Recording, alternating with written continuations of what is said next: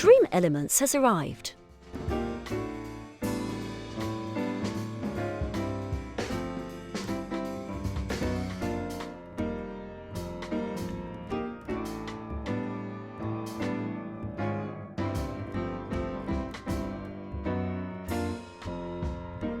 Chloe Raccoon has arrived. Standard User 4 has arrived.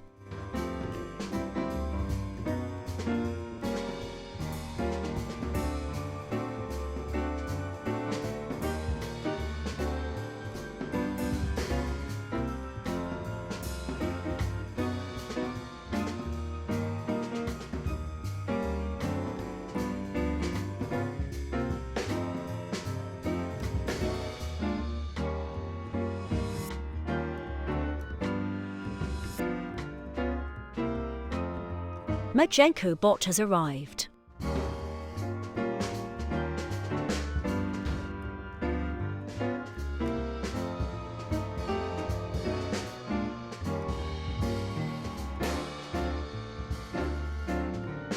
A swarm of dead insects has arrived.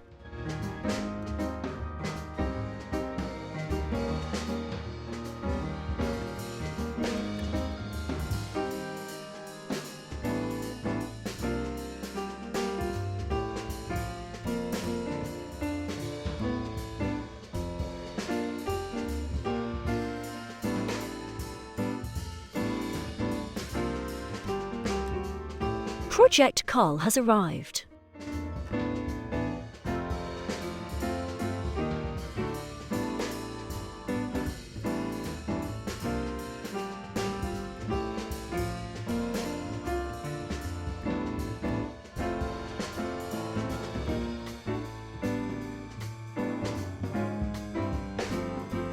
Switchgear HV has arrived.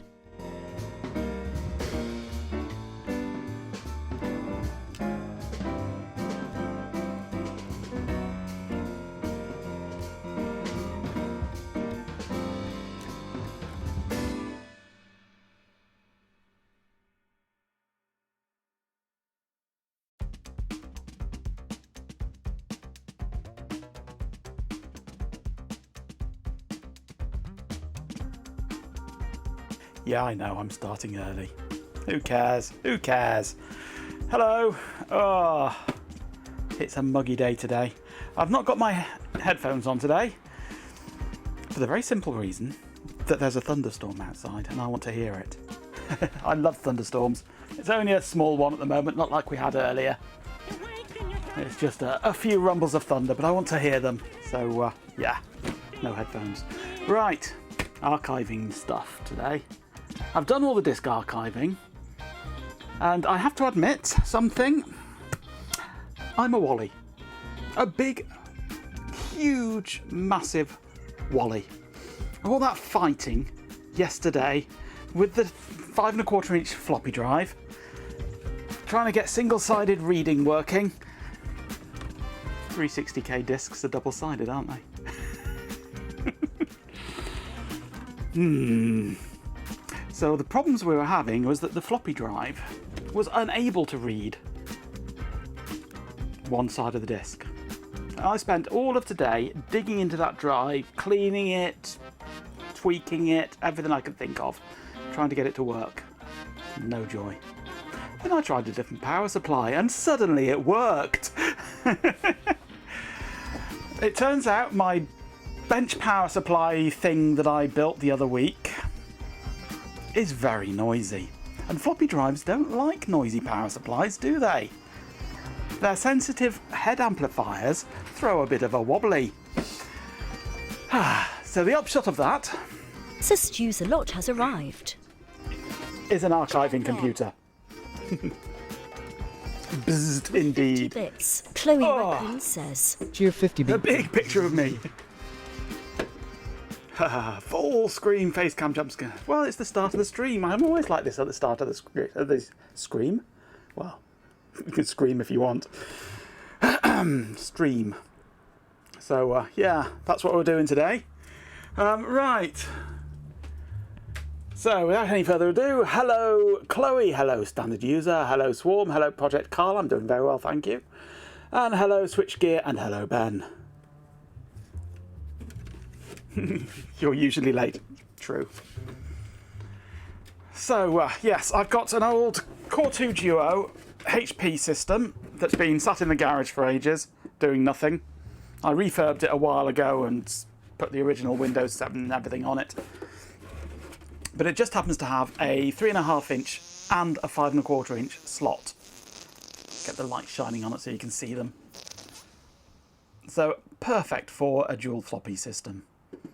So after a little bit of Spice of Mud has case arrived. modification so that the floppy drive will actually fit, this is now going to be my archiving system. I had to make a slight modification to the case because of the way that this all fits together. The drive, pull this forwards,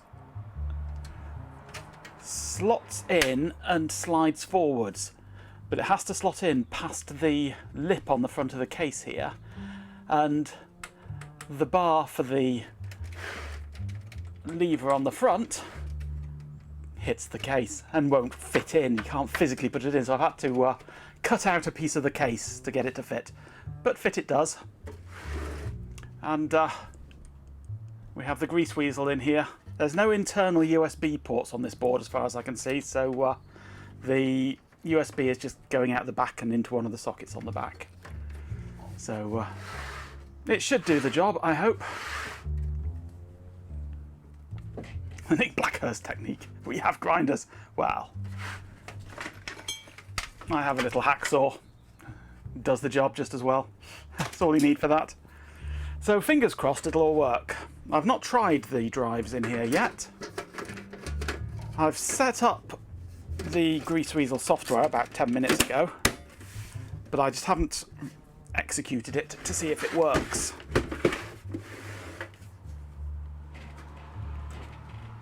No, they didn't, did they, Ben? But then there's no header on the motherboard for one, so why would they?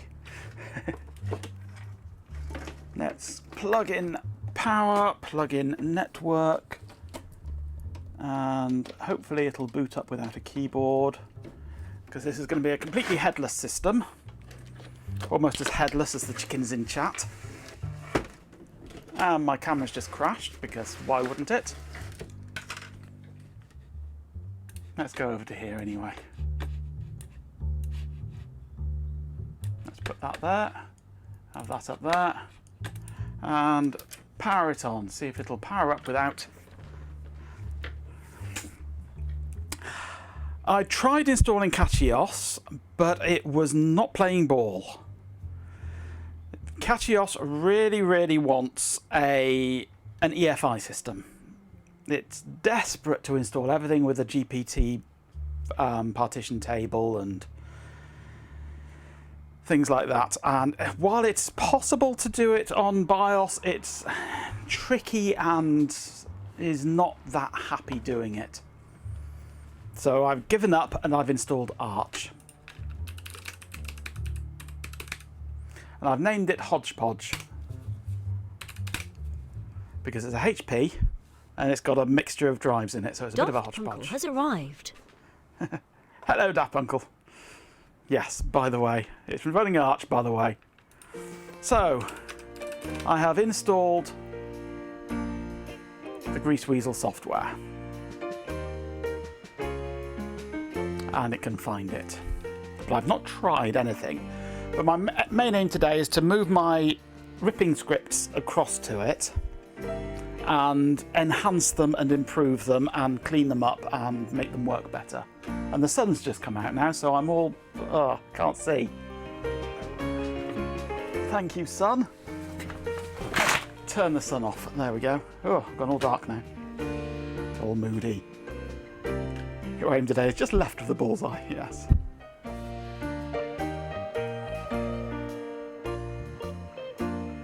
You're somewhat amused that your 3-year-old HP workstation has an option for an RS-232 port. Not fitted though. Little plug-in board, so he suspects it's a USB to UART dongle in disguise. I mean, my 10th gen motherboard has got an RS-232 socket on the board. A little 10-pin box header on the board for a real COM port. and that's not that old, or by my standards, that's brand new. Yeah, I've got light behind me, and that's messing my camera up, isn't it? So let's close the other curtain as well. There we go. You can see me now, unfortunately. Right. Take a closer look when you fit the Daft Punk branded SSD, absolutely. So I've currently got in here a 300 gig drive, or 320 gig drive, or something along those lines. It's 298 on that partition, which is plenty for archiving floppies.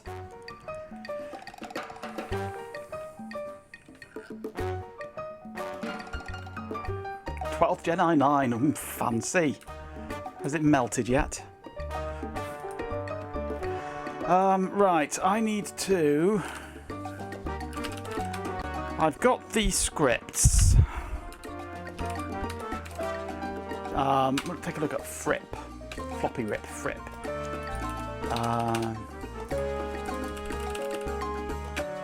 Which uses FS webcam Treat splatter take has an arrived. image of the floppy.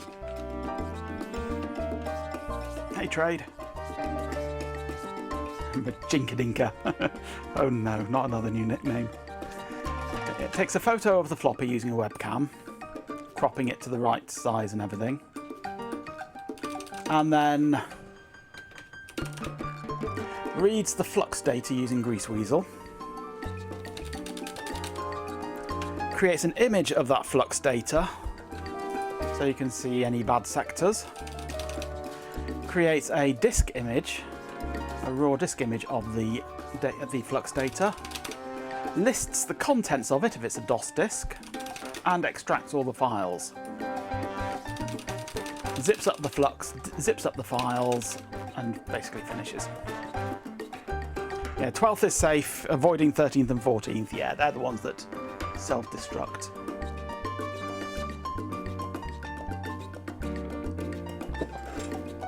Well, they tried blaming the motherboard manufacturers, didn't they, at one point?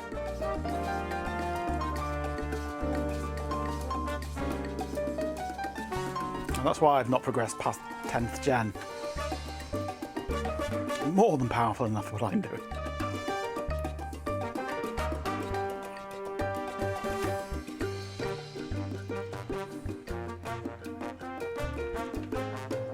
Absolutely. A bit of future-proofing never hurts. But I want to take this script. I like the photographing side of it, but I'm not sure how I'm going to manage that on a remote machine. I mean, I can add a webcam easily enough and take pictures with it, but it's how I'm going to set it, physically set it up. I'm not quite sure yet. But I'd like to have it basically as one script that can do all of the formats, and either have it as passing parameters to the script to change how it behaves, or use symbolic links to different file names. So you run it as a different command and it behaves differently. That way, when I want to make a change to the script, how the script works, I'll just change it in one place and all of the scripts behave the same. I don't have to go through and update lots of different scripts. Beefy machine sounds like a burger, yeah. Right, so I'm going to copy this one across. Copy FRIP across to Hodgepodge.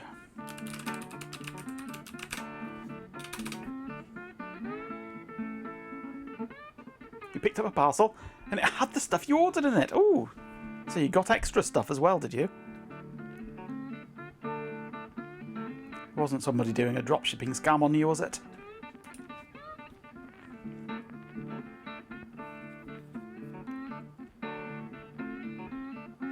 Yeah, that's pretty much what I want to do, yeah.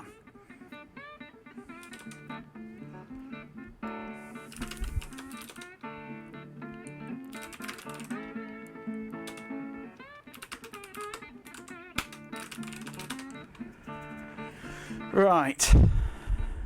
And this is set up at the moment for a standard high density 3.5-inch disc. So I'm just going to stick one in and see if this will actually work on here. That one will do the job. It's probably going to look at the wrong drive, isn't it? Yes, it is.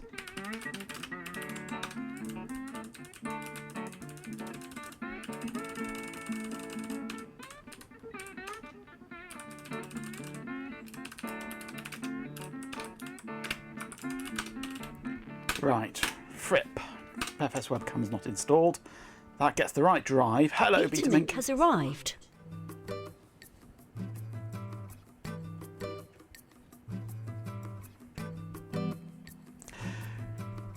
You could have passed them in as $1 and $2, but then that relies on you remembering what those are and what order they go in. By using the symbolic links, it's all there in front of you, and you can use the command line completion to remind you of what there is, which I like.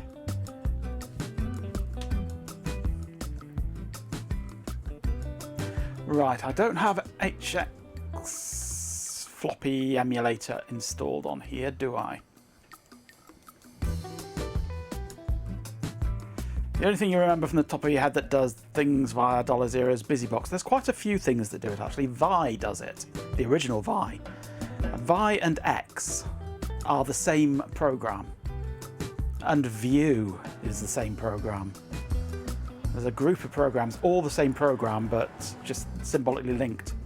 And depending on what the command is that you run, it runs the program in a different way.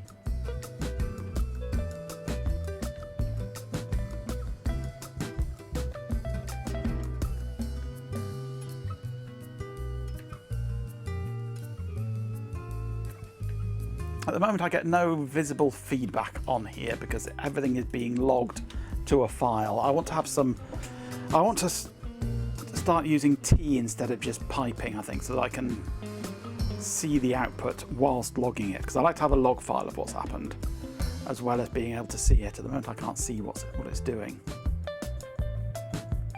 I can hear what it's doing. It's going click, click, click.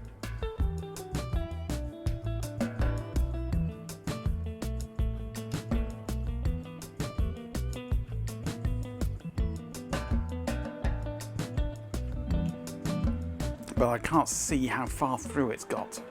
It'd be nice actually if I could have the progress bar. That would be nice.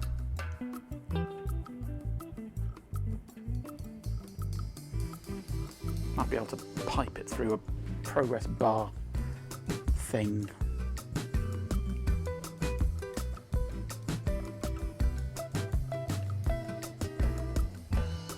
Chat will demand a progress bar, absolutely.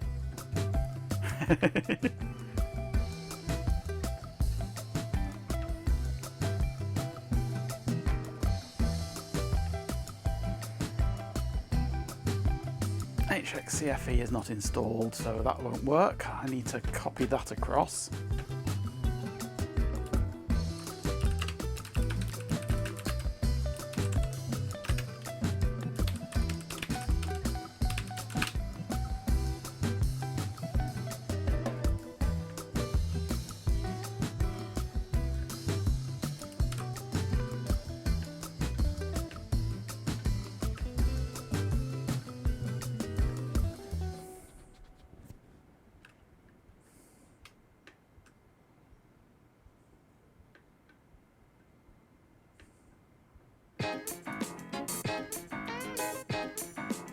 Takes a while to do everything on here, doesn't it?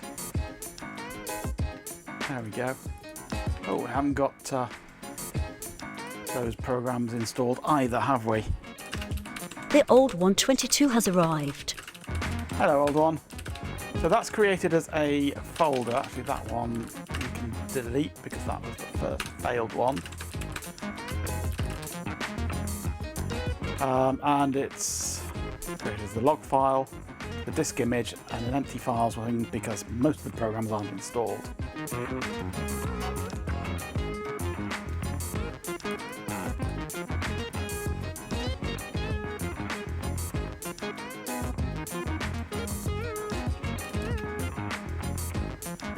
Right.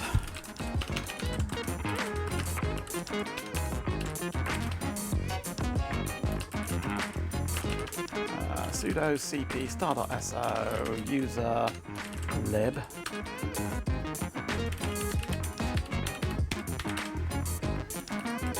cp that and that user bin.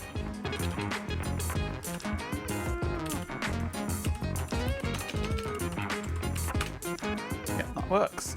Excellent. Pacman minus s M tools. Yeah. Okay.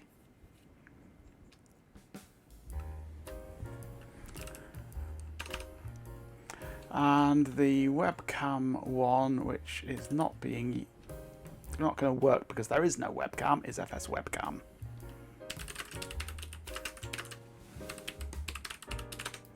But I'll put it in anyway. Oh no, it must be in AUR then.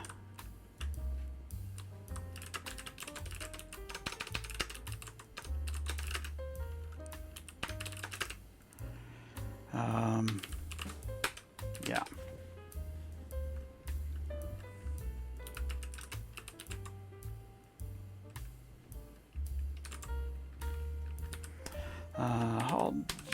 Podge.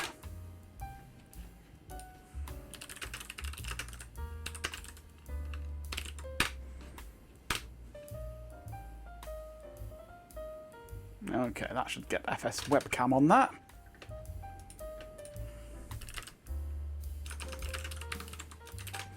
Let's remove that and run another.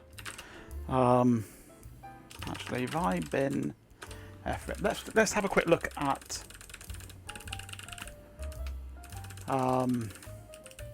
logging.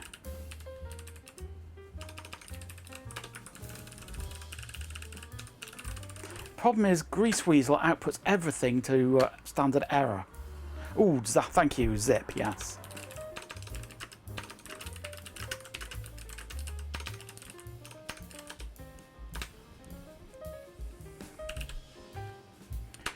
Greaseweasel outputs everything to standard error, and it doesn't like that to join the pipes together because it does stupid things in Python. So I'm not sure how I can I do that for piping 2 through T? Does that work in Bash? I'm not sure.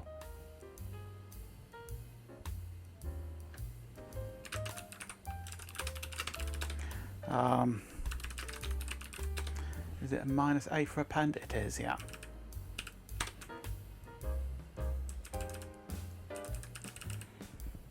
Does it support logging to a file? Come on.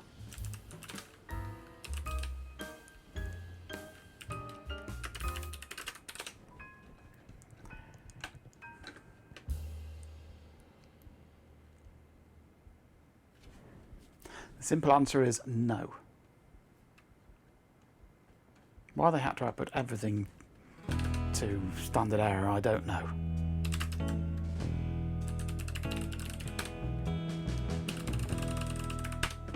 Hot Rock Skull has arrived.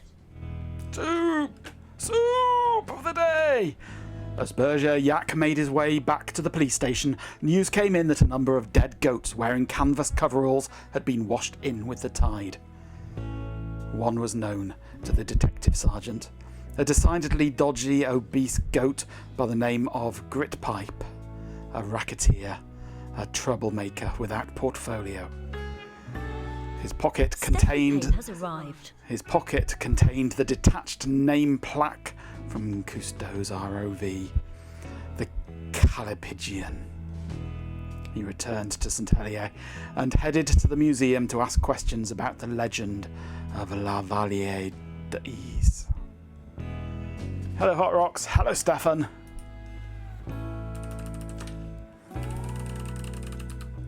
Let's have a look. So if I do a GW read. Champion! Let's do DIR raw. With GW 69 bits, read. as Wharfed Insect says. Short Might answer be. is no. Long answer is new Corgo 69. No. Short answer is no. Long answer is no.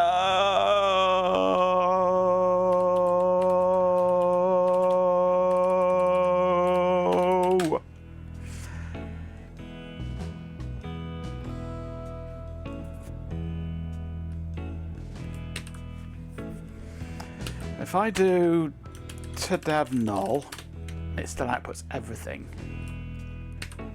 If I do 2 to and 1 to supposedly combine the streams, it still outputs everything. But if I do 2 to dev null, it outputs nothing. So I can't combine the streams because it's stupid. I'm wondering, is that a real format?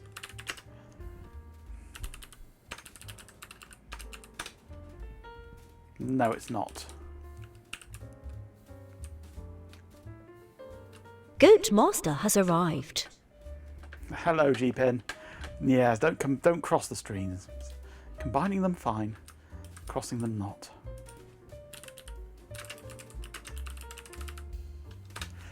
Piping STD error.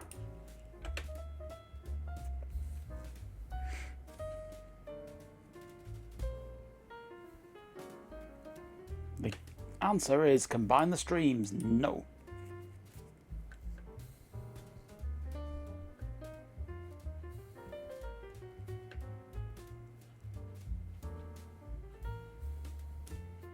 Perhaps. 2 to and 1 to dev null. Pipe through T.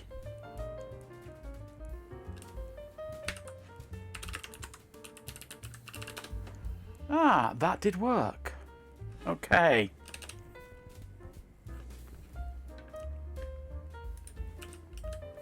So pipe through cut minus, pipe through grep, caret T, pipe through cut minus C2,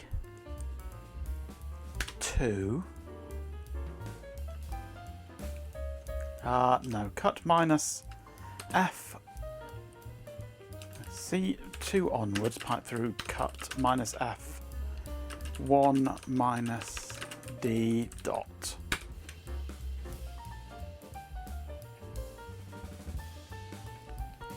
Nope. Let's try the C2 by itself. Nope. And that works.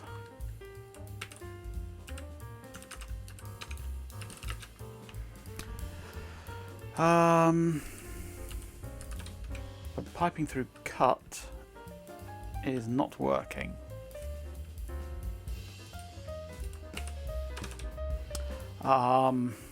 There is a command you can pipe things through that breaks buffering, isn't there?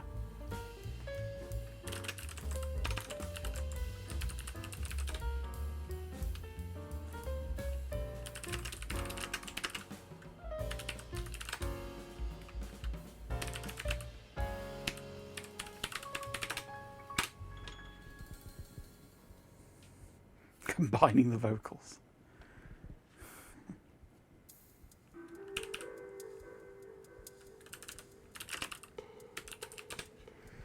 Run a command with modified buffering operations for its standard streams.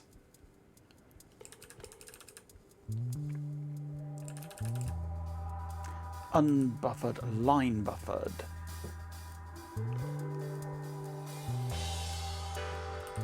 Minus I0 minus O0 minus E0. Actually, isn't there an option to... Is it grep that's doing it, actually? I've got a feeling it's grep that might be doing it.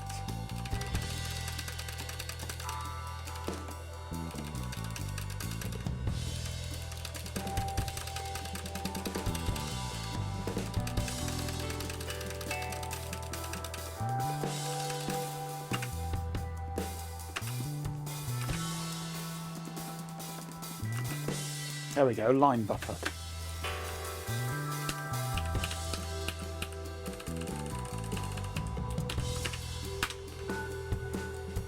There we go, that's what I wanted.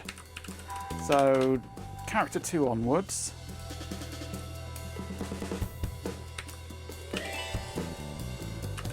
Pipe through cut minus F1 for field 1 with a delimiter of dot.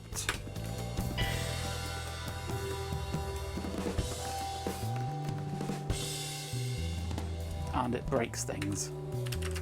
Has cut got a line buffering thing?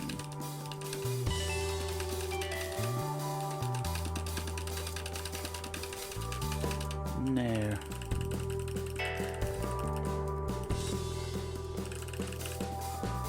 What are you howling at, Hot Rocks? You're not doing Eccles impressions, are you?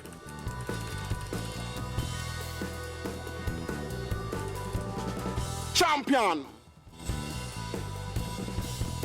With 50 bits, Chloe Raccoon says, Cheer 50, a delimiter of dot. What about the Warner Brothers? Very good, Chloe.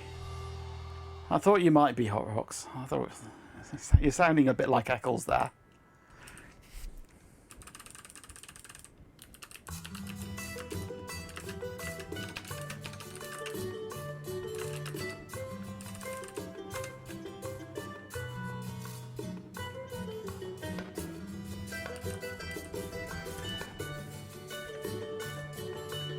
Yeah, it seems to have disappeared now, Ben. It was just brewing to be a nice little one and it's just wandered off. I think you've stolen it. Right, so cut is evidently breaking buffering.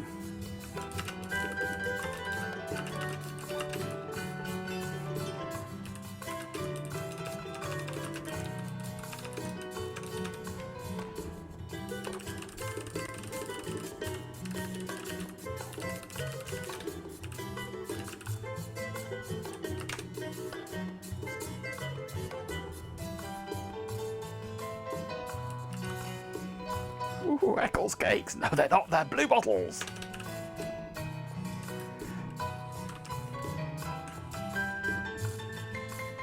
Because what I want to do is just pull out the first number there.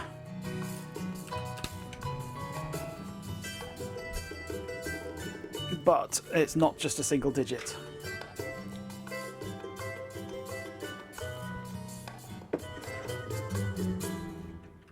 Yeah, we had ours at about 6 o'clock and it was loud. It was right overhead. And we had another good one this afternoon that came right over us. Because here you see it goes obviously to double digits.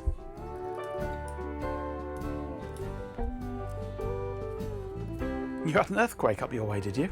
Ooh, fun.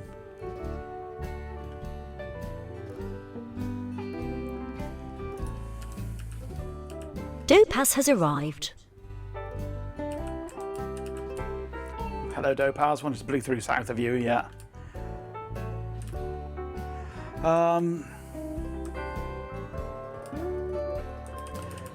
I can do one cut and it's fine, but as soon as I do a second cut, because that gets rid of the T at the front. But as soon as I do a second cut, it breaks. Because as soon as I try and pipe the cut through anything,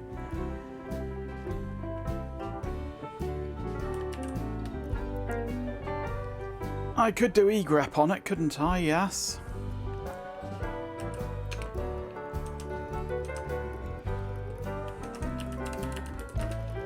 E-grep minus O.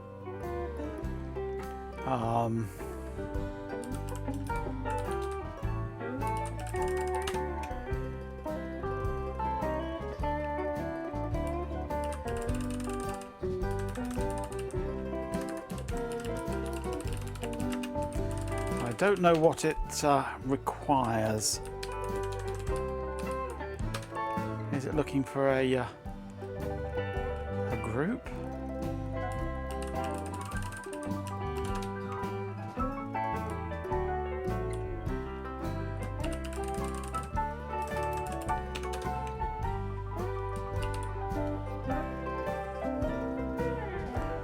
You want to find whoever decided E grep and F grep should print snide messages? Yeah, absolutely.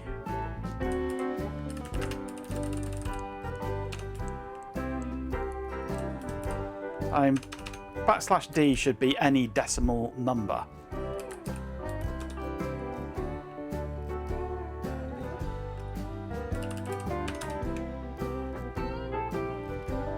Aha.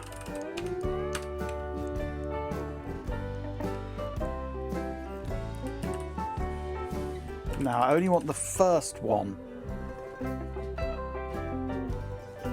You can't see me regex. Okay, I'll pull that across then. It's only at the moment it's just 0 to 9 plus.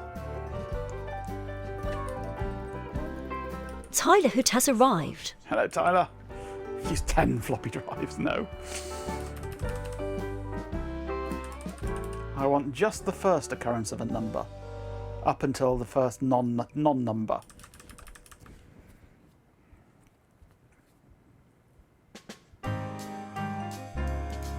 Because this is giving me every number on every line.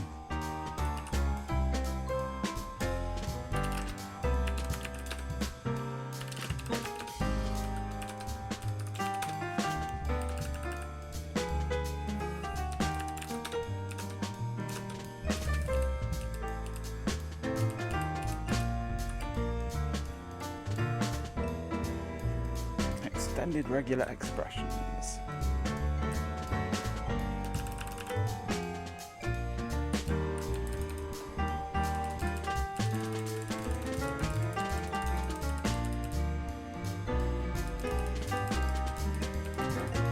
I mean, if I could just capture a group and output just that captured group.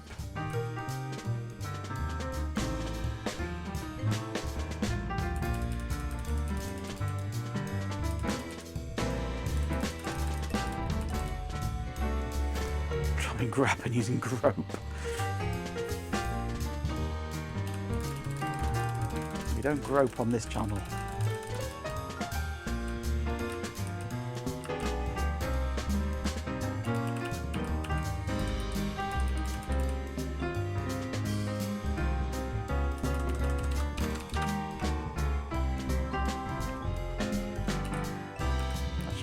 One.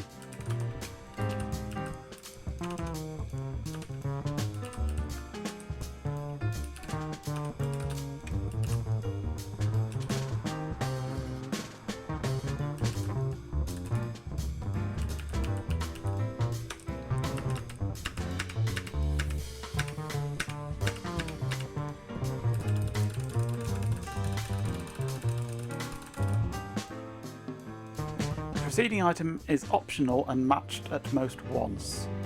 It needs to be...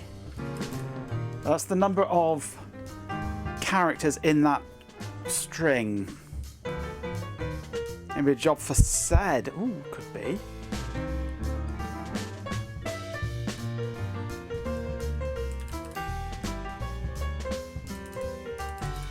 I could try said.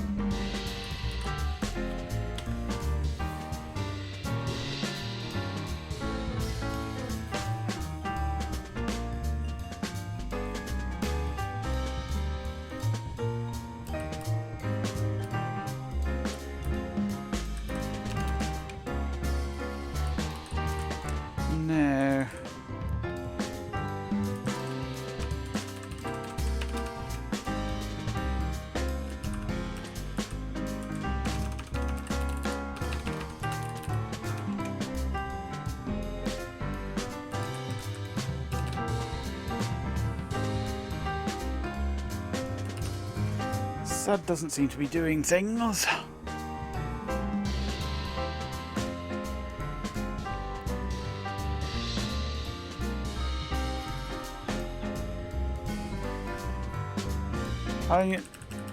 That's what it's doing here, is it's printing just the matching bit. The problem is it's matching it multiple times in one line, because there are multiple parts of it where there are numbers.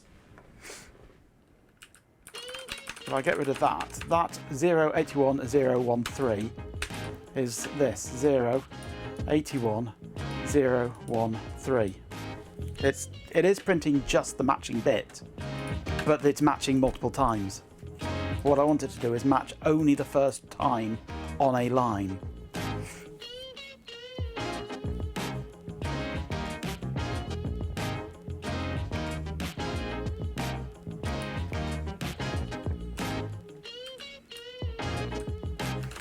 So I can do T0 to 9, pipe through TR, delete character 0 to 9, and then we lose our buffering. The problem with a lot of these things is they are not line buffered.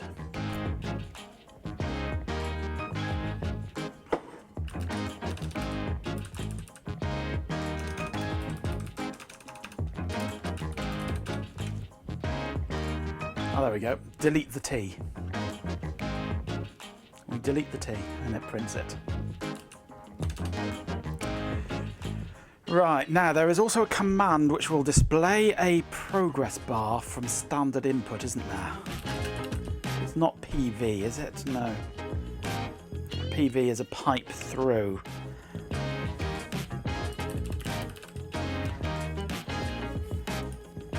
I may need to install something extra. But there is a command which will take on standard input a number and display a progress bar. A progress bar which is 0 up to whatever a parameter specified on the command line is. And I can't remember what it is.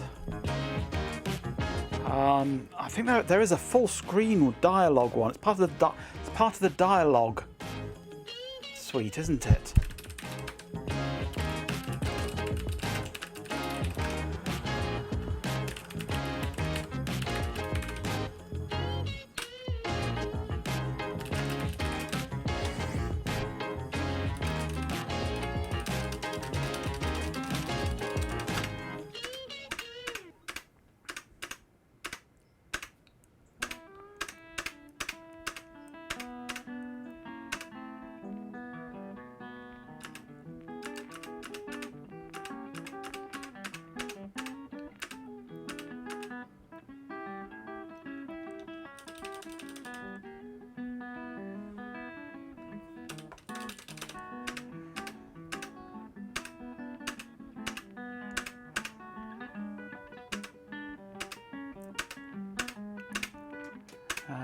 Where's the see also? Come on, see also. Give me see also. Ridiculously long man page with no see also. Great.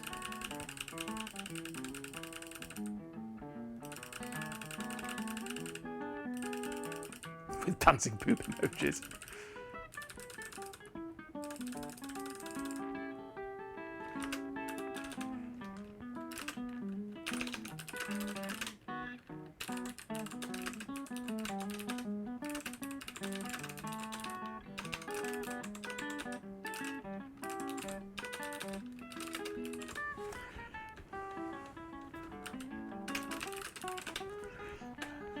No, it's just dialogue. I'm sure there's... let's have a look at PV.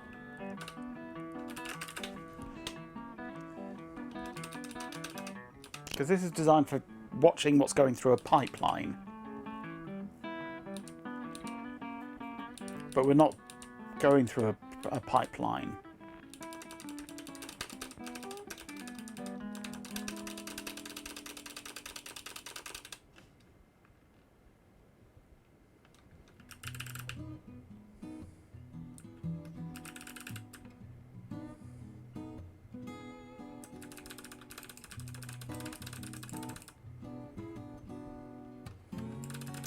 counts lines.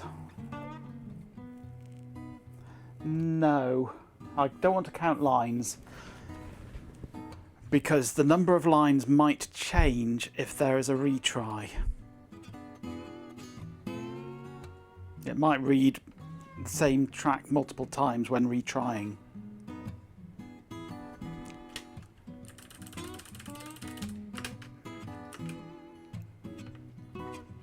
There is definitely some program.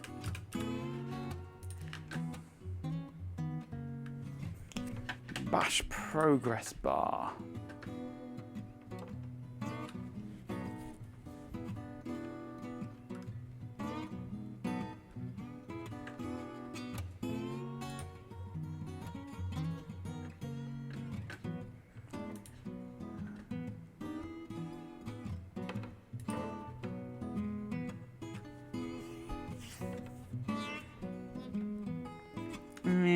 That's calling it with a parameter. I don't want to call it with a parameter. I want to pipe through.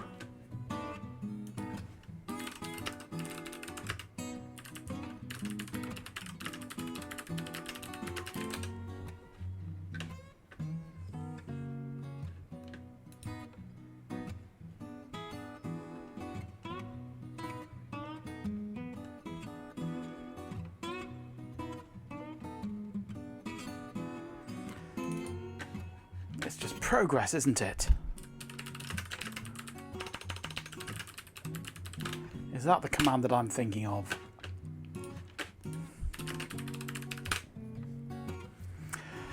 This tool can be described as a tiny, dirty C command that looks for core util's basic command cpmvdd tar currently running on your system and displays the percentage of copied data. No.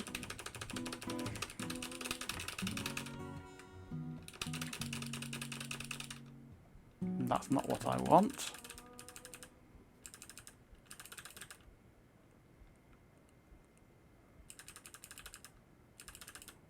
No, not progress. Someone's handy dandy CLI progress bar utility written in Node.js. Oh, God help us, no.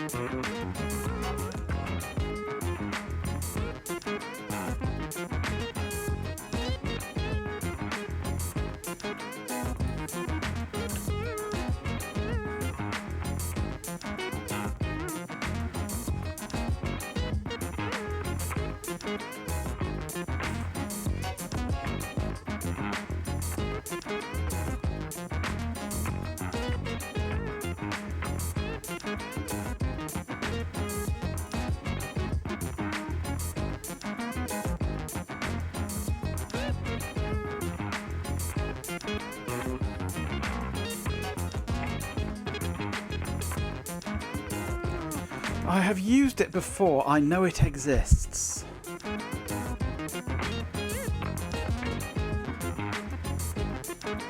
I thought it was part of the dialogue suite of programs, but maybe it's not.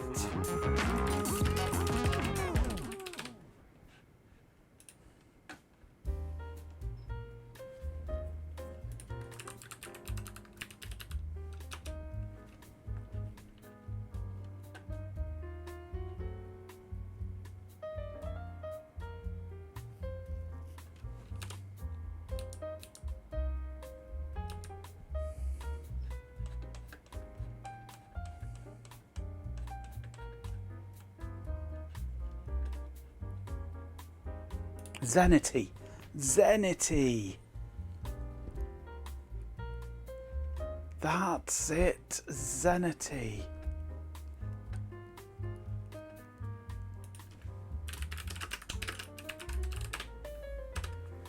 But it's very X-like though, is Zenity.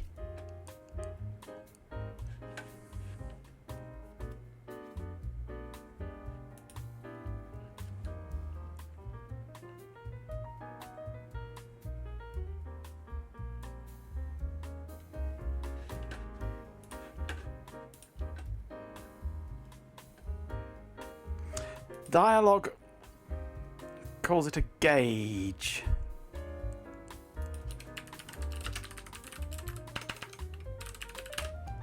No, Zenity is X only, isn't it? Dialogue gauge. No, we need to give it sizes, don't we, I think?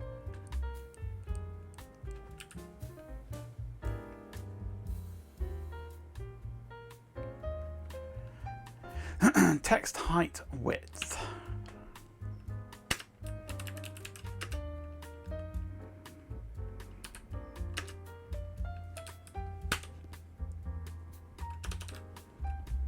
What am I doing? No. Read 460. That's what I'm looking for.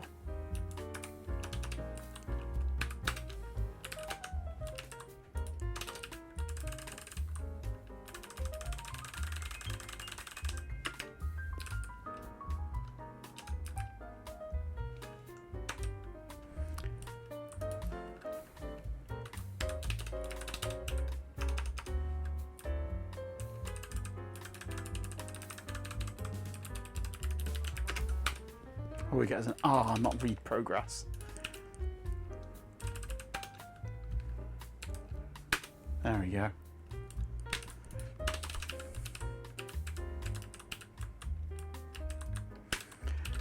Right, what happens then if we do that, pipe through that?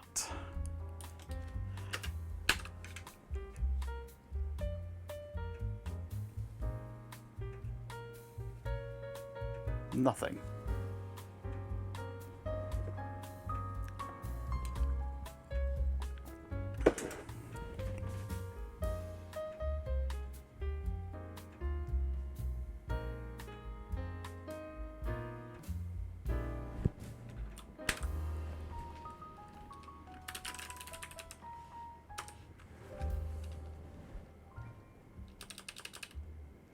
Dialogue is a program that will let you present a variety of questions or display messages using dialog boxes from a shell script. These types of dialog boxes are implemented, though not all are necessarily compiled, into dialog. You can put more than one dialog box into a script.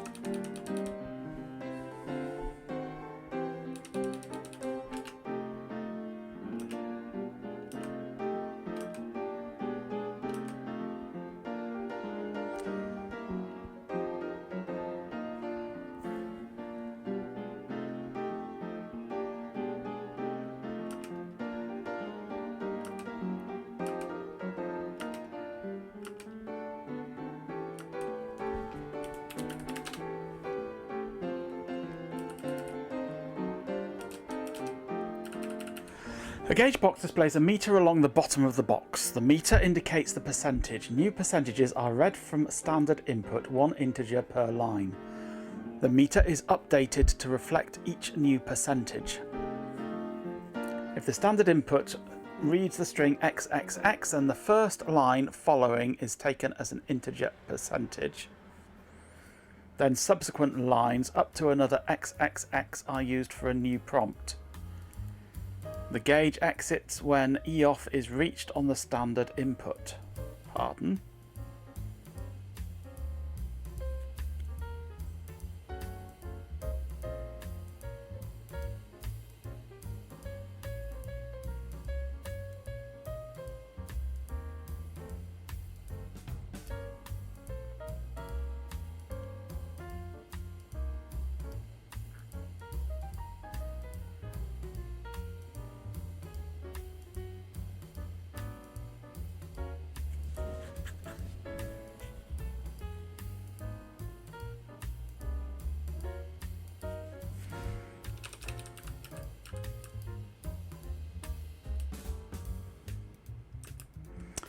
I mean, it might be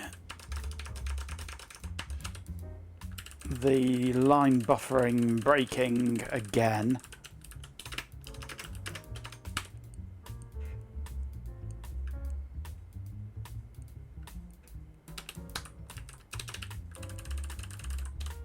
What happens if I do that? Yeah, it is. It's the line buffering.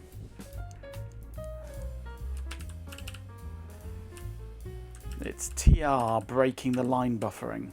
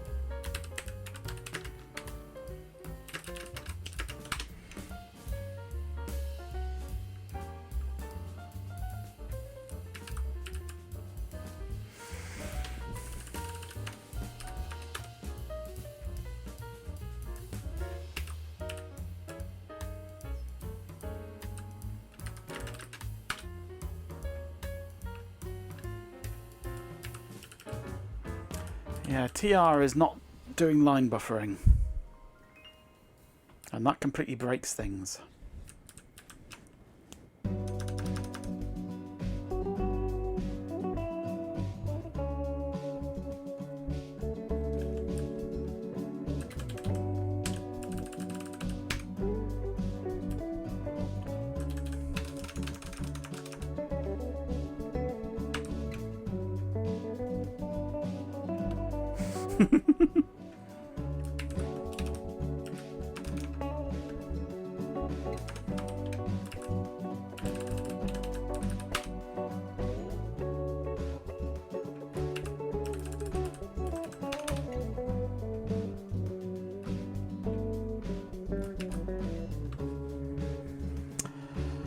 Um...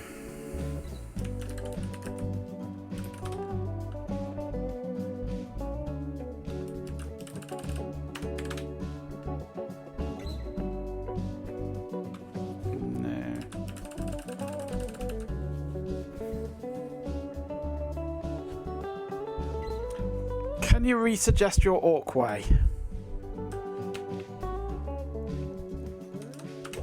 I must have missed your orc way completely. Because that's the output we're getting. And what we want is that number there. And we need to have it line buffered rather than block buffered. Or whatever it does.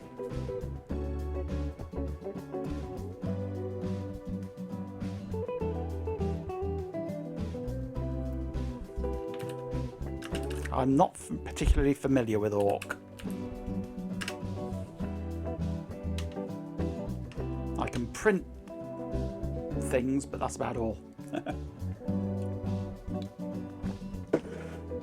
Yeah, but how? That's what I'm asking, Swarm, yeah. Oh, can you provide code? Because I don't know orc. The best I can do is that for printing specific parameters on a list.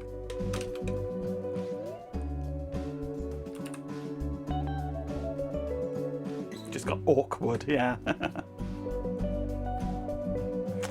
Yes, you two are bad as each other.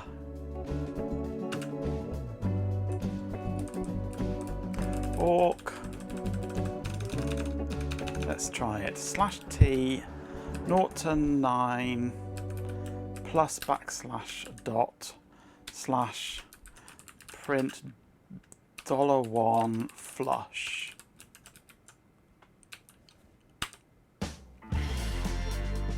Syntax error.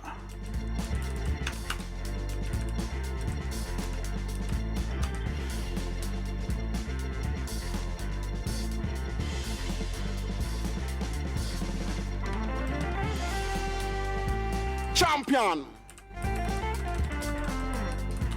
With 50 bits, Chloe Raccoon says, Cheer 50, how dare you? Comparing Jeepin's puns to mine like that. I'm offended. Mine are clearly worse. Absolutely, Chloe. Thank you for the 50 bits.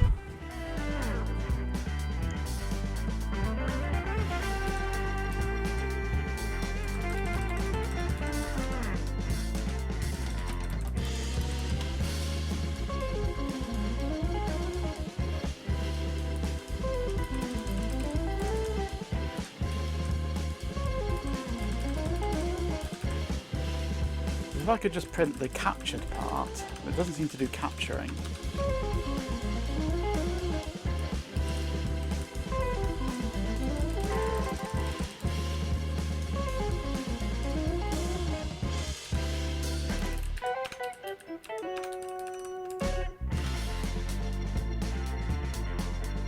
Flush needs brackets.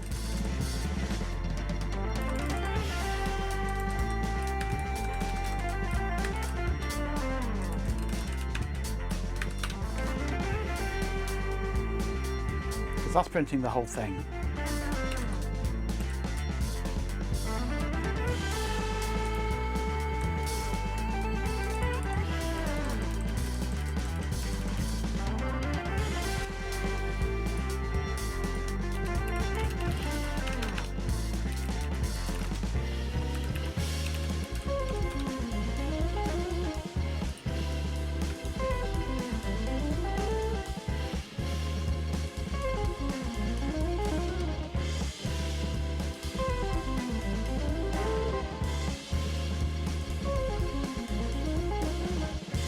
Match.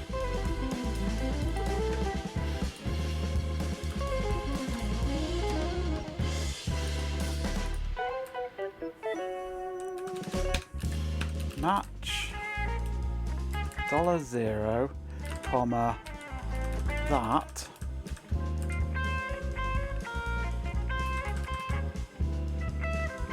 comma A, print A1. No.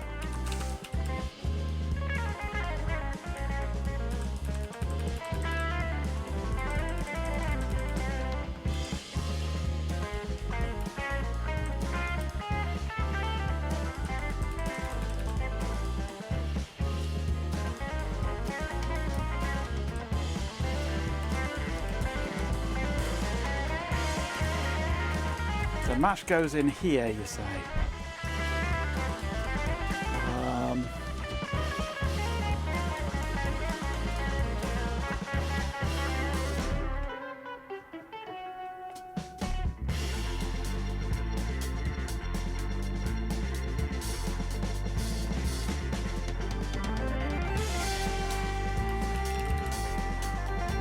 So what would I put in the match then?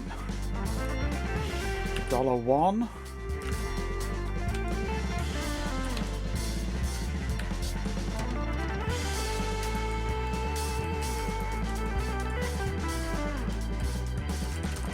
Do that, couldn't I?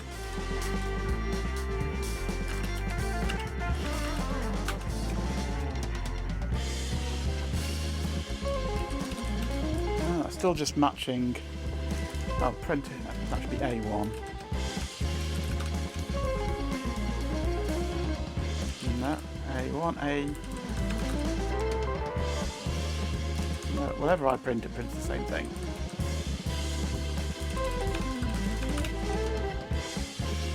Aha!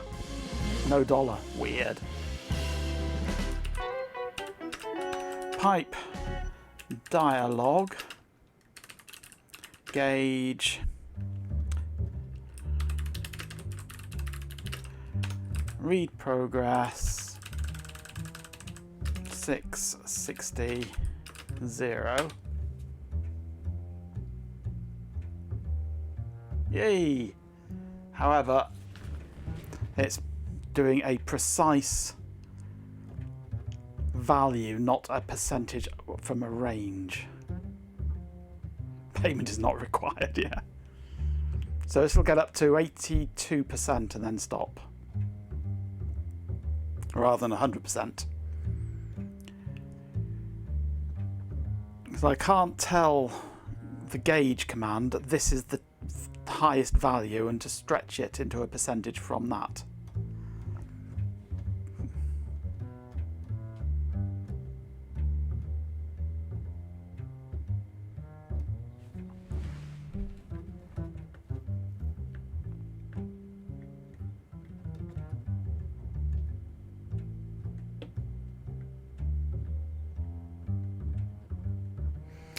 We can do arithmetic, yes.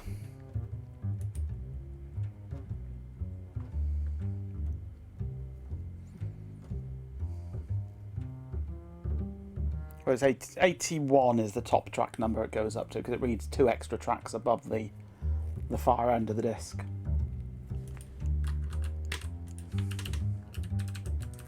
So print 100 times A1, oops,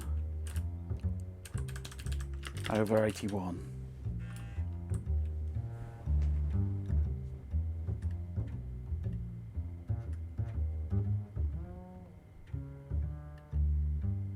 And now I get nothing.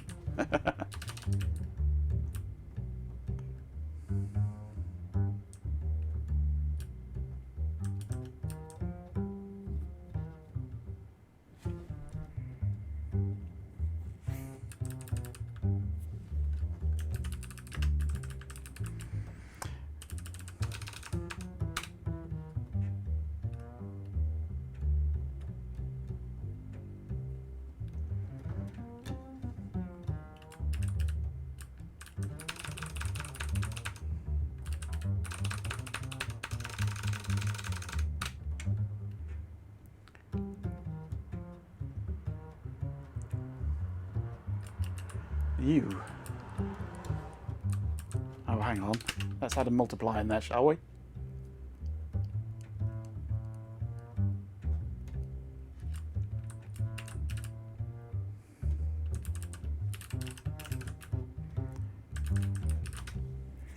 The answer is yes, it does do floating point. Don't know round. Okay, let's just do a seal. No. Floor. I'd prefer to round if I could. But truncation into an integer will do.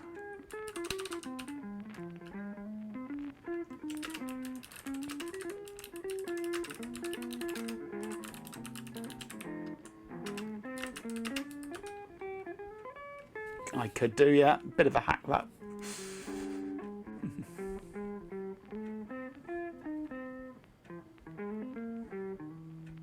But it'll be fine.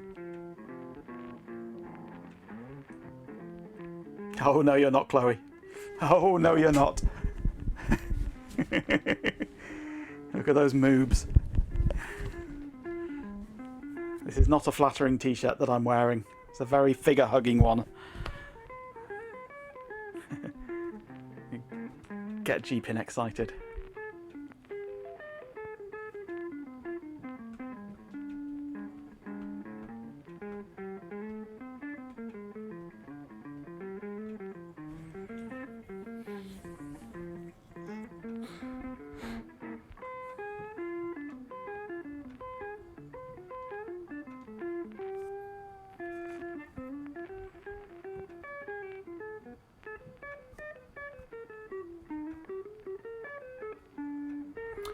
Now, how can I have this awk command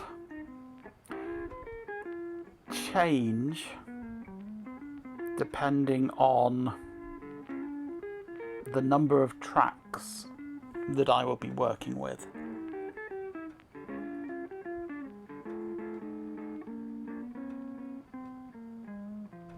Can I pass it a parameter and access that within the awk script?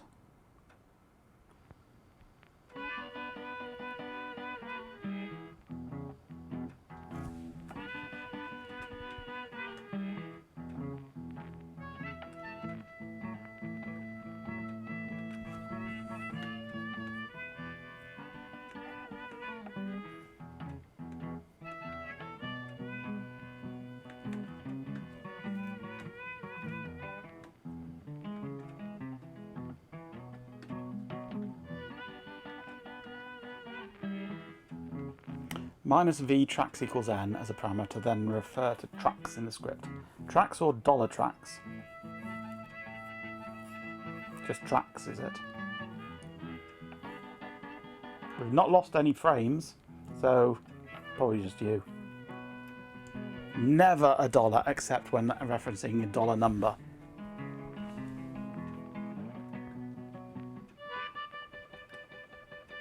Yeah, this numbered field from the input line. Fair enough. 98, 100, and done. Excellent. So, minus v tracks equals 81. Like that.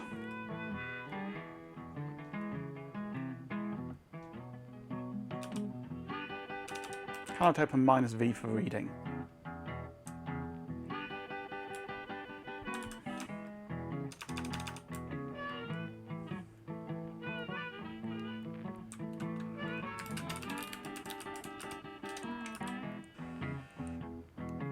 I just did a 1 then, didn't I? Yeah, so that obviously works.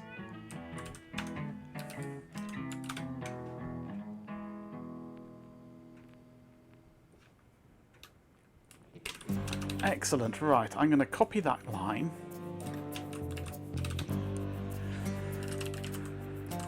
Okay, frip.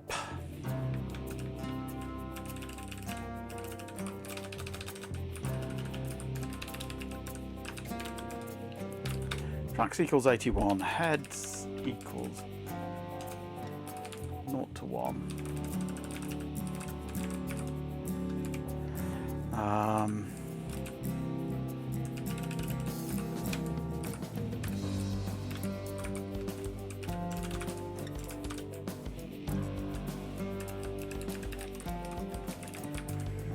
Drive equals B. So here, drive equals drive.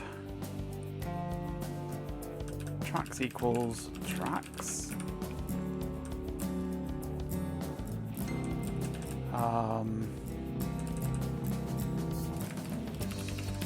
Tracks equals T equals just tracks. T equals tracks. It's lowercase, is it? Or is it uppercase? I can't remember. H equals heads.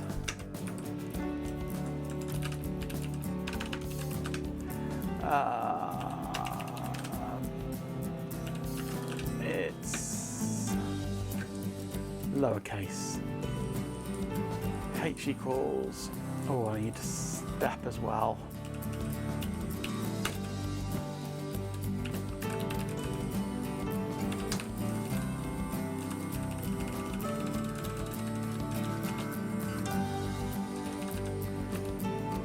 So T equals the tracks, H equals heads, step equals step.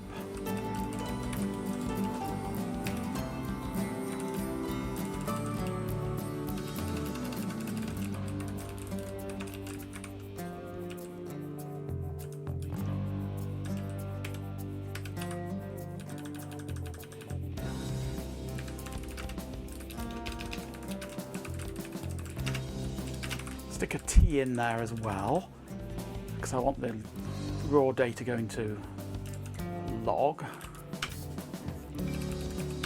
See what we get.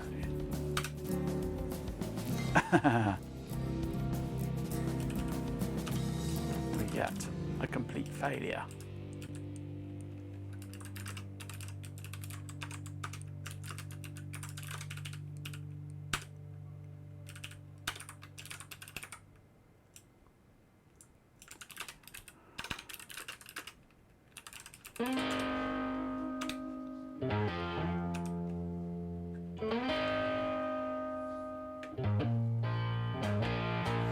So what's wrong with this then? That GW read failed. Ah, invalid track set. Ah, hang on.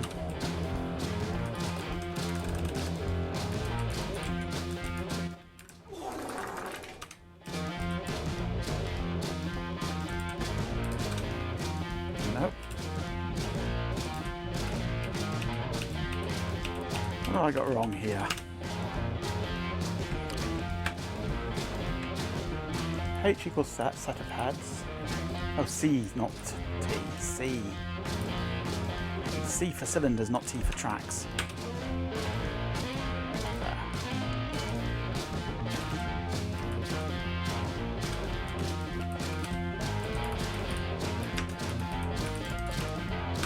There. Okay.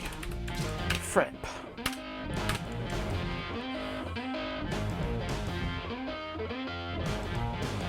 Division by 0 attempted. RF programmer has arrived. Hello, RF.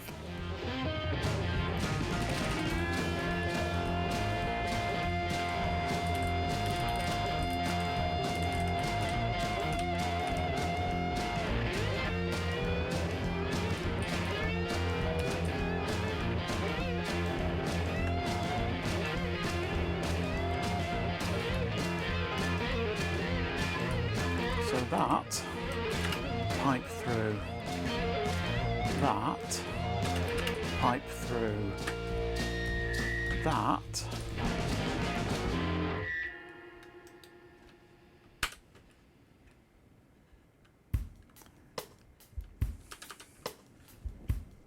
is not working because that, of course,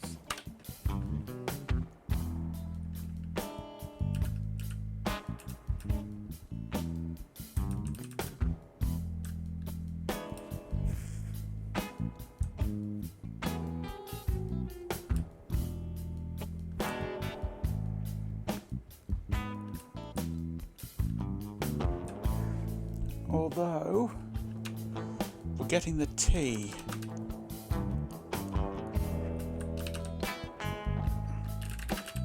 Let's get it so it continues. Why are we getting all the data coming out?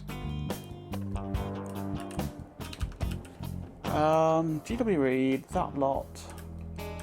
Pipe through awk. Minus V, tracks equals 81. Searching for T 0 to 9 dot. Doing our match, printing that and flushing.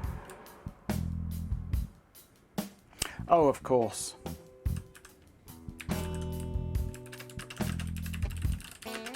We're lacking that in there, aren't we? Right, so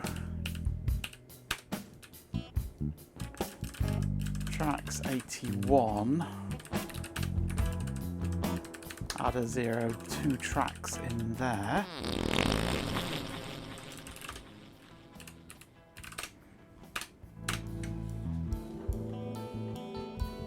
This is looking better. Excellent.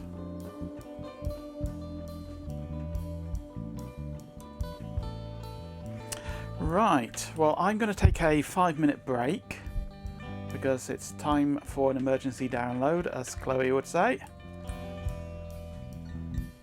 And I shall be back in a few minutes. Absolutely, Ben.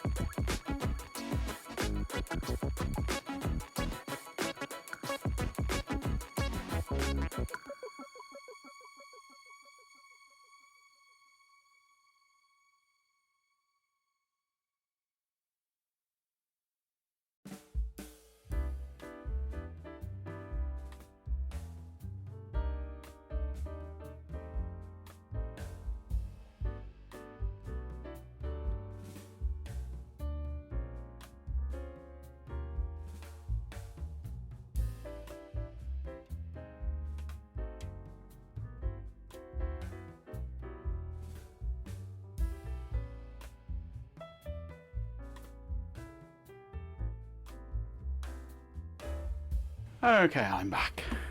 It's one of those times when the moment I hit the start streaming button, I think, damn, I should have postponed by a couple of minutes, shouldn't I, really? Oh, stuff it. And then realise a little later on, no, I've got to. Right, so that got to 100%. Indeed I do. I completely suck. Entirely my own fault. And now we're doing our conversions. And I need to do similar things for the conversions.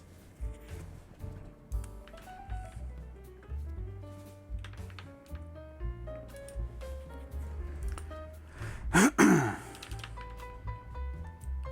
was crowning indeed, yes. Touching cloth. A turtle's head. All those similar terms.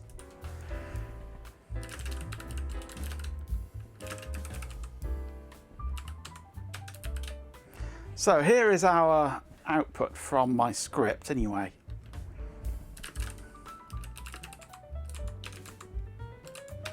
That's the files that are on the disk. Oh look, it's a Windows 95 or 98 boot disk.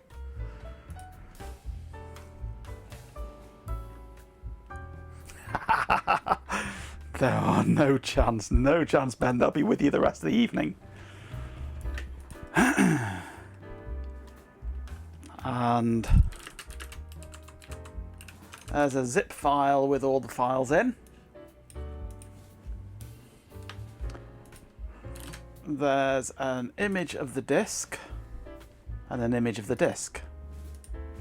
What I want to do now, actually, quickly,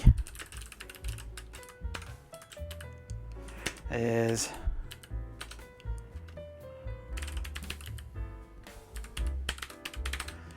install NFS. Is it NFS server? No, what is it called?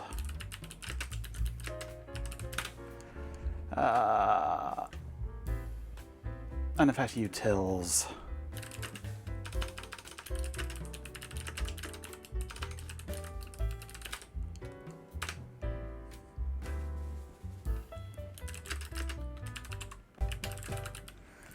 Actually, let's go mkdr data.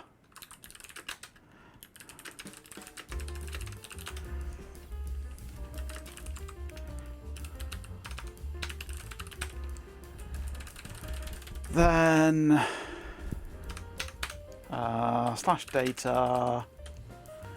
No, I can't remember what all the flags are that I need on this. Let's just copy that.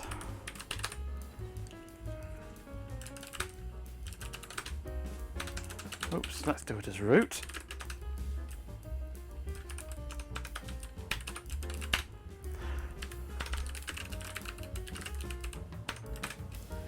Okay.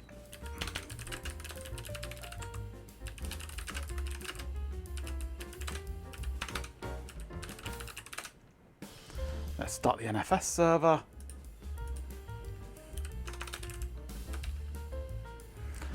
Then edit my script.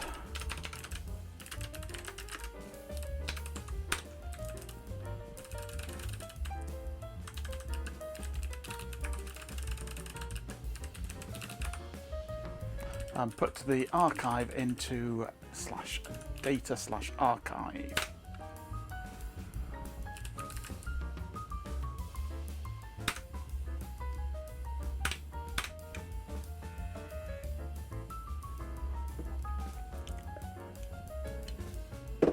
Ooh, currywurst. I've never actually tried one, but they sound gorgeous.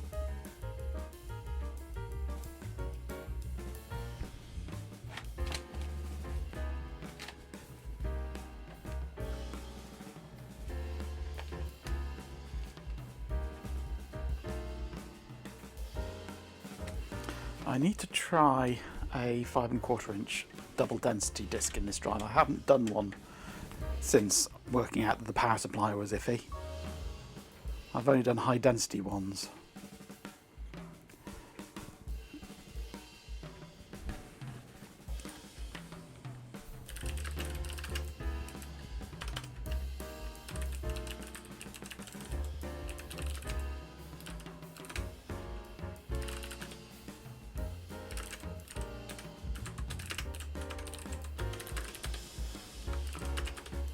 Right, so here is our archive in progress through NFS.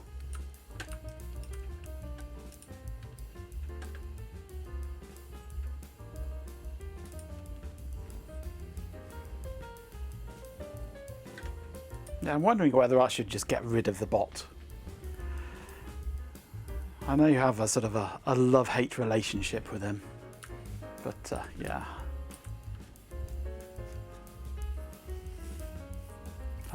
I'm tempted, part of me is tempted to just get rid of the bot entirely.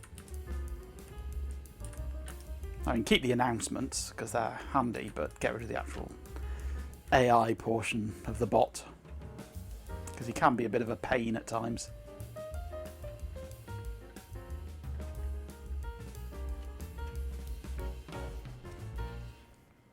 Can be, yeah. Sorry, is.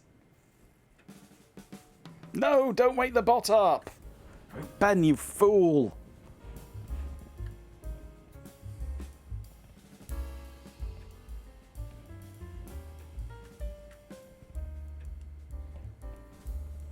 A Balgem it Sir stews a lot, utterly scandalous indeed. 3 farts, you say? Perhaps a little indigestion, my friend. I'm thinking more bacon. Definitely more bacon blushes, let's just say.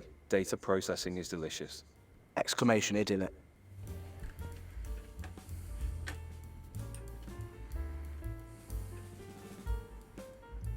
Maybe shoot the bot 1 point, yeah.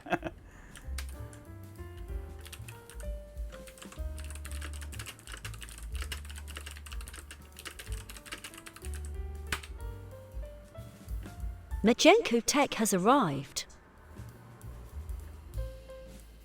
At Majenko Tech Bacon. Good choice of word.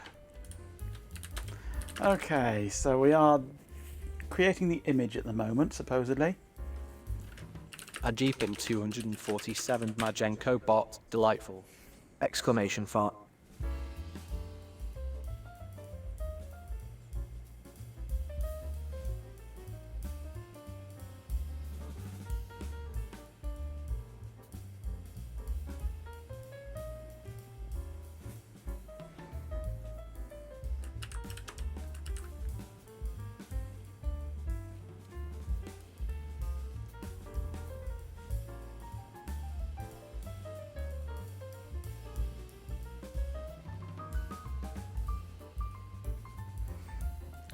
Inveterate tinkerer and software development consultant. But yes, maybe fool is more succinct. Yeah. Okay, we have disk PNG, which looks like that. Oh, there's a bad sector there. Or an iffy sector. Tut tut.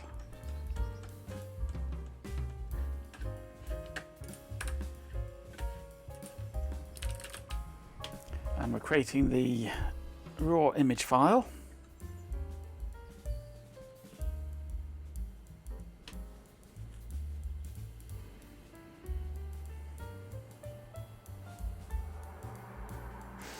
Wahahaha.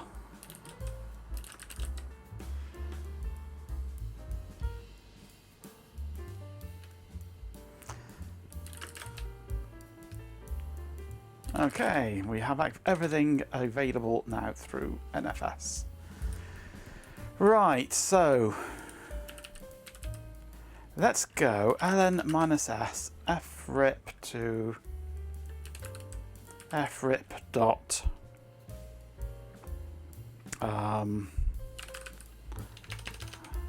IBM 1200.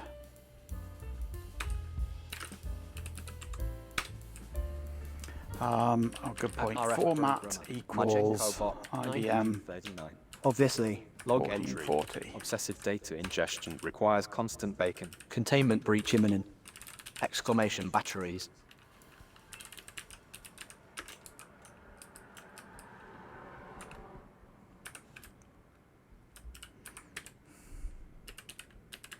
Case command, I'd like to put it in brackets, in ESAC.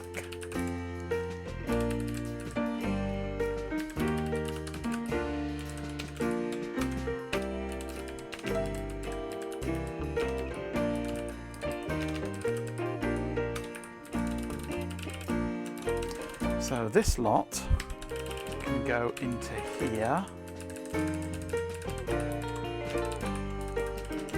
Then let's copy this and put it into here. Tracks 81, heads 0 to 1 drive A. That's 1200. Then we'll copy this to 360. Tracks 0 to 41, step 2.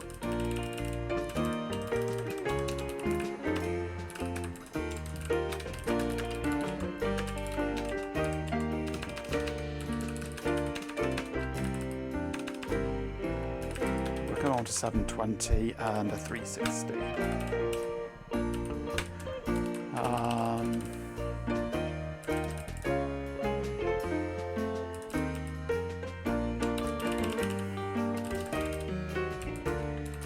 720 is the same as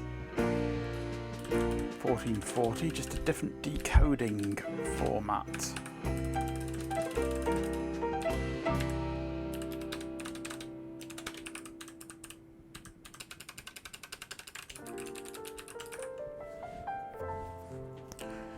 Right. I wonder if that'll work. Let's try frip.ibm 360.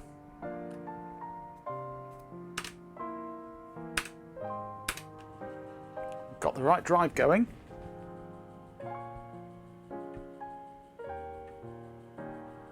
Seems to be reading faster.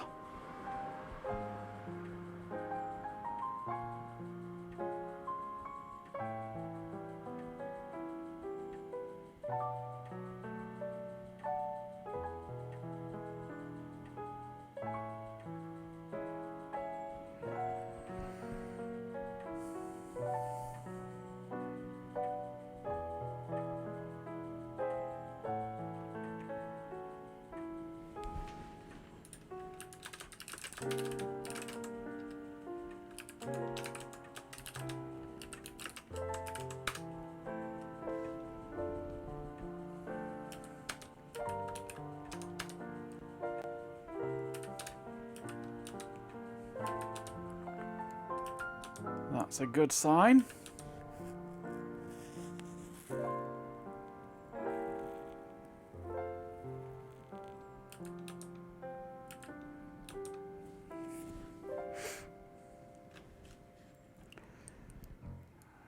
Now, I'm not sure what I can do for this, for doing percentage on this. Champion. With 50 bits, Chloe Raccoon says, Q50, know what else is a good sign? Free drinks. Abso-bloody-lutely.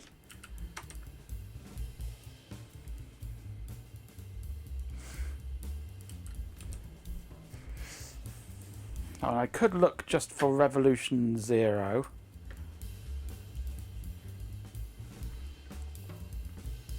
And count the number of lines. So there should be one Revolution 0 per track.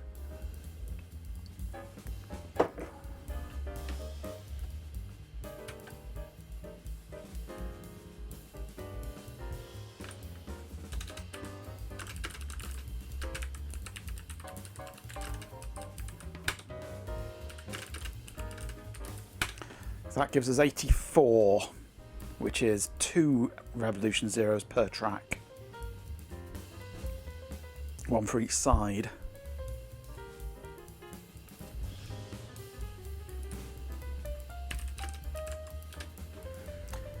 Ew.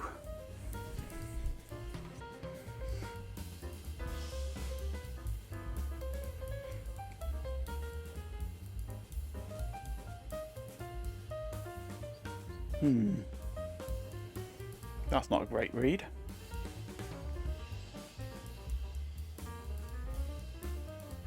I don't know if it's the disc though. Disc should be fine. It's D-Base 3 system disc.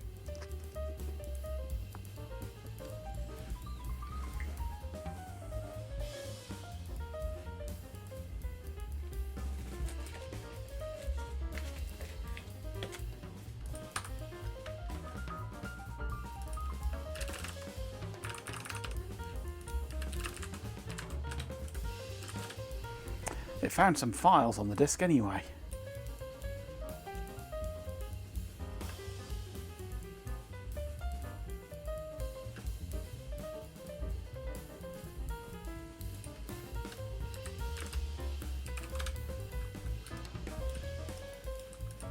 This is why it's good to have an actual log file. Because you can then see. Yeah, that's failed to read, hasn't it? Oof, all those bad sectors.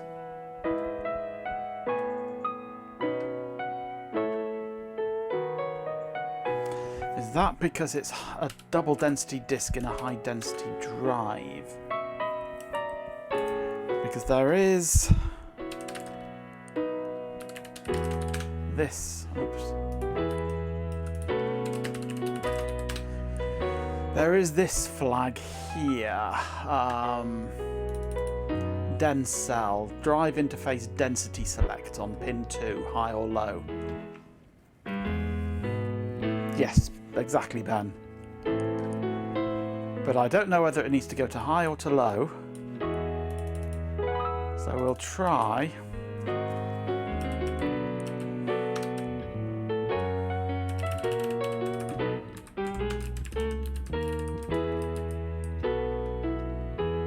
L for low density, H for high density, perhaps.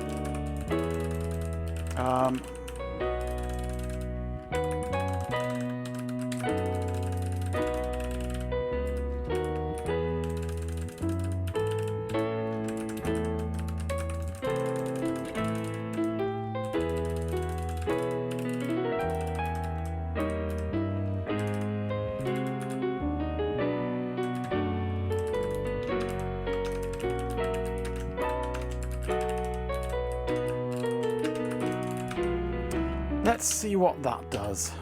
Let's put the same disc in.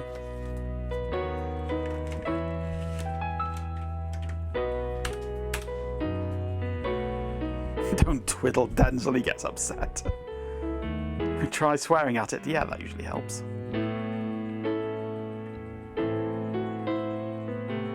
Low for high density, says OS2 Museum. That's logical, isn't it? That is very logical. Surely you would have high for high density and low for low density. Not high for low density and low for high density. We'll see what this comes up with anyway, and then reverse it.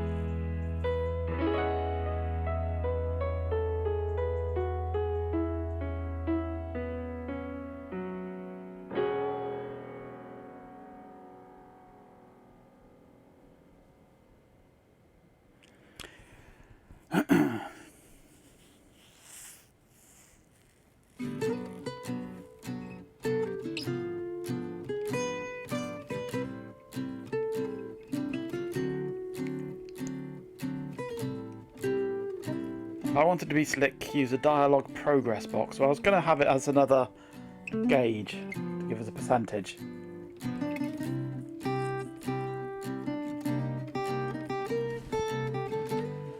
Because I don't really care about the output, just how far through it is.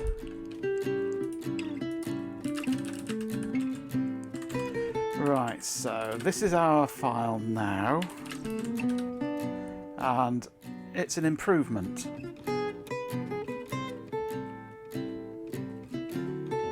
Still not great, but it's an improvement.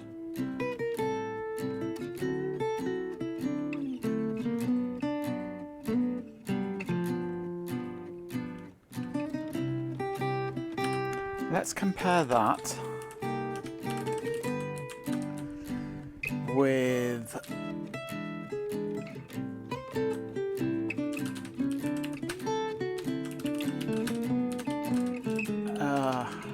hang on, wrong computer.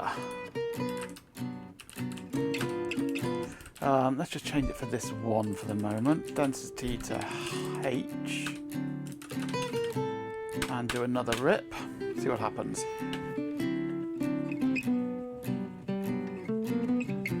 You'd expect to see some garbage on some inner tracks of DBase. It used key disk copy protection for a long time. Did it? Ooh.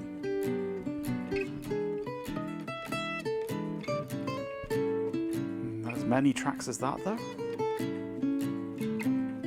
A lot of garbage. We can try other disks. I have plenty of other disks that we can look at.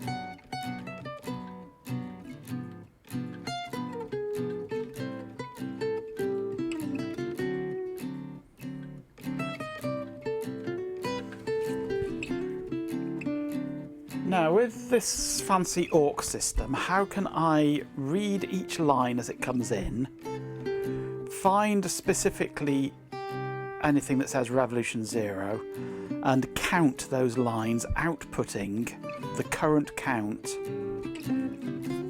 every time a new line arrives?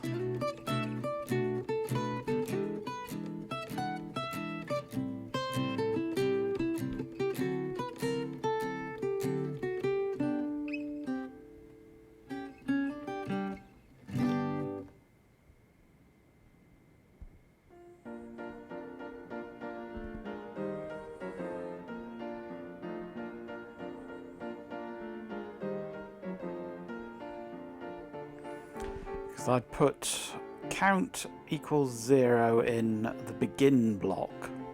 Do the regular expression. Check for a match, increment count, print it and flush, wouldn't I, or something?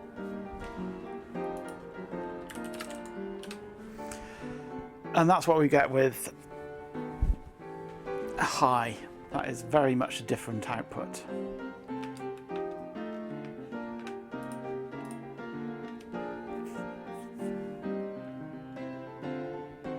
Yeah, I thought it'd be something along those lines.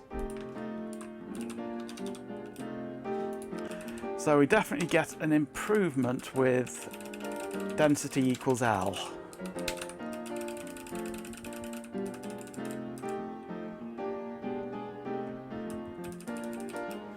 So if I go on this one,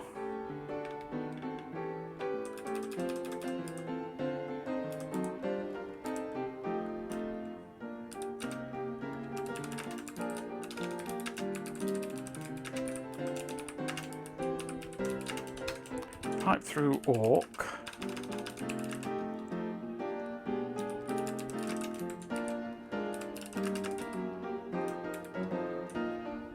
You shouldn't have chosen now to come downstairs for food. Why? Because we're walking again. No, don't worry about it. I'll bumble on without you.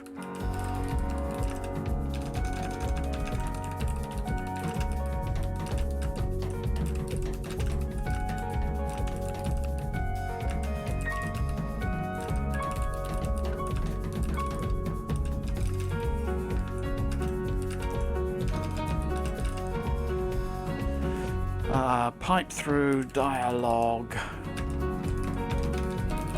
gauge,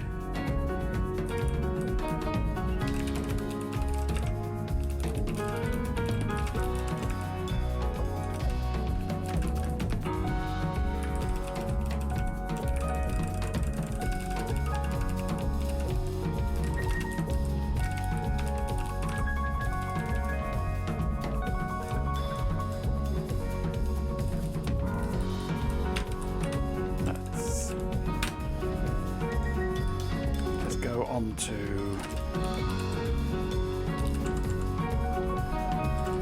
the latest one.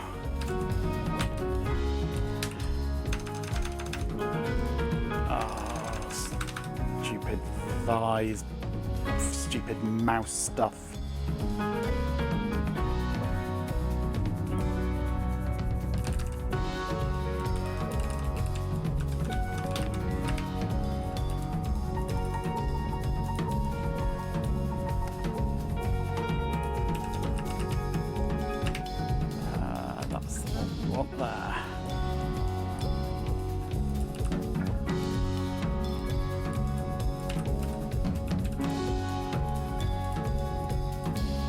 That there,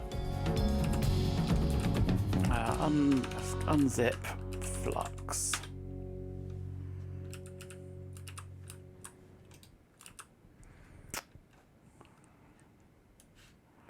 Let's bring that back. Okay, so we want F input, flux, raw flux 0, 0, 0. Conv like that, disk PNG, append to that log,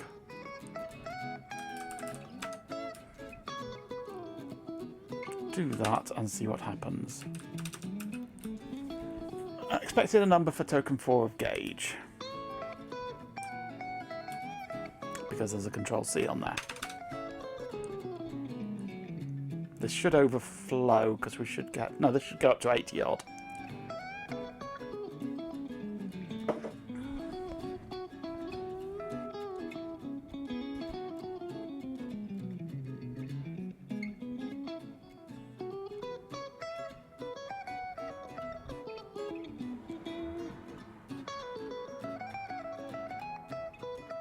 Should top out at 84, I think it is. Goes in batches.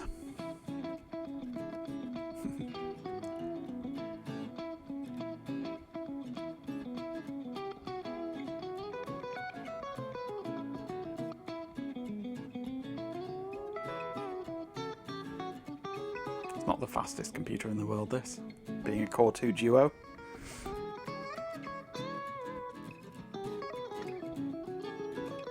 '84, yeah. So that works, but now I need to go -v tracks equals 41. Print count times 100 over tracks times 2.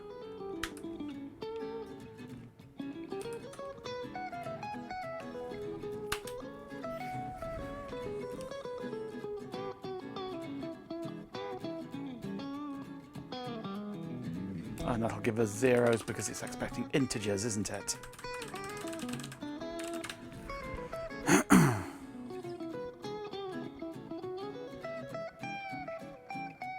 There we go, 21 instead of 18.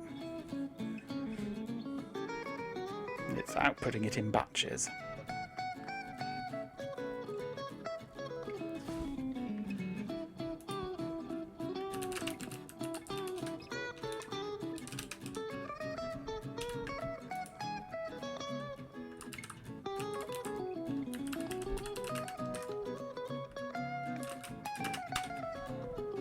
There we go. That's how you use stdbuf. That's better. I knew there was a way of doing it, forcing line buffering on programs. That's much better.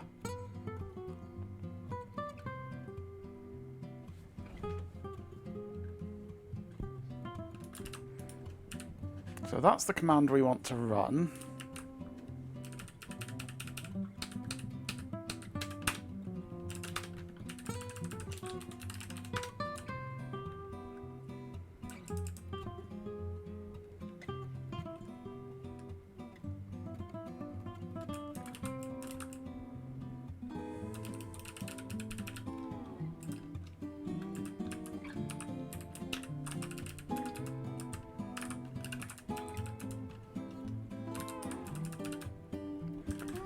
So F input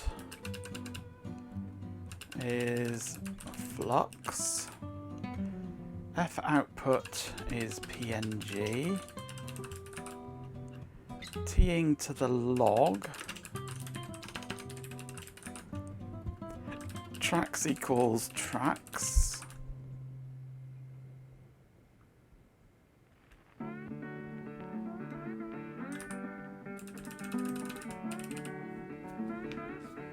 excellent.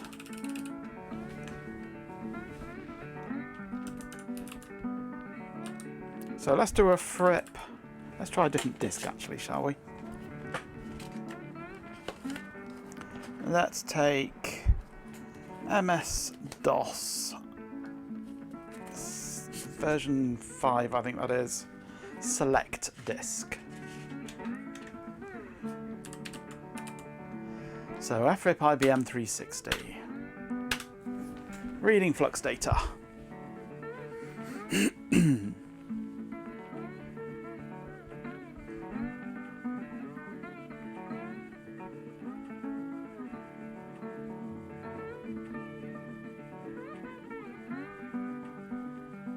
Select is MS-DOS 4, is it? I thought this was a copy of 5. Maybe not. It doesn't actually tell you. MS-DOS shell, yeah, it must be. Ooh.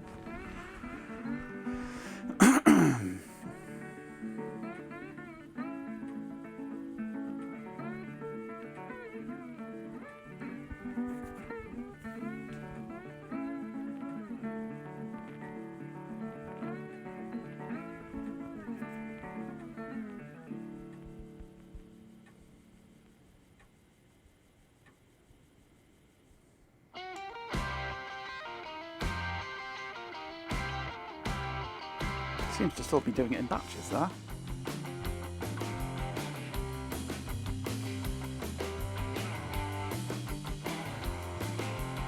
Twitch has been really twitchy tonight, Swarm. Really twitchy. Why is that still batching?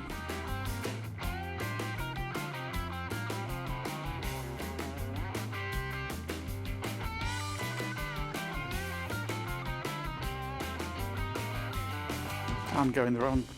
Oh, I'm running it twice, aren't I? I'm obviously running it twice. I thought I deleted the other copy of the command. Oh well.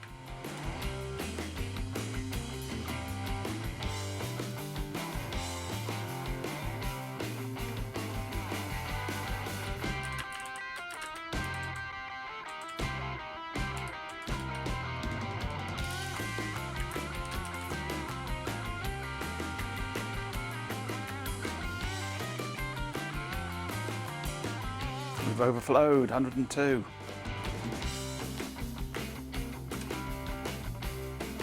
Still got the same kind of crustiness on the underside, on the top side of the disc, on the inner circuits, inner cylinders. Not liking double density discs, this drive.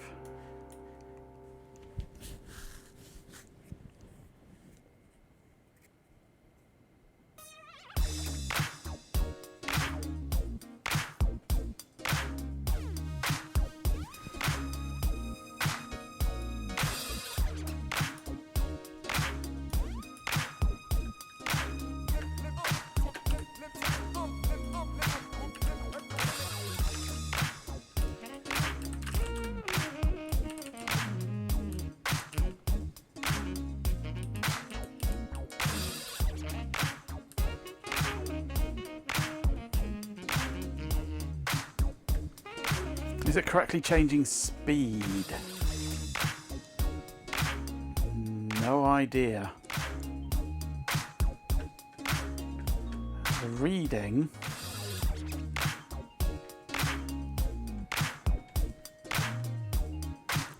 is going at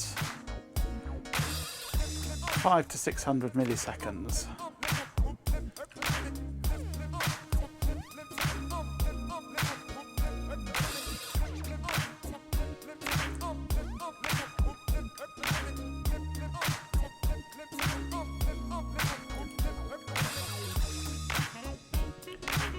Density select is certainly improving things. But is there another pin that needs to be changed? Or maybe I need to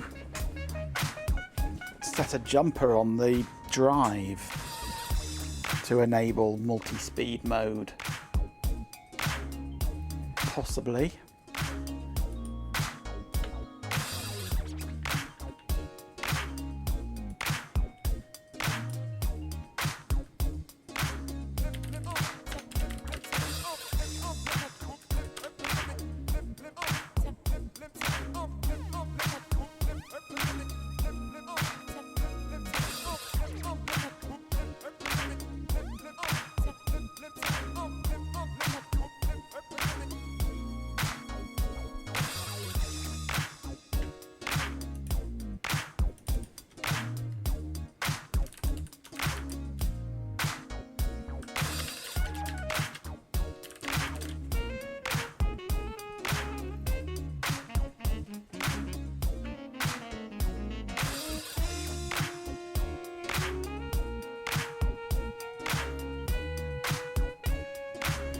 Pin number 2 is density select. There's nothing for drive speed on the header, is there?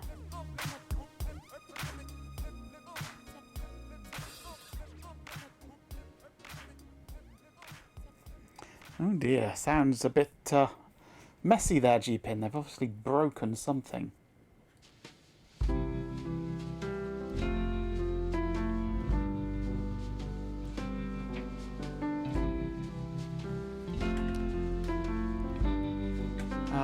What model drive is it?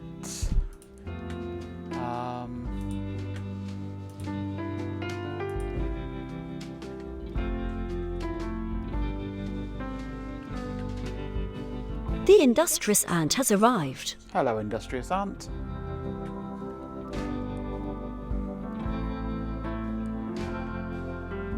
That's it, the FD 1175C.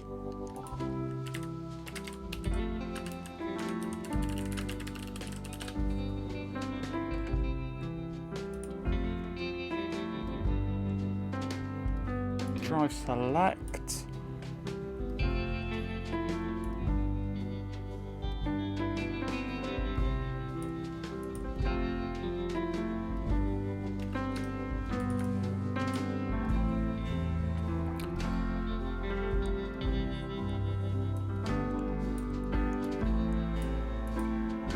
That's the ready or disk change.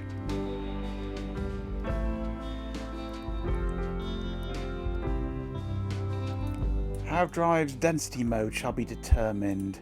When the Den 1 jumper is placed, a high signal on the density select pin switches the drive into low density mode, and a low signal switches the drive into high density mode. When the Den 2 jumper is placed, the behaviour is inverted. When the Den 3 jumper is placed, the drive will always be in high density mode. When no jumper is PC placed... Margus has arrived. Hello, PC. When no jumper is placed, the drive will always be in low density mode. The default is Den 1, which should be switching.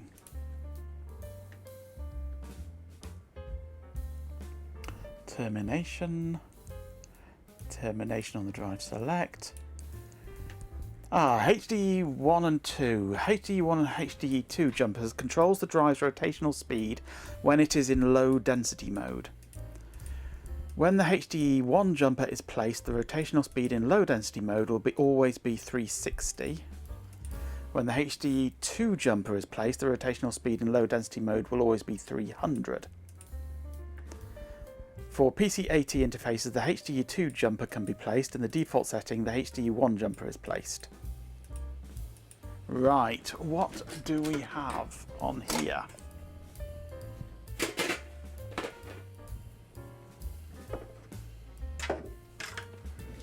HDE 1 and 2.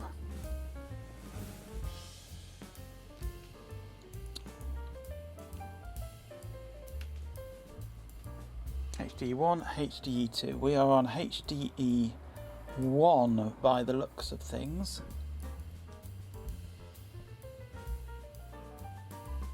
So maybe we should go to HDE 2 to slow it down.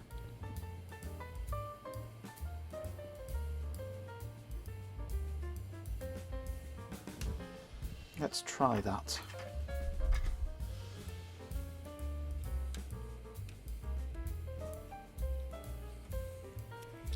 Let's check the other ones as well.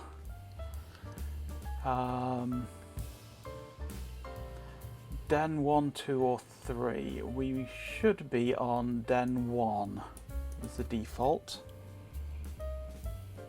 Where's Den 1, 2 and 3? We're on, that's Den 1. Yes, we're on Den 1, the default.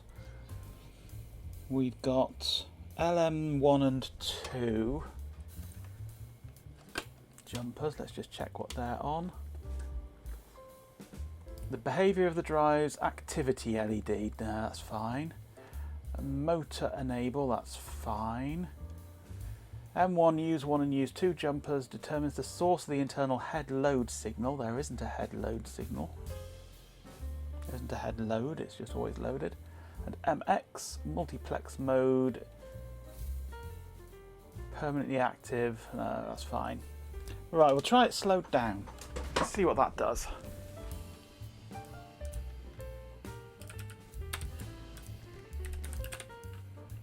We'll also delete that line from the program.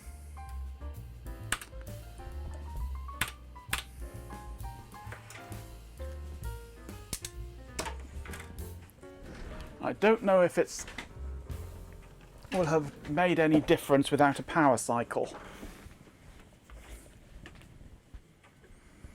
The big new GTA 6 reveal appears to be breaking Twitch. Oh dear. Oh dear. I don't get what all the hype is about GTA 6. GTA is an average game on that amazed by it.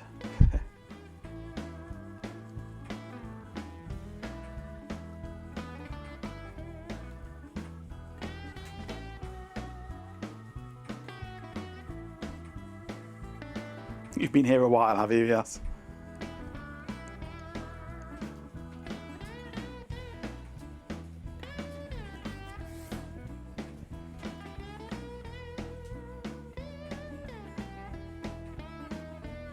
That sounds quite nice, actually, Industrious Ant. An intelligent disc ripper that knows what it's ripping and doesn't bother trying to re-rip stuff that doesn't actually exist. GTA is the best game in the world if you ignore all the other games. Yep. We're still overflowing by 2%.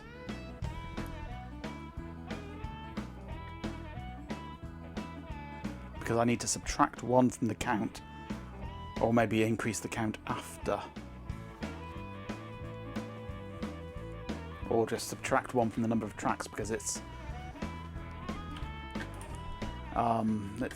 0 versus 1 based.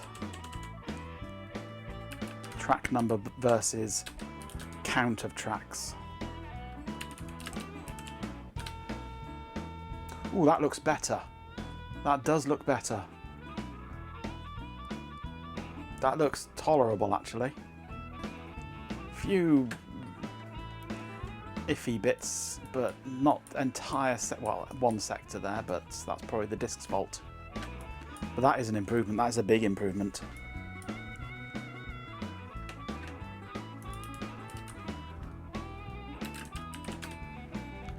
Yeah, those flux times are much higher now as well. They're all consistently in the 600s up.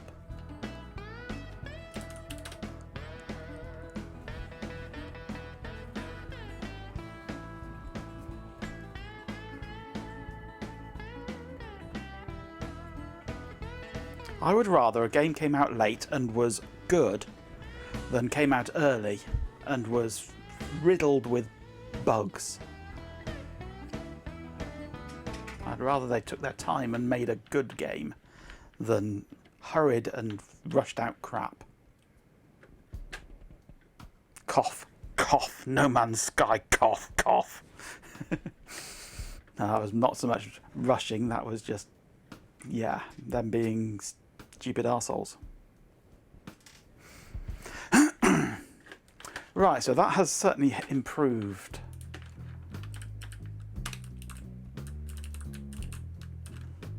So in here I need to have tracks -1.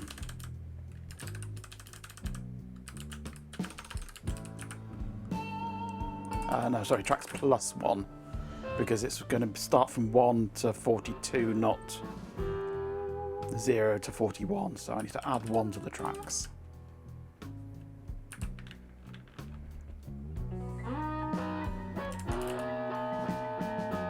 No Man's Sky is a brilliant game. It didn't start out as one. They promised a brilliant game.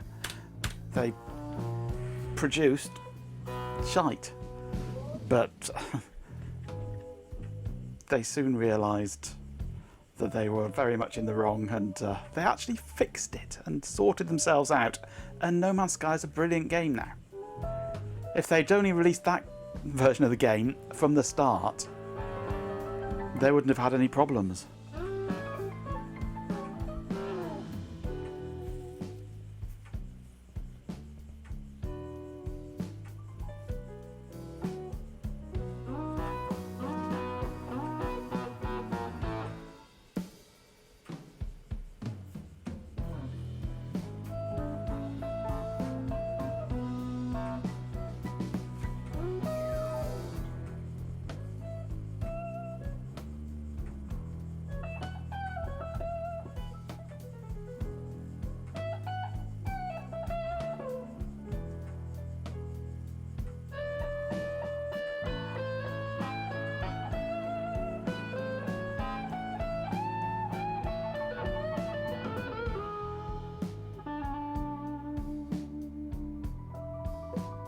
There we go. Stops at 100 now. That's much better. Now to do the rest of these now.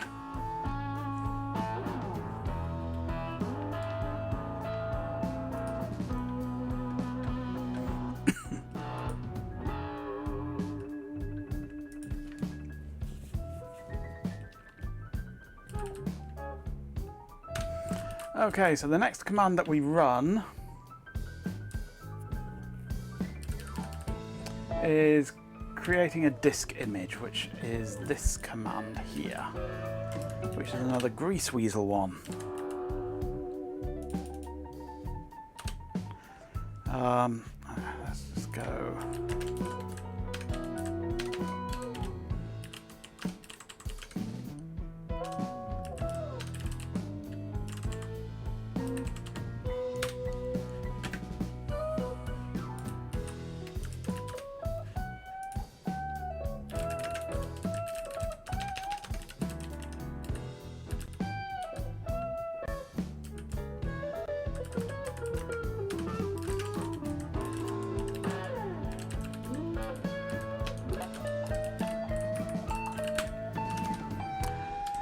Right, let's that one there.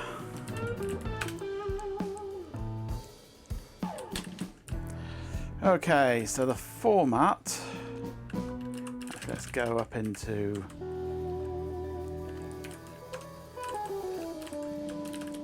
there. Format is IBM.360.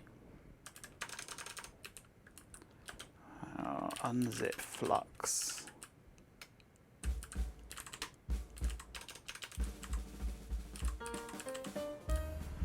To disk image, and the format is exactly the same as the other one. We can do this one.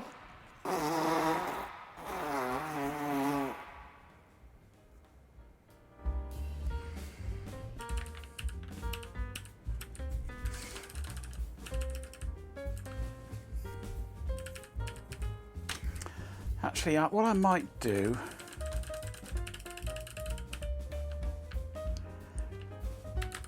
I'm going to have the actual number of tracks in the format, not the number of possible tracks I could read off the disk.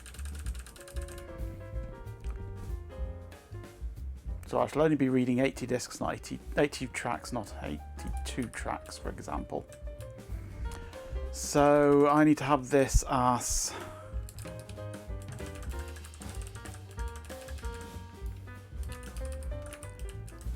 if I can remember the format for this. I can't remember how you do maths in Bash now.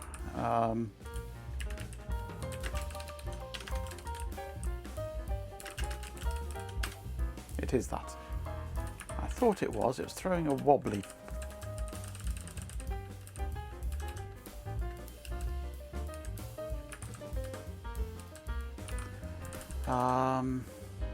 Oh, hang on, of course, it's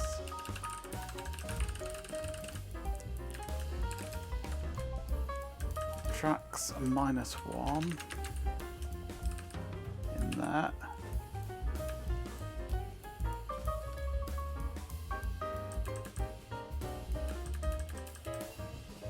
And we're going up to, this is what we're counting up to, isn't it? So,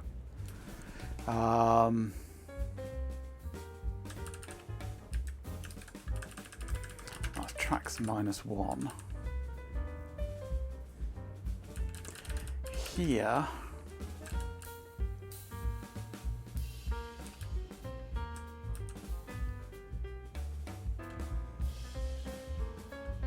we don't need the +1 anymore.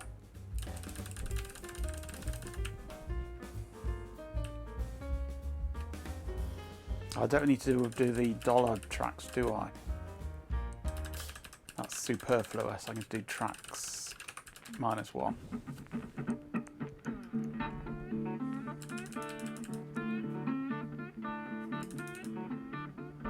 Maybe it could, but I can't see the point.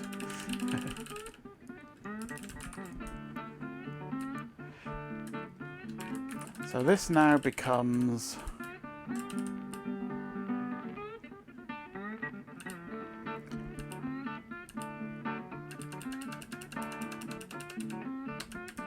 gigabit convert format,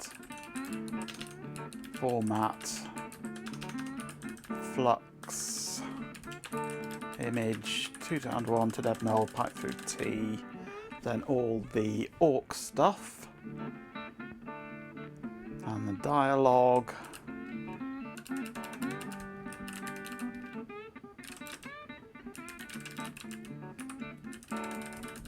Creating disk image.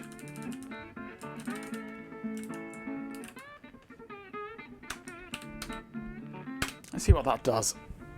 Oh, not that.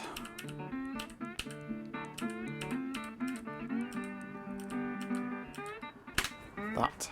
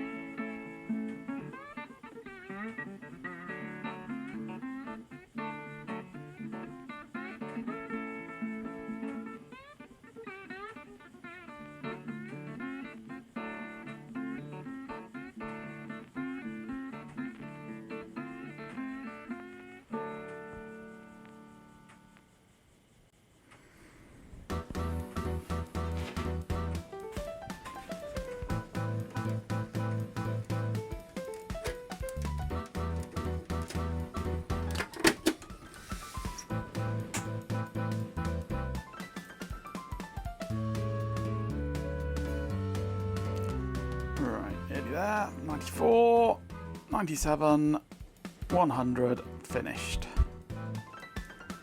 Track layout goes up to... I'm struggling at that point.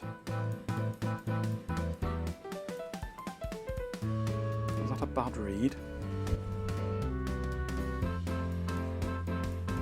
Up to 100 anyway.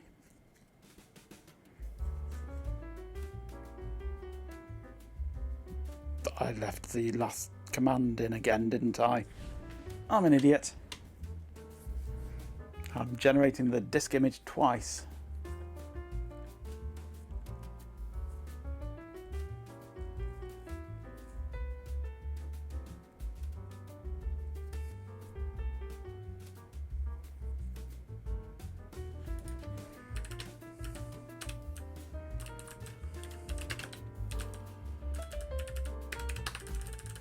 But that appeared to work quite happily.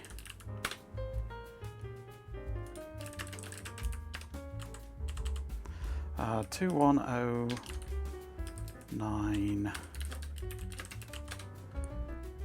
Yeah, that started to go ropey again down there, hasn't it? That's getting bad again.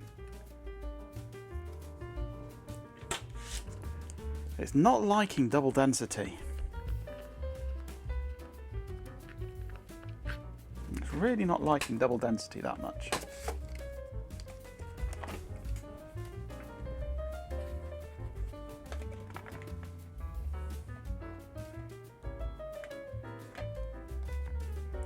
Let's try a high density.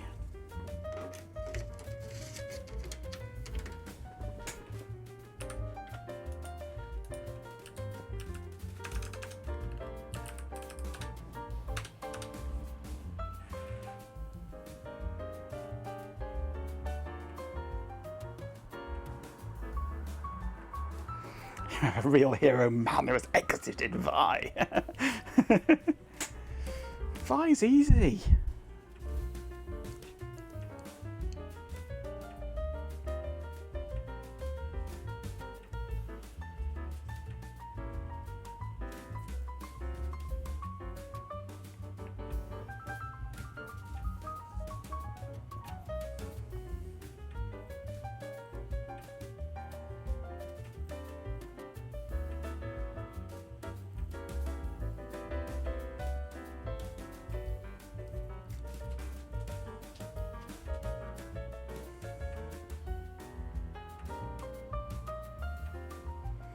They tried Vi.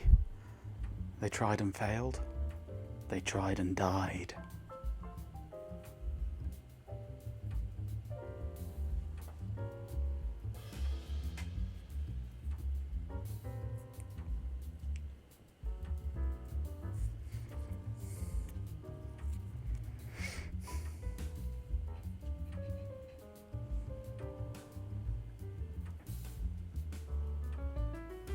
think that scene from Dune has to be turned into a meme for Vi, definitely.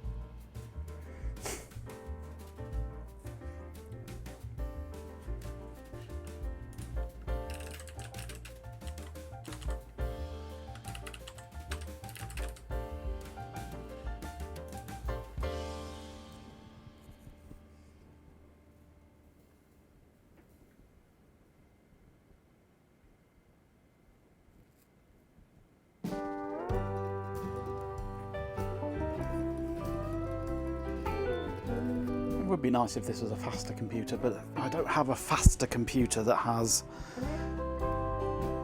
5¼ inch and 3½ inch drive bays and is a reasonably small size.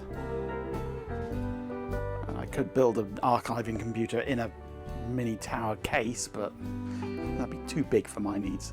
I need this to be small. So this is the fastest that I've got that's in this sort of size with these bay options.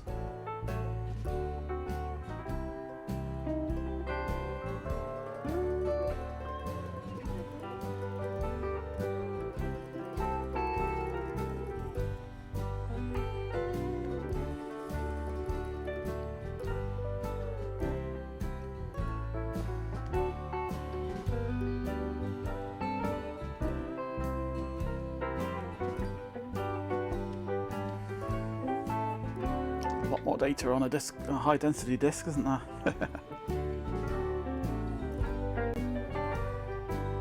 Looks like we're struggling again. When it goes slow like that, it means it's finding bad sectors.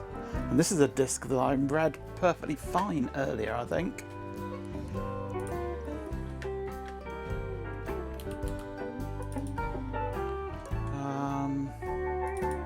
Yeah, that was the previous read of it.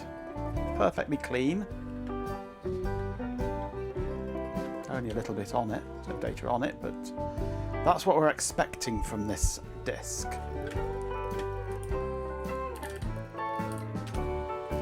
What we'll get from this disk is anyone's guess.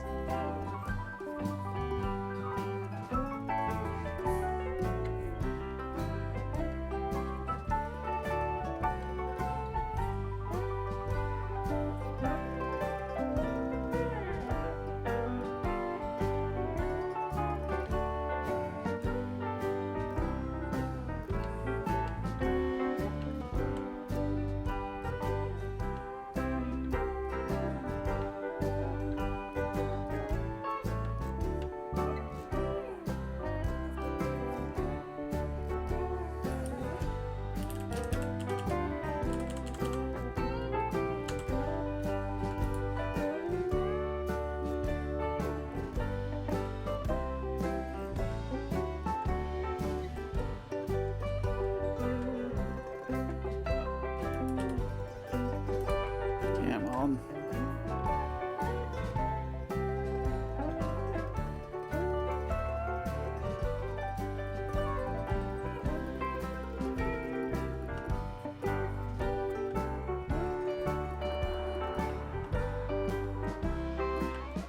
Come on.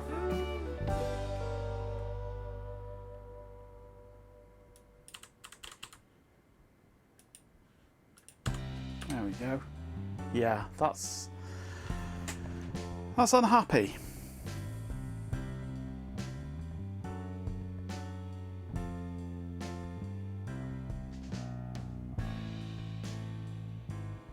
maybe it's it is the density. And we have got it wrong.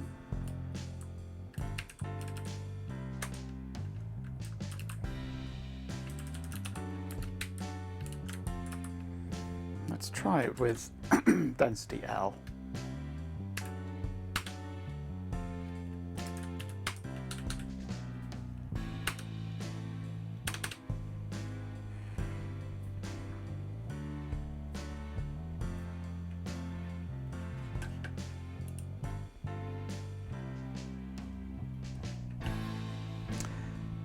Your messages via IRC come through, but you can't get stream to play. Oh dear. Is it really struggling that bad?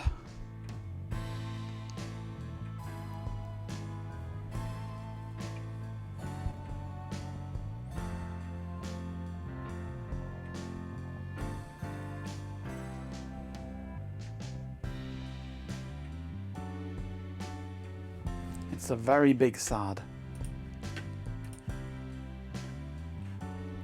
Oh dear, down detector shows problems with Twitch. Lots of problems since 9 PM. Oh. Seems to be working fine from my end, but it may be a regional thing.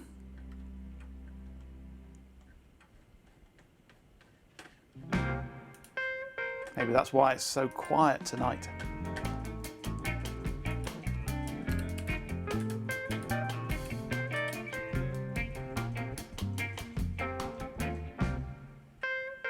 Oof, no, it's not a regional thing. It is not a regional thing. Oh dear, it's completely screwed. Maybe I should just abandon the stream.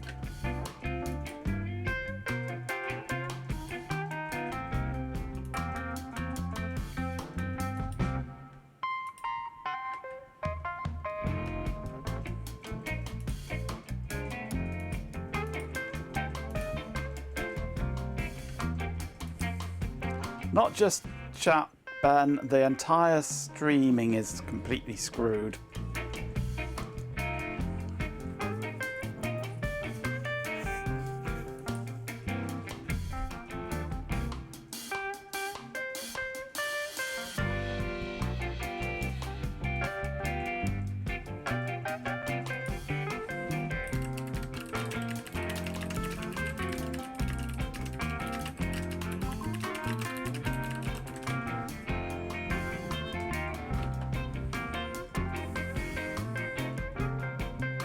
My message failed to send.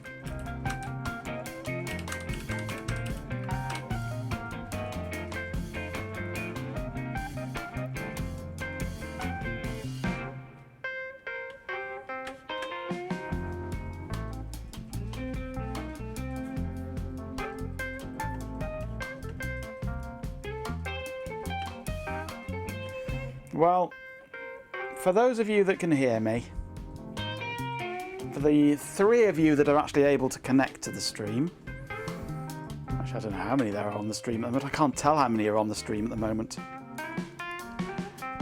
With channel points, Goatmaster says, Apparently I was only allowed to send that one message. TV app became the something went wrong app. For those of you that might be able to still hear me, I think I'm going to just finish the stream because Twitch is just completely screwed at the moment. So, yeah. If you can't watch me, there's no point in me streaming. But,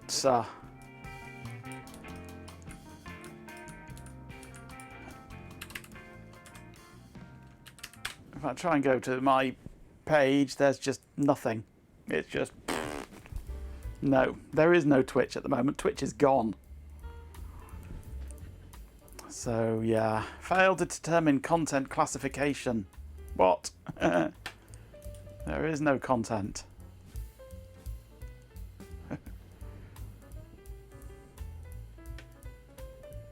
You can see 27, but yeah, no. How many of those can actually see anything? I don't know. Nobody new can come. It's not just chat. New video. Maybe if you're already in the stream, you might be able to get it. But new people can't get to it because it doesn't exist.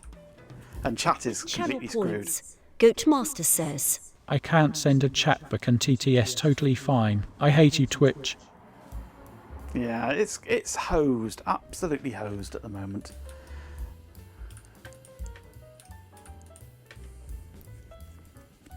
You chat using Chatterino. Ah.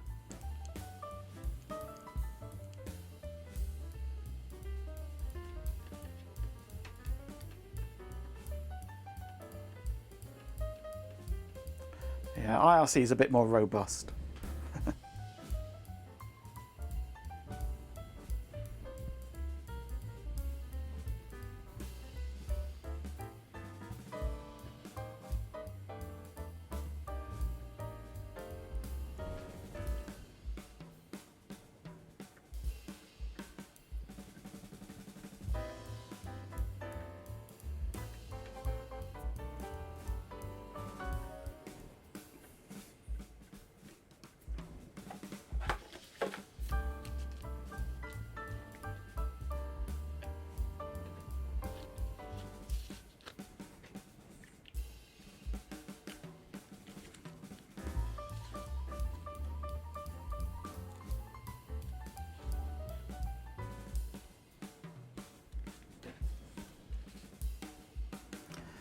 I might give the disk, or the drive rather, another bit of a clean.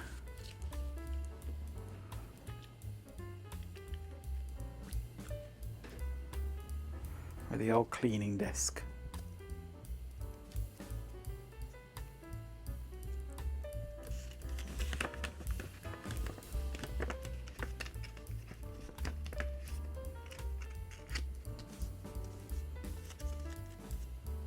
You're never gonna catch me. You win. That works, old one. Forget about it. Go do something else. See you next year. That one works.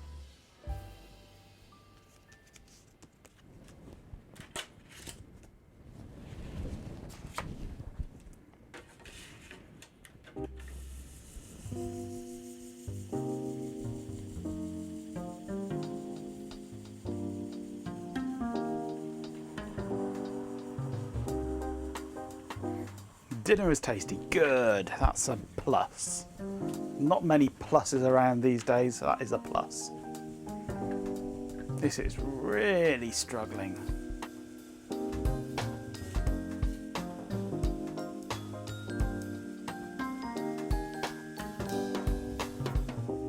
With channel points, Goatmaster says. Welcome back to Swarm of Dead Insects. Good job you got plenty of channel points there, G-Pin.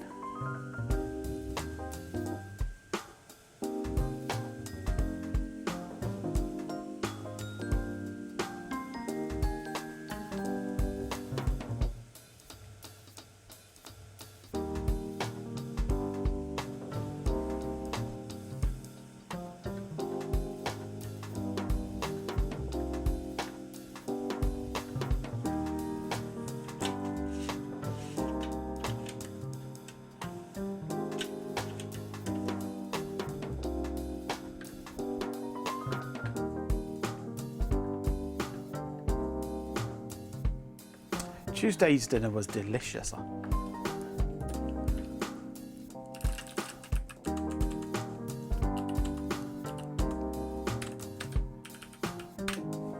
thoroughly enjoyed it. God, that is terrible. So yeah, set to density H, whatever, density L, whatever it's currently set to, is a big no-no. That just goes completely belly up. So density H, that has to be.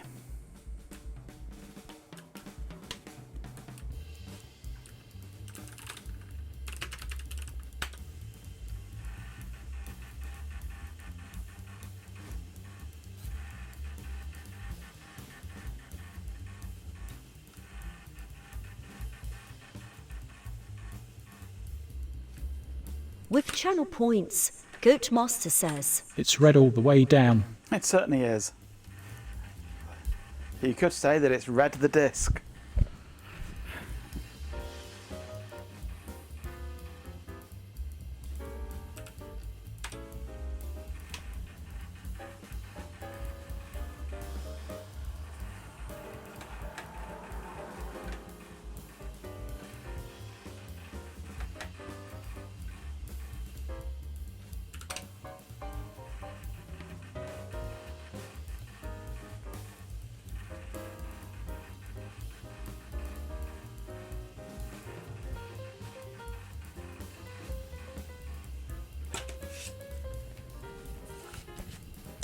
Right, let's try this disc again.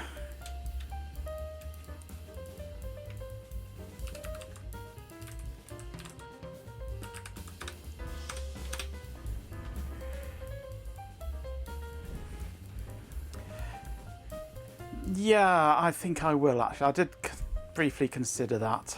I think I will do. It'll go haywire, of course.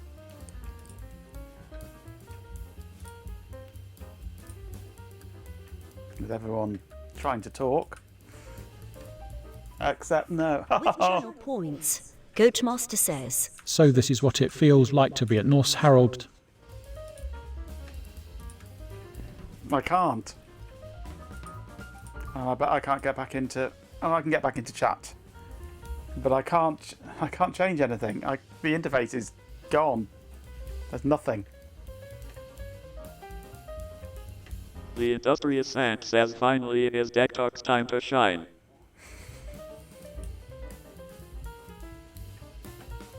I can't change things.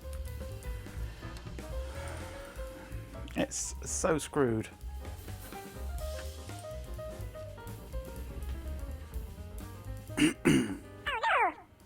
Oh no, indeed.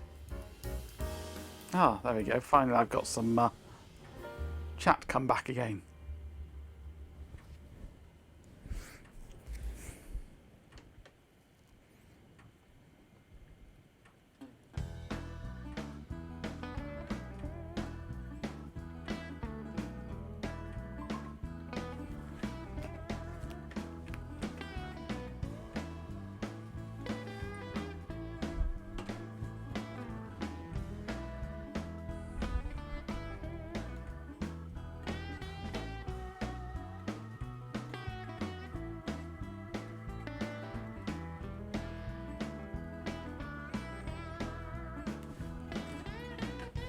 I'm not sure I can.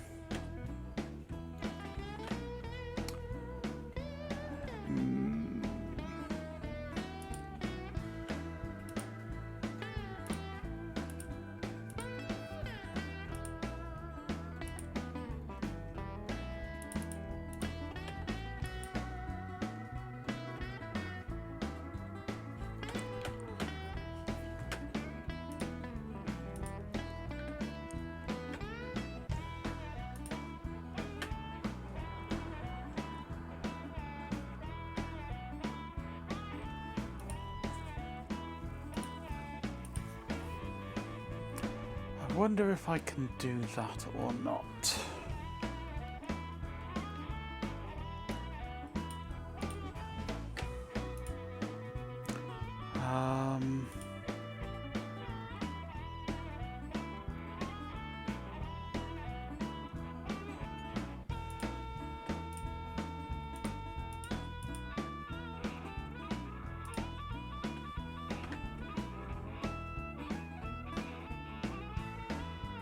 Don't think. Oh, can I? That no. I can't do video in OBS in here we go. No, I can't get my virtual camera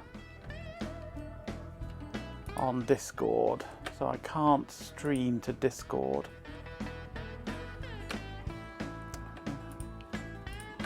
And with only half an hour of stream time left, I am seriously thinking I might just abandon stream. Balls. Balls.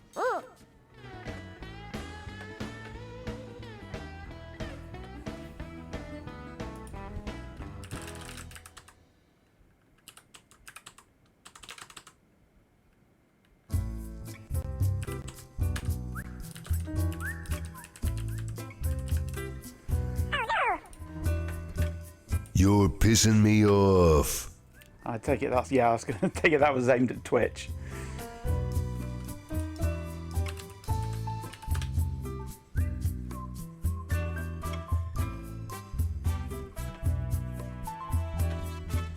Yeah, it is just completely screwed.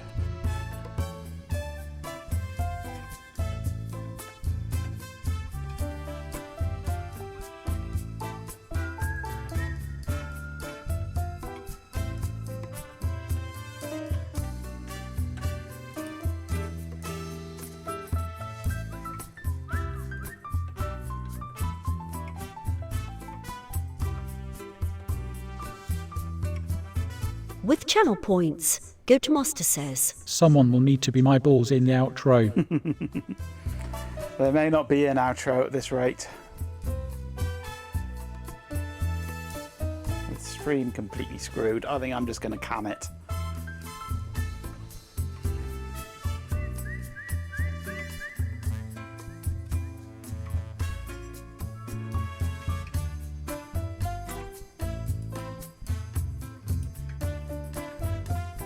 Once we've seen this image, I think I'm just going to can it and say stuff you to Twitch for the night.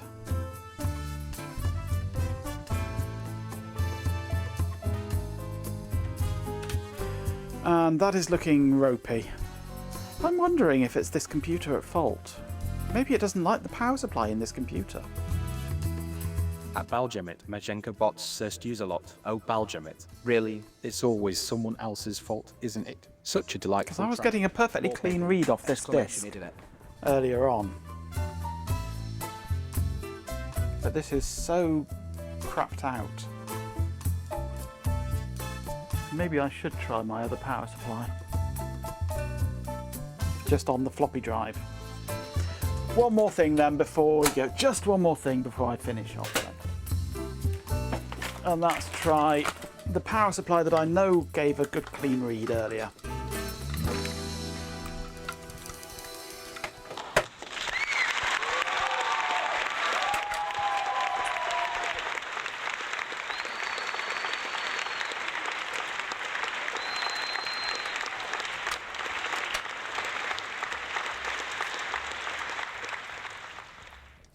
I suggest we contact Starfleet, Captain. That might help. But I don't know if we'll be able to get through to Starfleet, will we? All comms are down.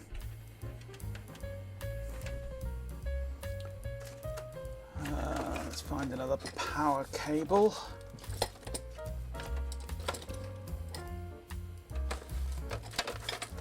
There's a power cable. Okay. Floppy drive is running off separate known good power supply.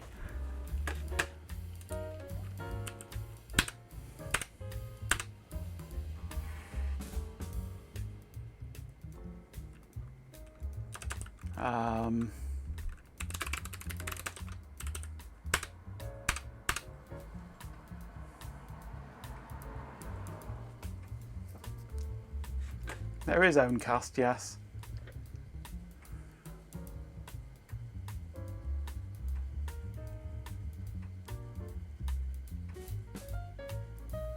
I'm not set up for multi-stream though on OBS.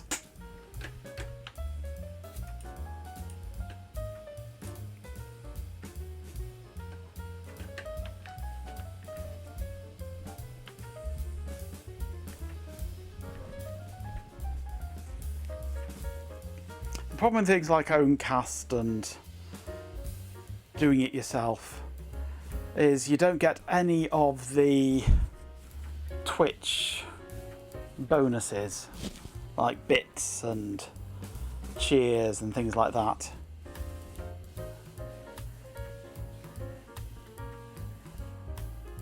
Which means I won't get paid.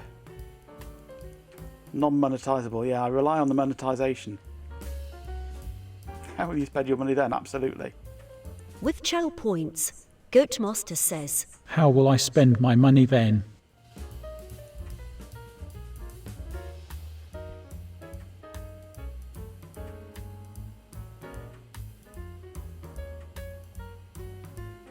Hopefully this GTA fad will fade rapidly.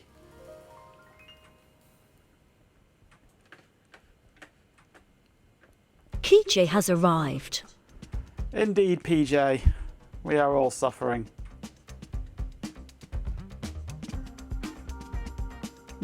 You're lucky, PJ.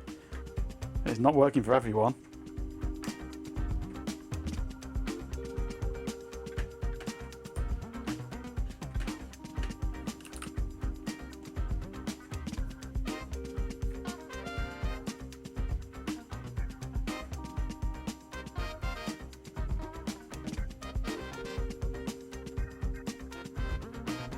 I'm doing bash wizardry to do the progress bars.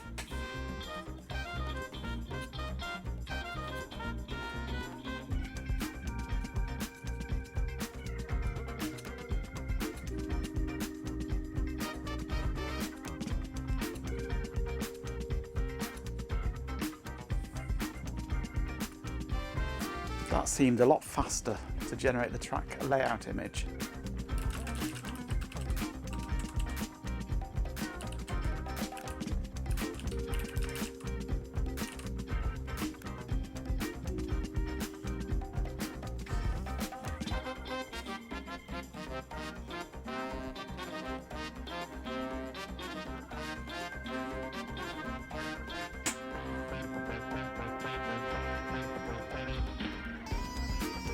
The industrious ant says, oh, that's better.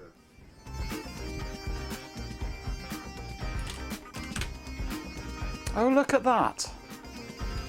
A perfectly clean read. It doesn't like the power supply in this computer.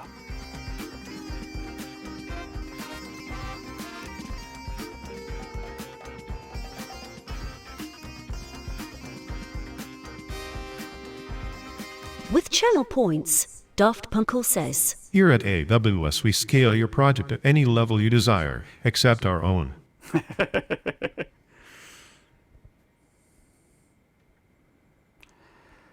Well, I mean, it may not be the power supply's fault. It might just be that the floppy drive needs to be recapped.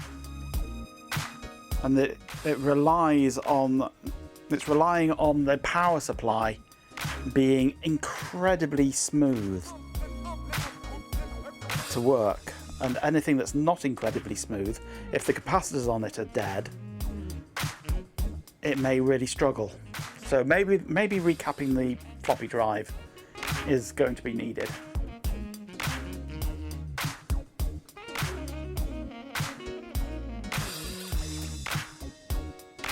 Platinum plated wallet drainers, yeah.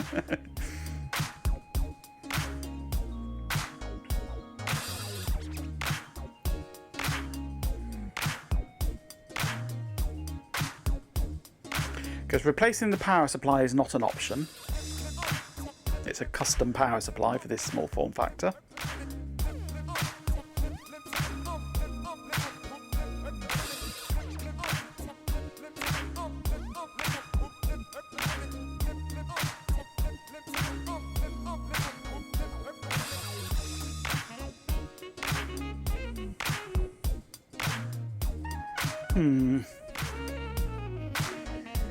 Maybe a recap of the drive.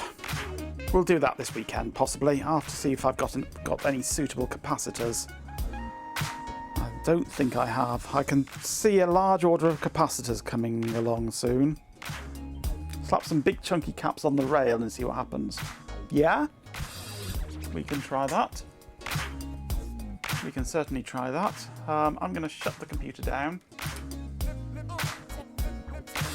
and see about slapping a big cap or two on there. Where are we? I want to go to that one there, don't I? Except it's crashed, of course, hasn't it?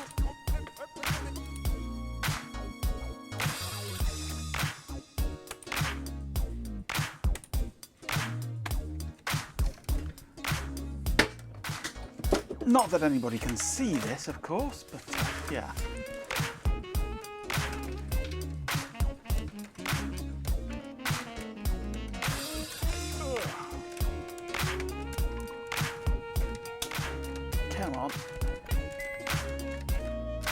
yoink out, will you? Thank you.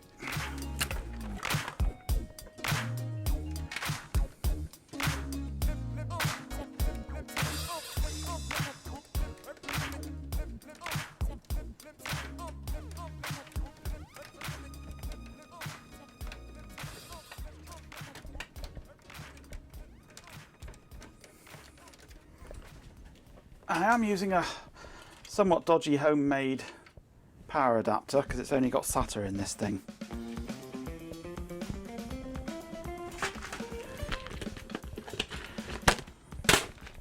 Just one more thing then before I call it for the evening.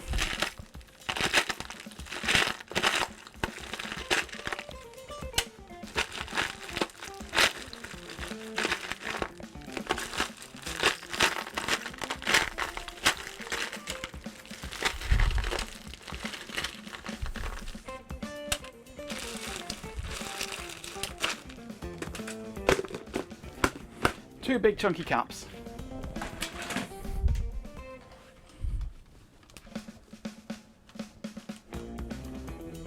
$3,300 microfarad 16 volt.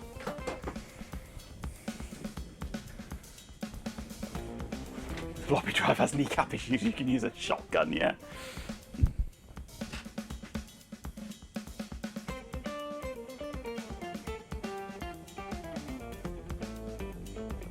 With channel points, go to Master says. Whoa. Whoa.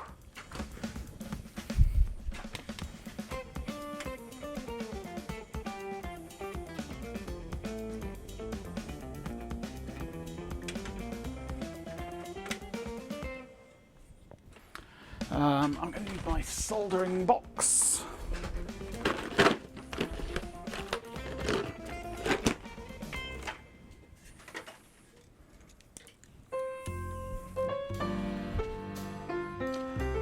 It would help if I turned on the soldering iron, wouldn't it? That would really help.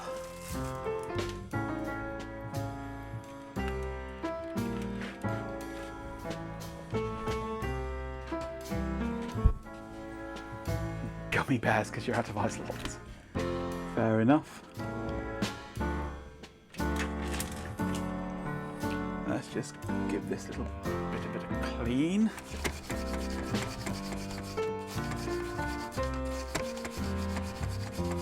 Don't want to solder the dust into it.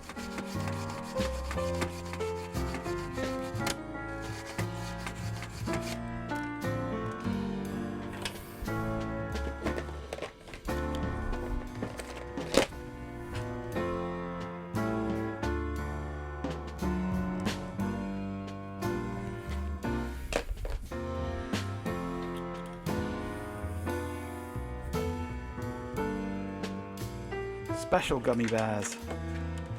They're Ben's after all. He only has special things in his house.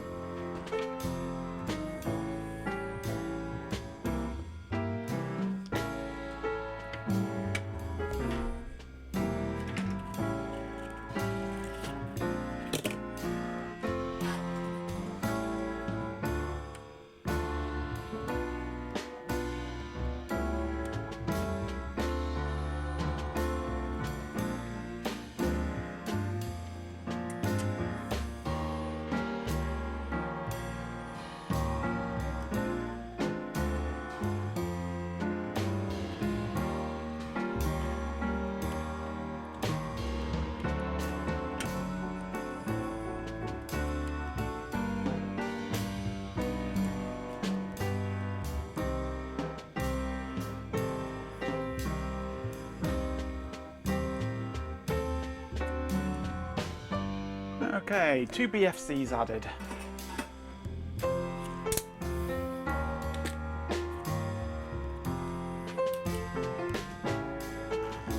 Powering up the computer.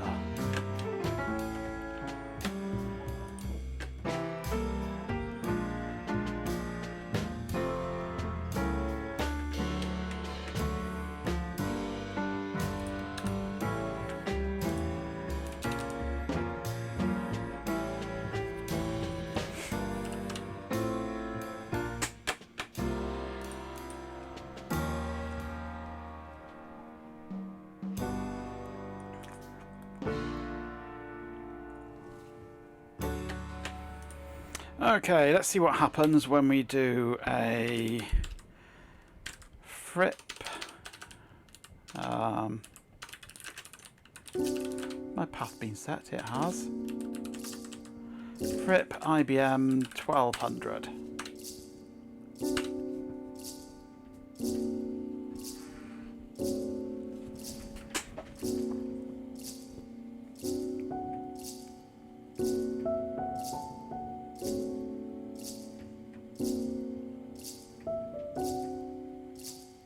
This is running off the internal power supply now.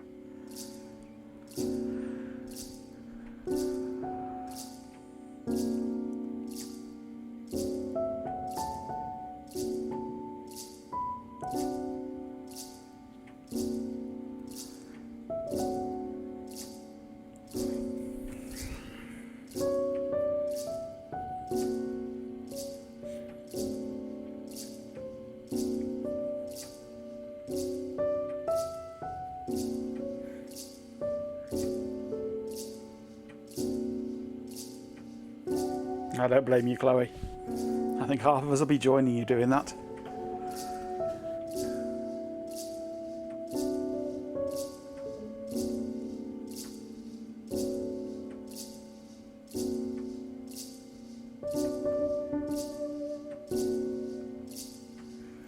This drive is from 1991, I believe. So the capacitors on it aren't exactly new.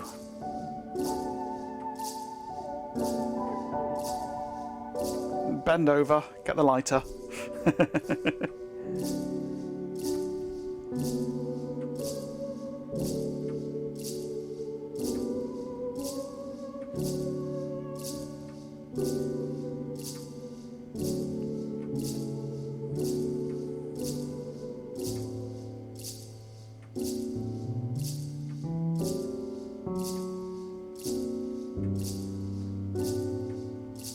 Lighter, hardly newer.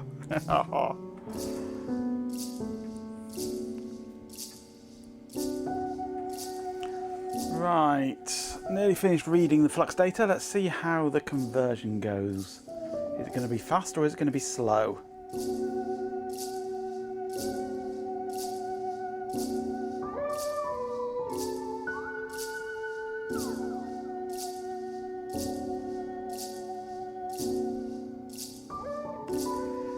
It's starting to struggle. I don't think that's done anything. No, that's struggling. That's not fixed it.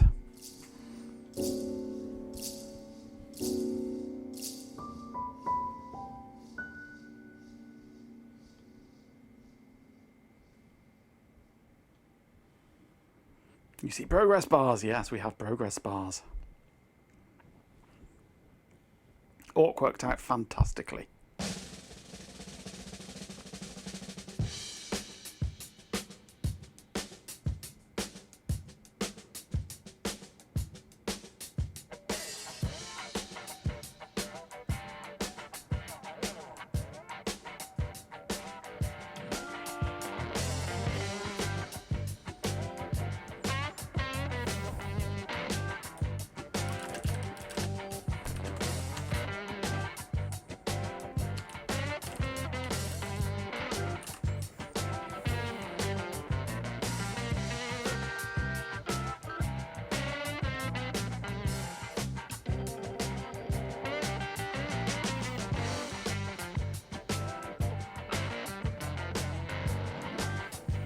Throw back title Majenko Floppy-O-Matic version 1 in all your dialogue invocations. You have a first release version done. And in one stream too, absolutely.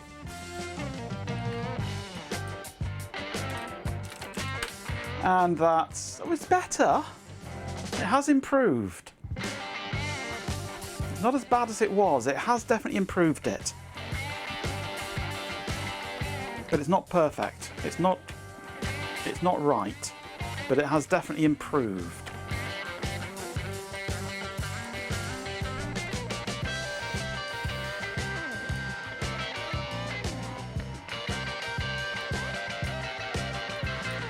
So we're definitely on the right track here anyway.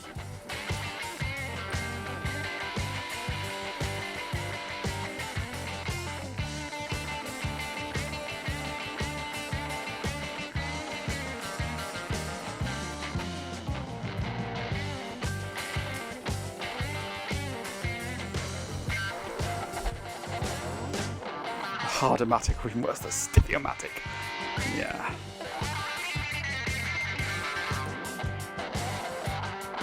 The flop-a-majig.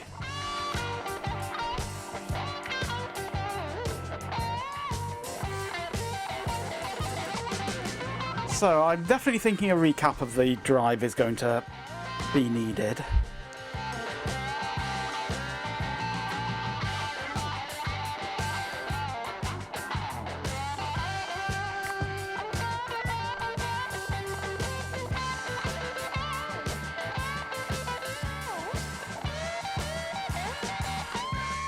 You almost had to produce the next episode, oh dear. Yes, Twitch is le-fucked at the moment.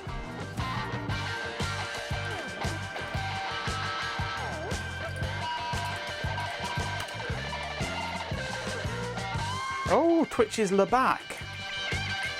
It looks like we might be living again.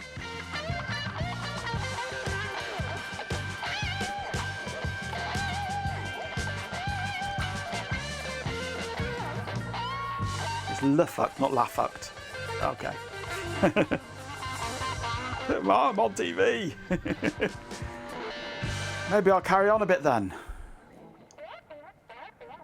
They've obviously calmed down.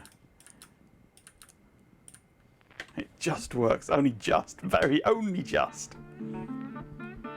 I think it's calmed down now. Whatever was going on, I think it's stopped. Right, so... At least 4 minutes more. I've got to make up for lost stream time in the middle there. So, where are we at? The read is improved by adding 2 BFCs to it. Wonder what would happen if we were to add... Bits, a swarm of dead insects says. Carry on my wayward floppy Corgo 69. Absolutely. I wonder what would happen if we were to add a couple of SFCs. Because BFCs are great at filtering out low frequencies, but you need SFCs for higher frequencies.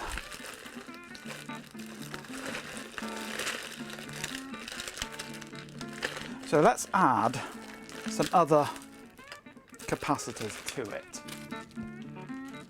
What have I got that I can add to it? A range of capacitors to cover more frequency ranges.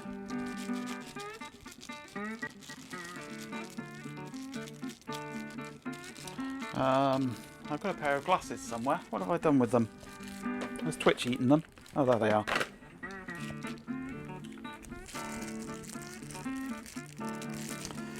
These are 100 microfarad 16 volt. They'll do nicely. Hey look, my camera still works.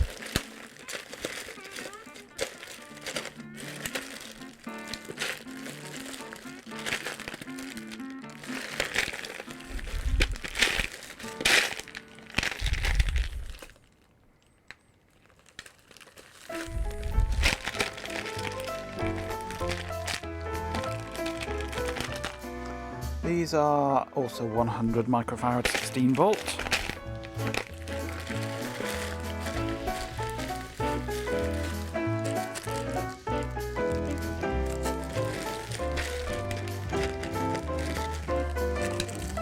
These are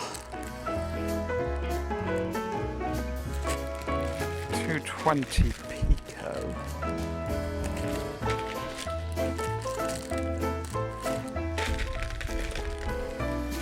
Where are my 100 nanos?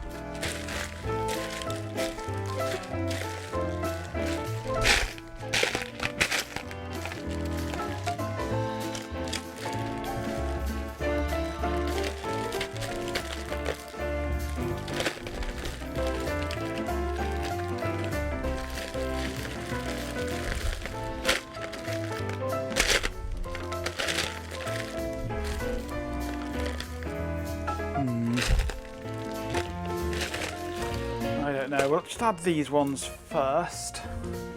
See what these do.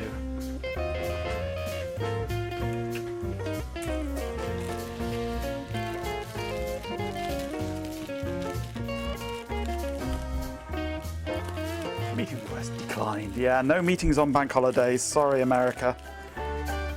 You may not believe in bank holidays, but we do.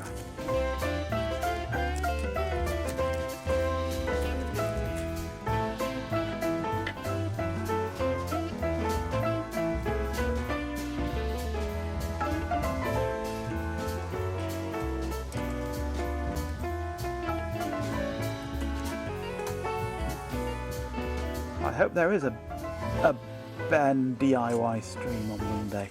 That would be nice.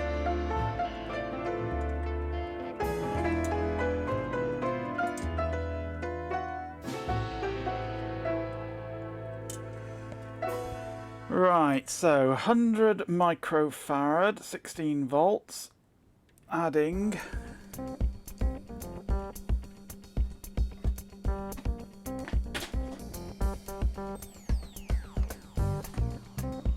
let's not melt the wire.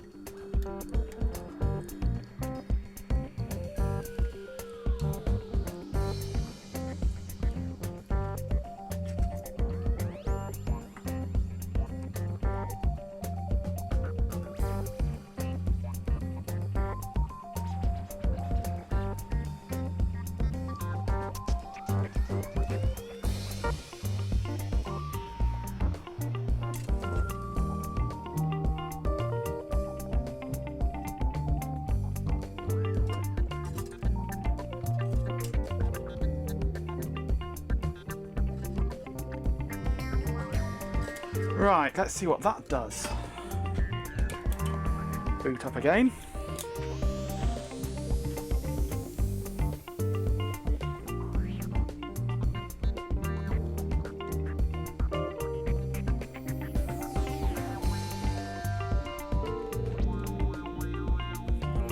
Find something else to do next Tuesday, fair enough.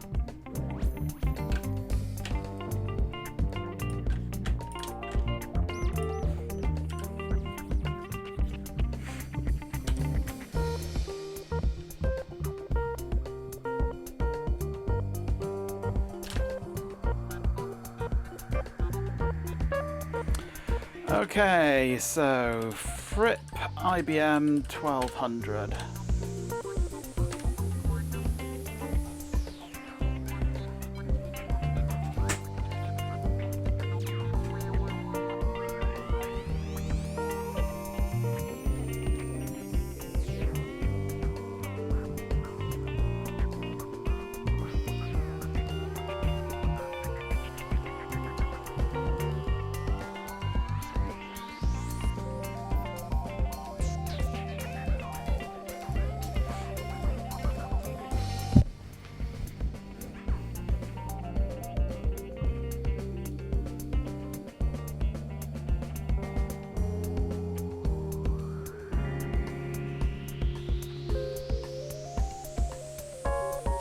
Oh, absolutely, Ben. But I've got to sort out how I'm going to do the camera on this yet. I'd quite like to actually have the camera above the computer and a marked out area on the top of the computer of where to put the floppies and have it all permanently mounted. But then where would I put it all?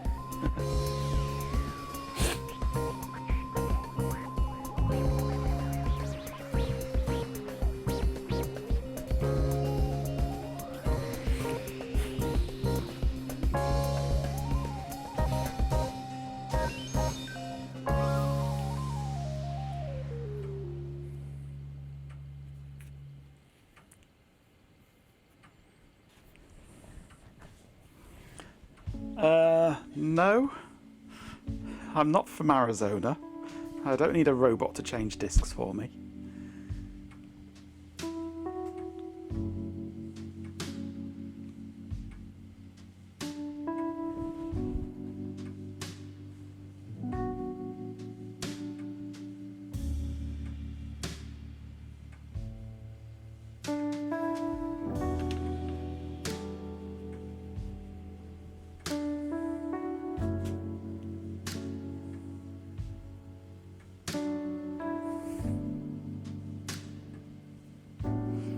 Lego Meccano streams, yeah. Except I don't have any Lego or Meccano. Well, actually, I've got Lego, but it's ancient stuff. Right, let's see what this layout image is like. speeding along at the moment. Is it going to continue speeding along? Go on, do it, do it, do it, do it. Go on. Oh.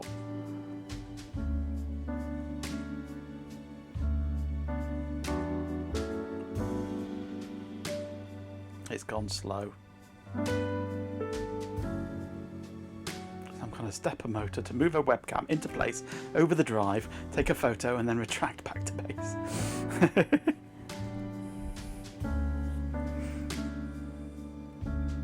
Welcome back, Stefan. Yes, Twitch has recovered from its hernia.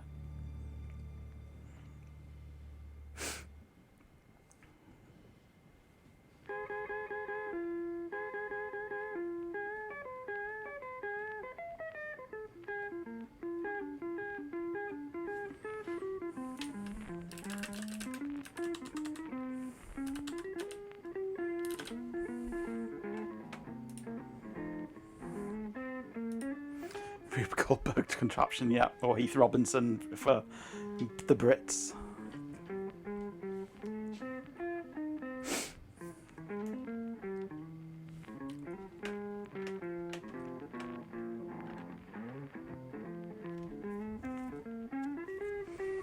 I wouldn't blame you, Hot Rocks.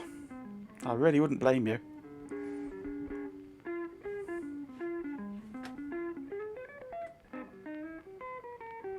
Let me winks.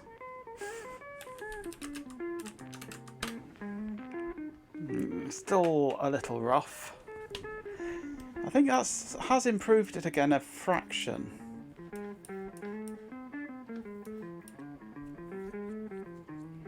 We're close.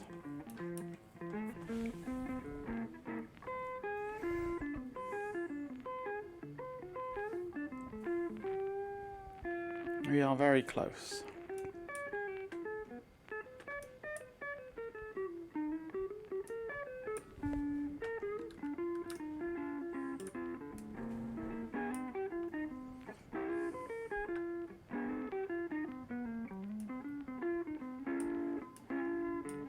It's only, well, there's one complete track and a couple of other sectors.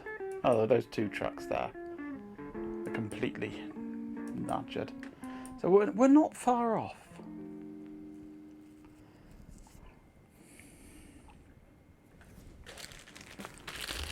Well, it's finding the right capacitor.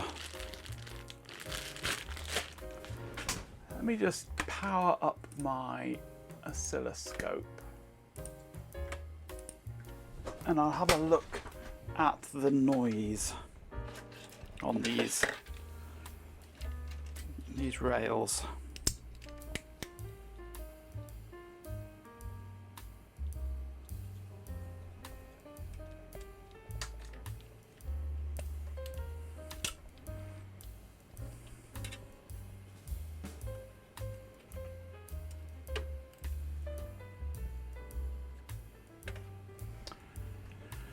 Um, 160, 180, 170 millivolt amplitude on channel 1, which is the 12 volt. That's pretty massive. Channel 2.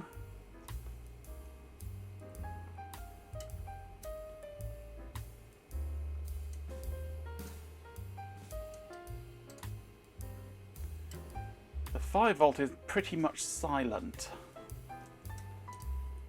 Where are we? Measure channel 2 voltage amplitude.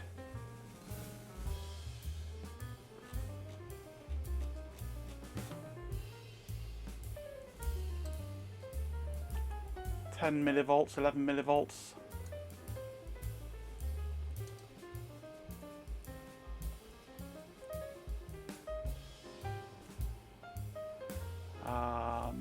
Channel 1 frequency appears to be 500 kilohertz.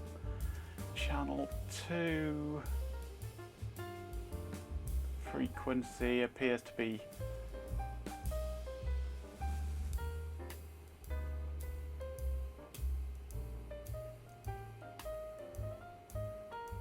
if I can get it to capture. Oh, I saw a 6 megahertz then.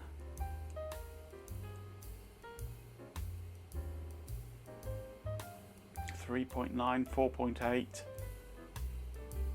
4.5, 7.4. So there is a lot of noise in there. But the 5 volt rail is relatively quiet. The 12 volt rail is very noisy.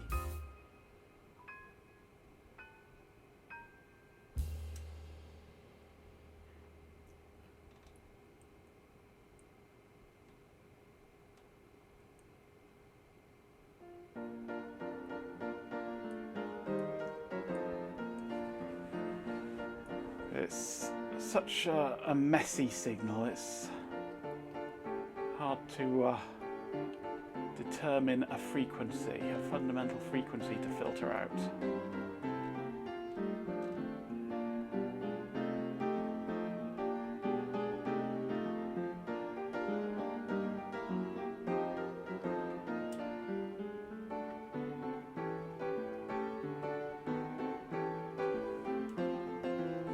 Certainly the 12 volt signal is very much more noisy than the 5 volt one.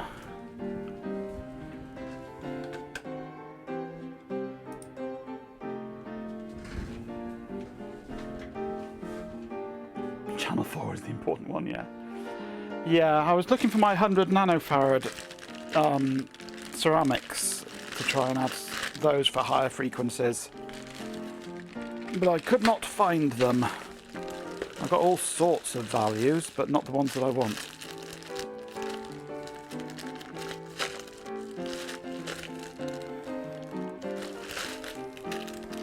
Let's see what these are. Waxed paper caps are best for floppy drives. Yeah, no chance of that. 473.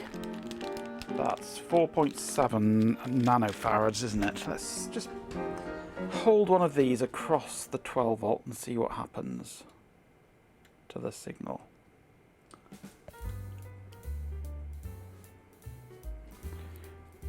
If I can get it to go across the rail. Doesn't appear to make that much difference.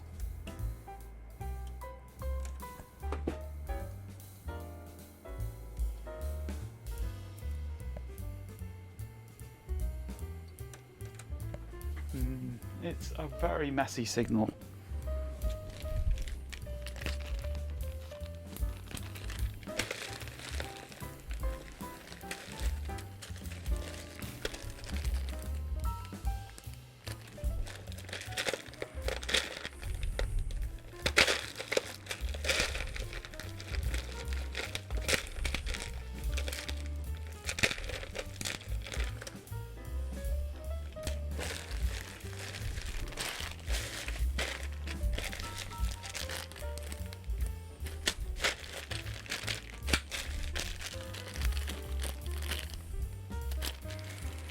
Two, 1,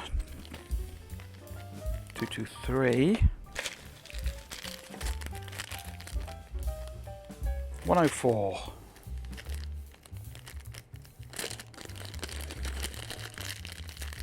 Let's stick this 104 over.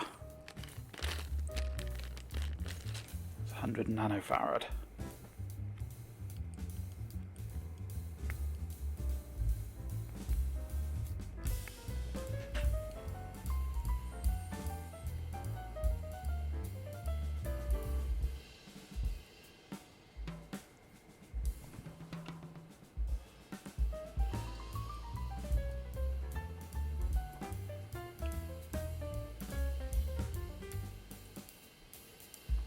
No, that doesn't seem to make the slightest bit of difference to the signal.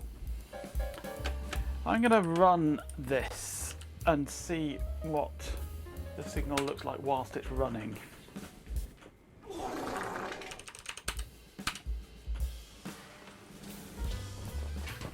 See if it's any noisier. It's still about the same, around the high 1 to 200 millivolts.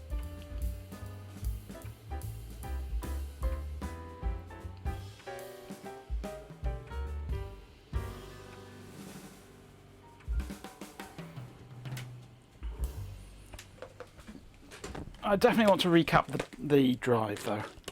Definitely want a full recap of the drive. But I don't have suitable capacitors here for it. They're 33 microfarad, I think. That's 26 volts or something silly, 25 volts.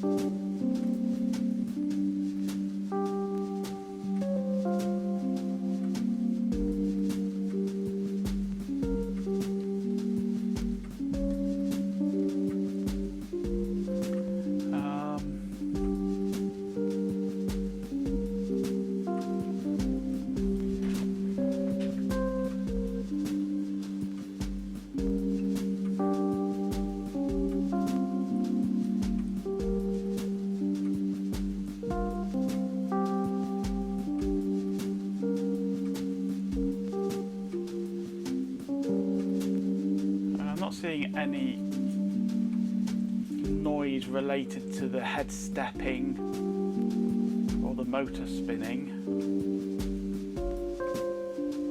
And there are the occasional larger spikes on the 5-volt rail, but it still pales into insignificant compared to the 12-volt rail. What I think I will do is plug in my other supply and look at the power quality on that supply.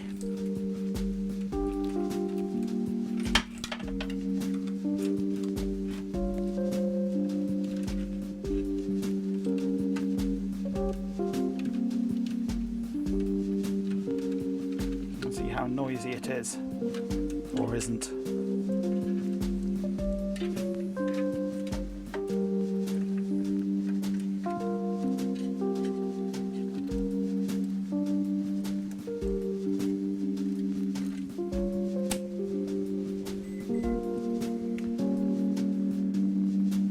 It's about as noisy.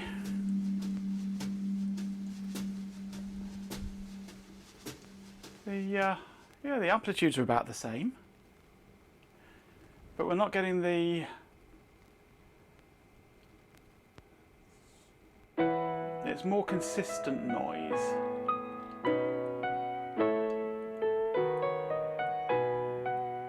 We're not getting the random spikes.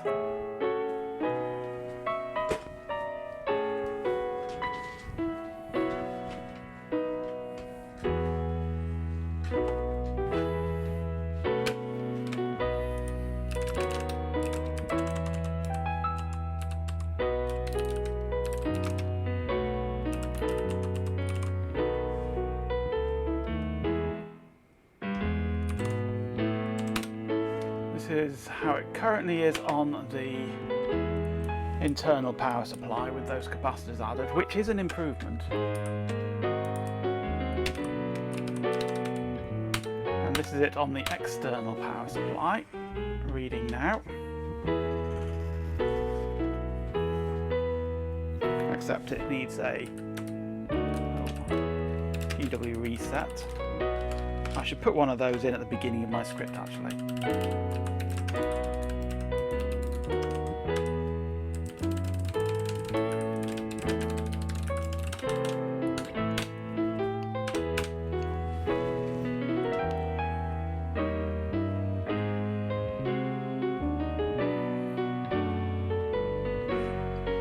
I need to see this monitor. I meant to look earlier and didn't. Only a small one.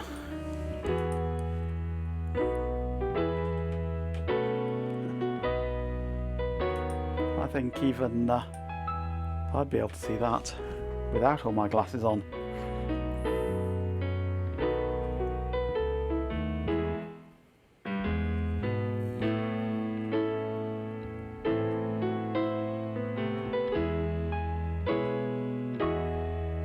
I am seeing noise on the 12 volt rail now that is related to the head stepping. I'm seeing spikes on the 12 volt rail when the head steps.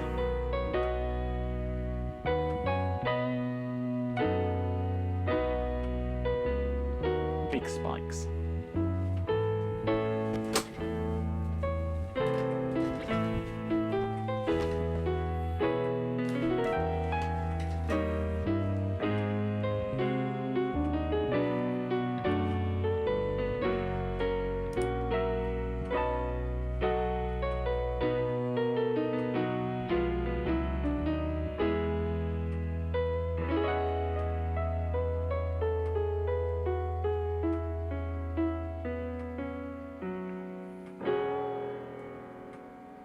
Get the 4700 microfarad cap out, and we've got a 3300 microfarad cap in there at the moment.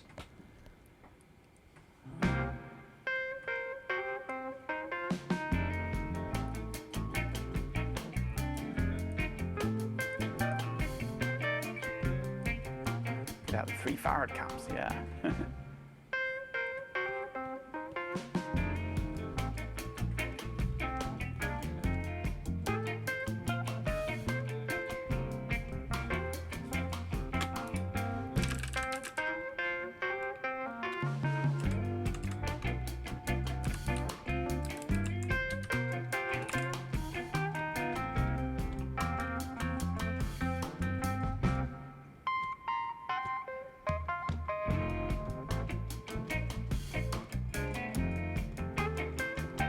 Is this struggling again?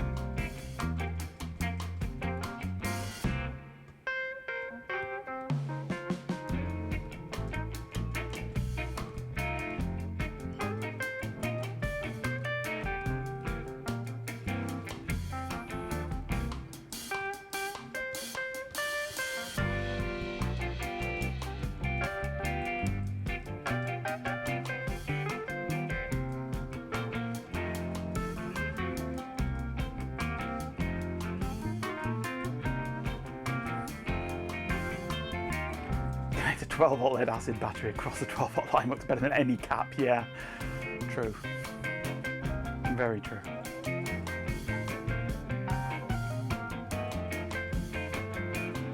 But the 12 volt line shouldn't be affecting anything, because all the amplifiers and everything are 5 volt powered.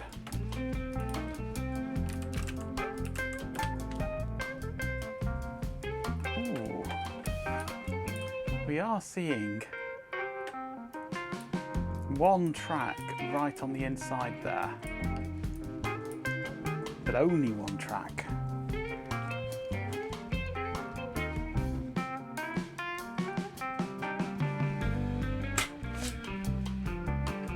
I mean, it could be the disc getting tired.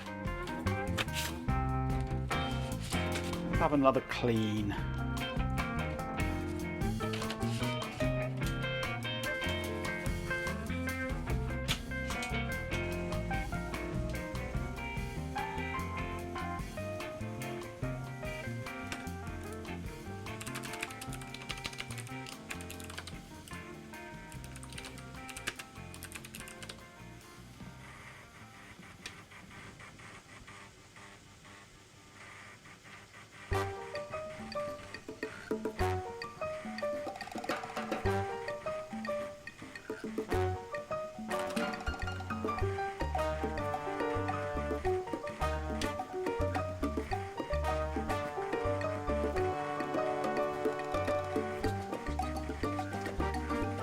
Disk drive that went down every time an underground train went past the office. Connected a 12 volt car battery across it. Never went down again. Nice. With 50 bits, Chloe Raccoon says. Gear 50 new from Majenko Tech. It's Chet Cleanar for all your streaming needs. Note, doesn't work on Carrot House. Nothing works on Carrot House or G-Pin. They're both immune to all cleaning products.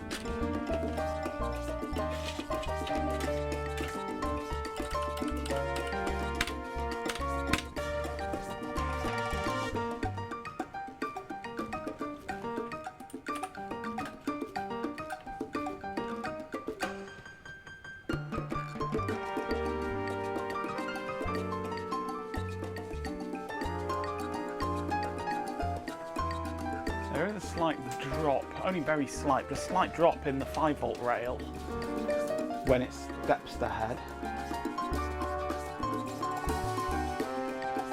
I guess the regulation of the power supply is done off the 12-volt rail. As the 12-volt spikes, it regulates down and the 5-volt drops.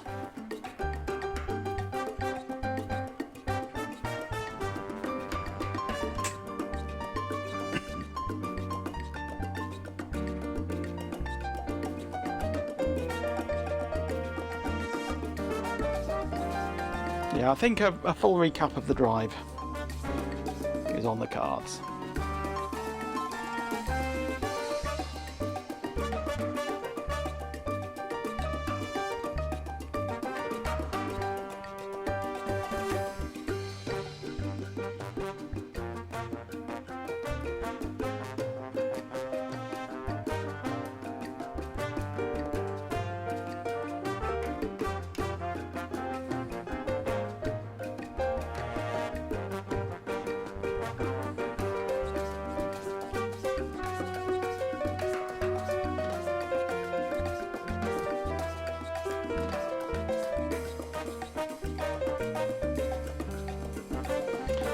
Yeah, I'm not surprised, Chloe. I'm not surprised.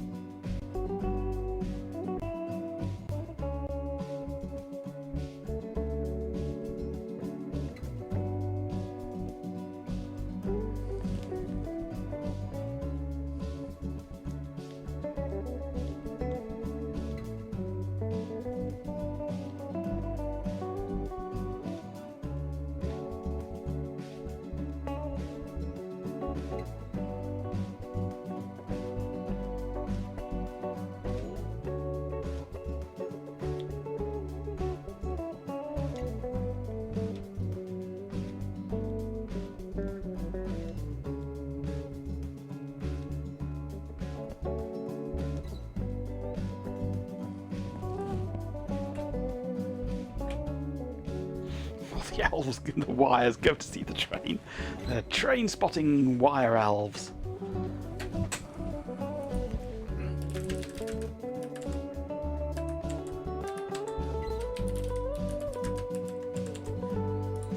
Come on, write that disk image out.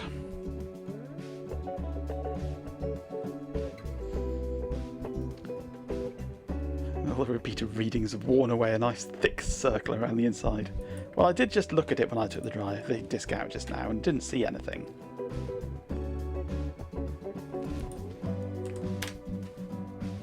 That's made it worse. Gulp. Right, so this noise that we're seeing now might not be a power supply issue since we're now on the external power supply. This might actually be a physical drive issue or a physical disk issue. What I'm going to do, I'm going to keep these capacitors on. I'm going to put the drive back on the internal power supply.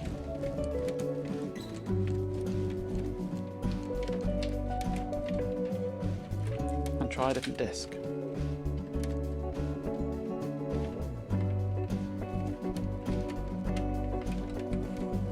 Yes, all this reading might have caused the disk to finally wear out.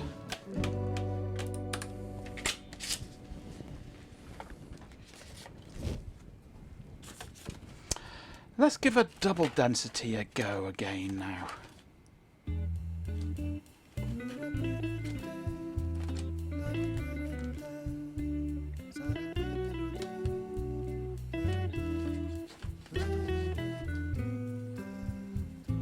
Disk 5, just for shits and giggles, of the MS-DOS 5 upgrade.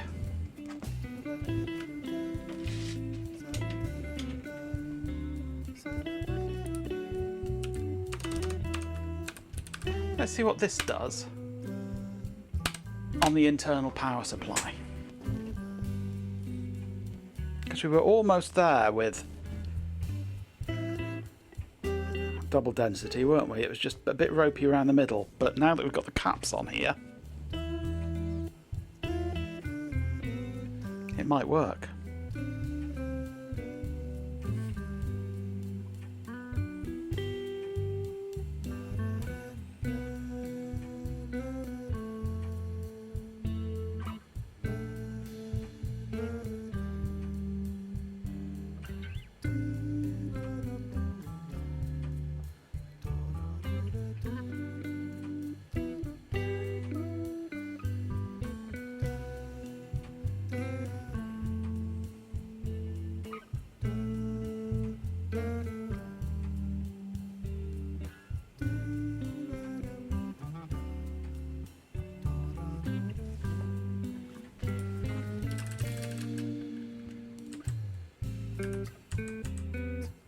Robo Twilight has arrived.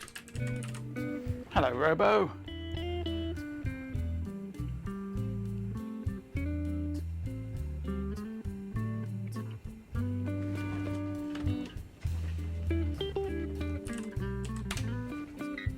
Ooh, almost a perfectly clean read.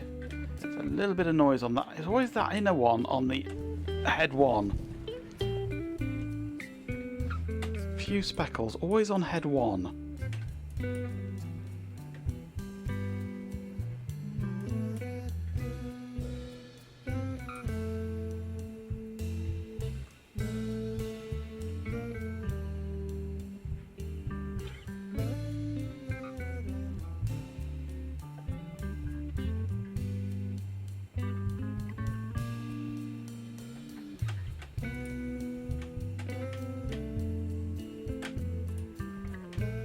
It's extracted all the files from it though.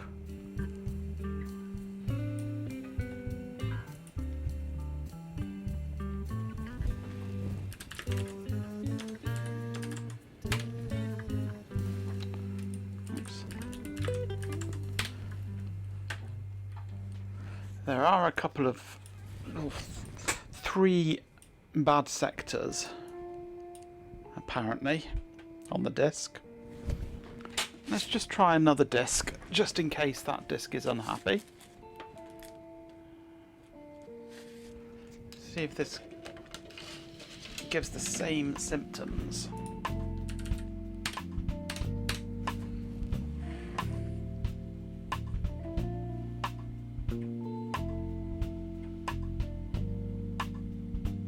But it's only on one side. If it was struggling with alignment, it would be both heads, because they're physically connected.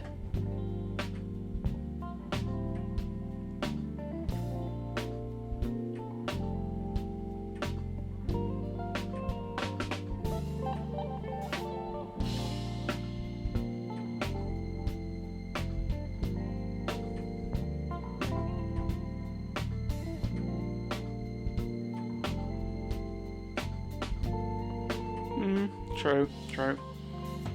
The 2 heads are slightly different though. The bottom head, head 0, is fixed and cannot move.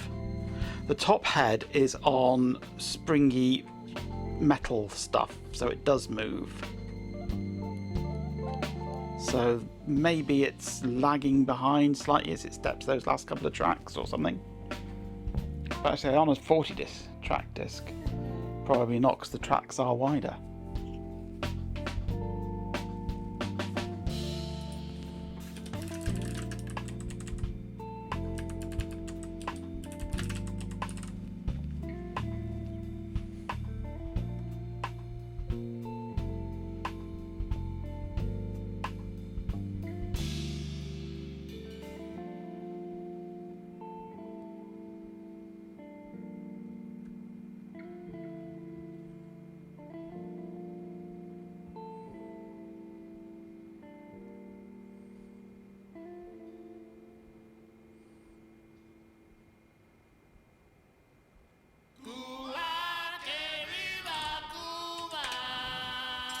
That one's even worse. It's always that head. And always the inner part.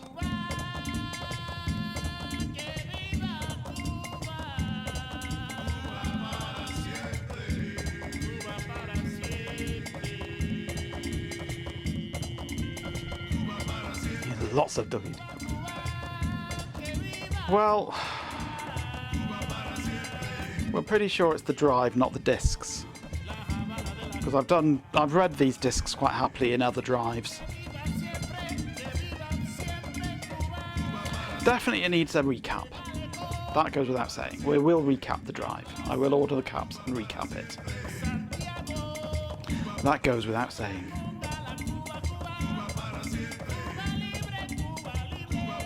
The power supply has definitely made a difference. It's better with the other power supply than with this power supply. So it definitely seems to be power related.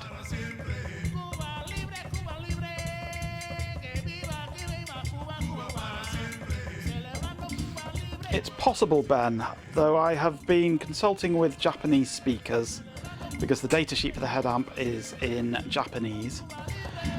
And there is nothing that we can do to adjust the sensitivity of the head amp by the looks of things.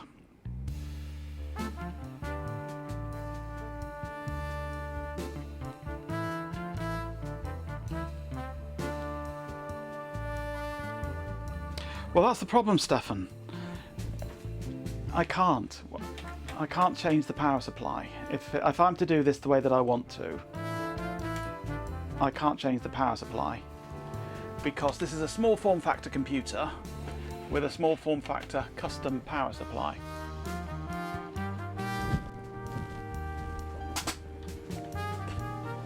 And I can't change the power supply.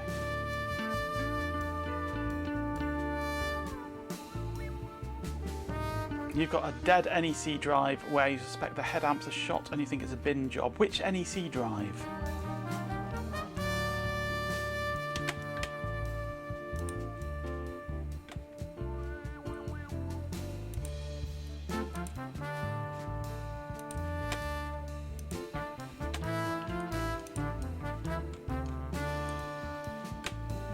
This one is the FD1157C.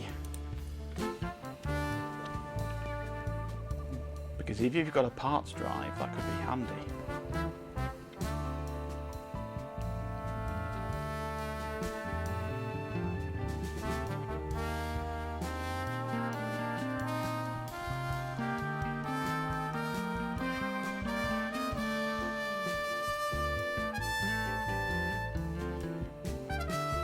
No, not right this minute, Ben. Unless you know exactly where it is, which M&S bag it's in, then you can grab it, but not right this moment otherwise, no.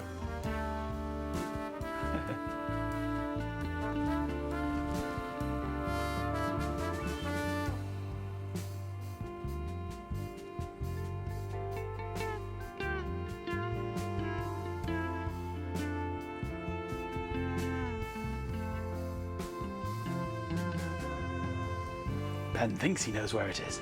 He is wrong. Oh, so wrong.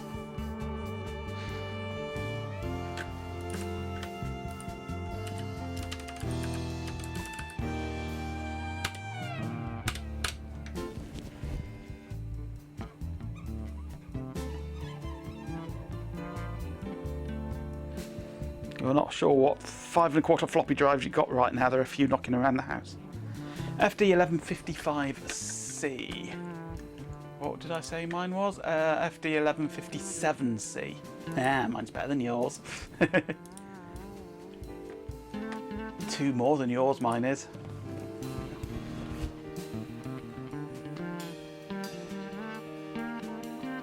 It might have the same head amp on it.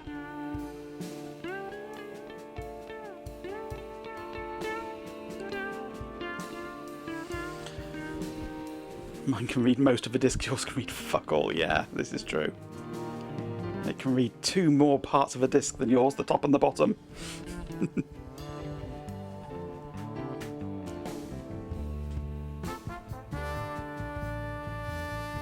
But the fact that I've read perfectly discs with this drive,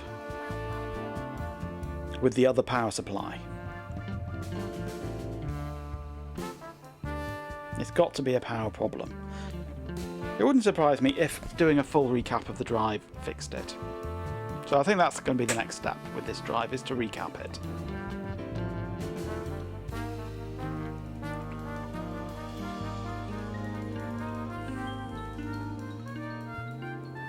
Either that, or I take this drive out of here, take the drive out of Zoe, swap them over, and put Zoe's drive in here, because I know that drive works. And see if that gives errors with this power supply. I could try that. I could try Zoe's drive in here. See if Zoe's drive works better in here. And maybe this drive will work fine in Zoe. Who knows? I don't actually use the floppy drive in Zoe.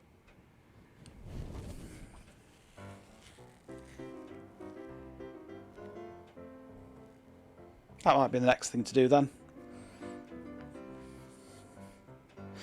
Looks like you're going to be putting together a Majenko care package sometime. That sounds good to me. Road trip! Road trip to Devon.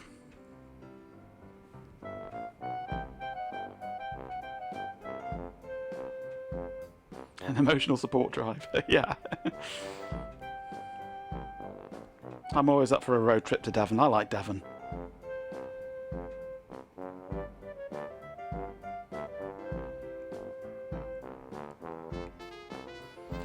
Just testing the 3.5-inch floppy at the moment, making sure that that is still working.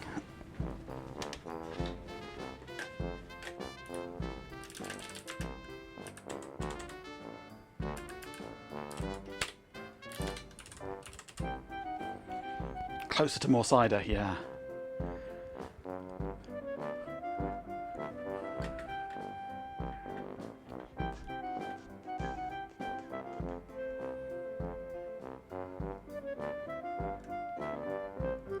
Naspals in Gatwick, nice.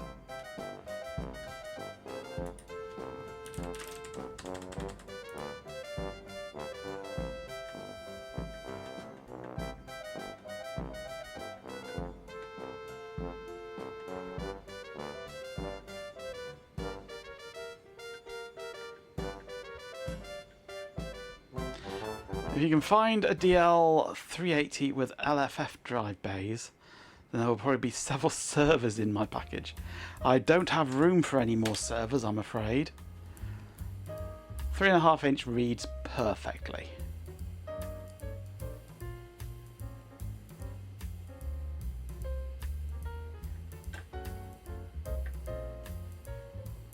Absolutely spot on.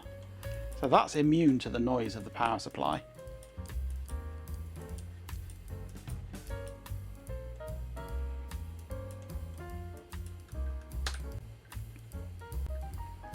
They're only skinny ones. I might be able to find some room then.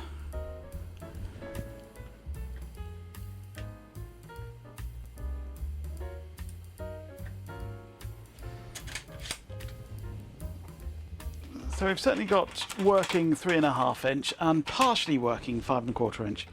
What I think I'll do then, I'm going to shelve this for the moment. Then over the weekend I'm going to go and get the other drive from Zoe. And we'll try that drive in here, see if that survives it better. Then we'll recap this drive and this one can go into Zoe. And we'll try this one out in Zoe.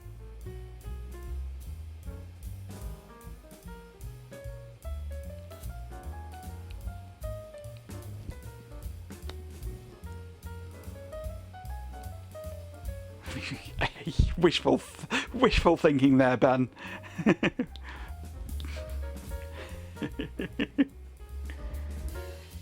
None of us here have an 8-inch hard drive.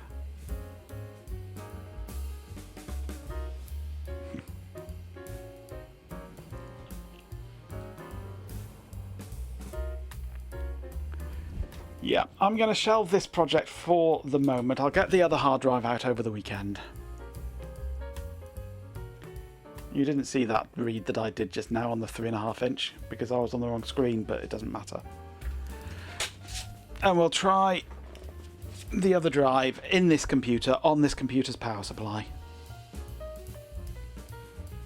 and see how much happier it is.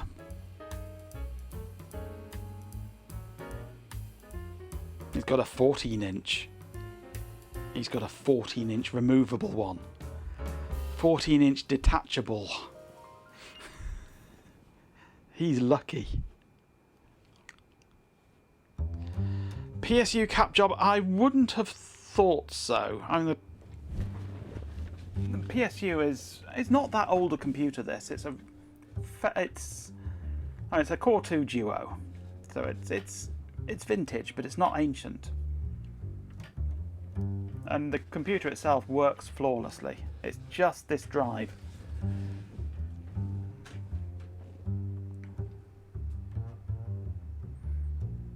Well, I've got the 40-track drives in my 5150. They work perfectly, and I was reading these discs off them this morning perfectly fine.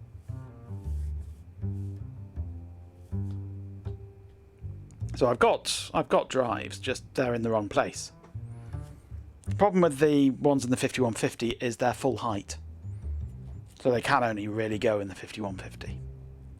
And I don't want to take them out of the 5150 anyway because they're the drives for the 5150. So, and I've got the other drive in Zoe, which I know worked because I've been using that in the past for floppy archiving. I've pressed go live since then. This is true. So we'll try that. We'll try the other drive in this over the weekend. It will probably work perfectly.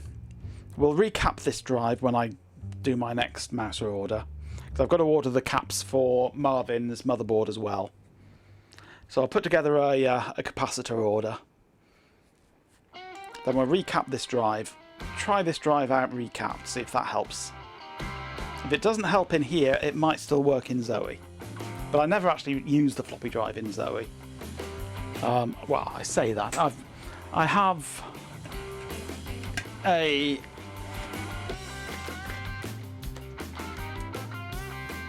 where is it? A 3-disc standalone backup kit that I created for Zoe for reinstallation. So I'll want it in there if ever I need that, but I probably won't. So yeah, probably it's simplest just to swap the drives over and hope that it works, and not really care that much if it doesn't work because I don't use it. So, but certainly I want to recap this drive because it would be nice if it was working properly.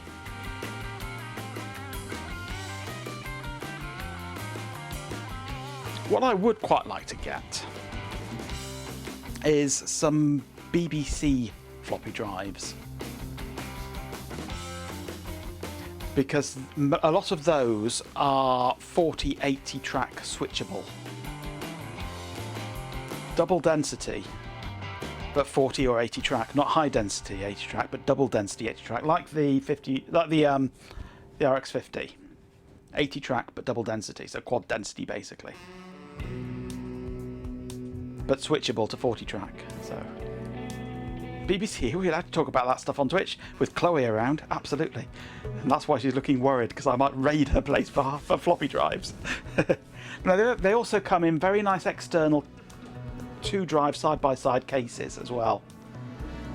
So I wouldn't mind a nice sort of double set of those one day.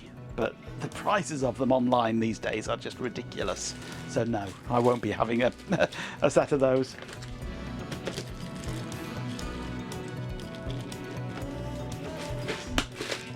But one day, maybe. One day. When I'm rich and famous, I might be able to afford a floppy drive. But for now, I'm going to finish my stream, because my voice is going and I've run out of water. Oh. had a pair of 4080s with their own PSU that acted as a monitor stand, yes. And rich and famous from the RTMFM and the terminal server, yes. One day. One day. Ah.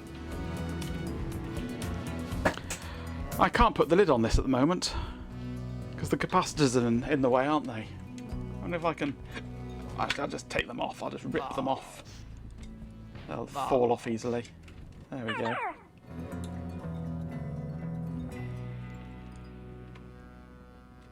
Come on, off you come. There we go. Now I can put the lid on.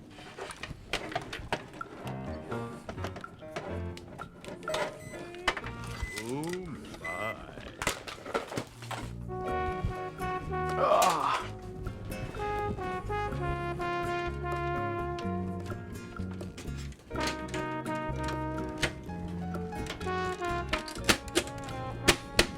There we go. It will be a working backup, not backup, archiving server this, eventually, one day. Oh, but it is a nice little unit, this. Well, I say little, it's quite large for an SFF. Oh, no, wrong button. That's the one I want. Oh, right, there she is.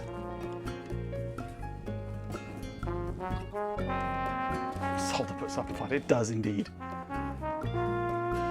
So it's the ideal computer to do it with because it's small enough that it's not in my way more than any other computer, but has the drive bays that are needed for it. So hopefully it'll work. Hopefully, we can hope.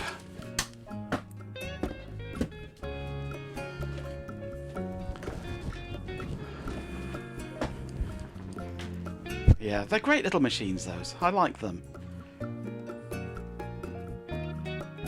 Looks remarkably like the machine you're currently using without the 5 1/4" floppy, yes. I'm not spraying it. I'm not spraying the floppy. It's just wrong, that is. That's up there with, well, down there with retro brighting. No, you don't. Part of the character is having it a different colour. I could have put in an ivory floppy drive, but the one that I happen to have with my Grease Weasel stuff happened to have a black plate, so spray the rest of the machine beige. That's more like it, yeah. Right, I'm finished. I'm done for the night. Outro, where are you? Where are you, outro?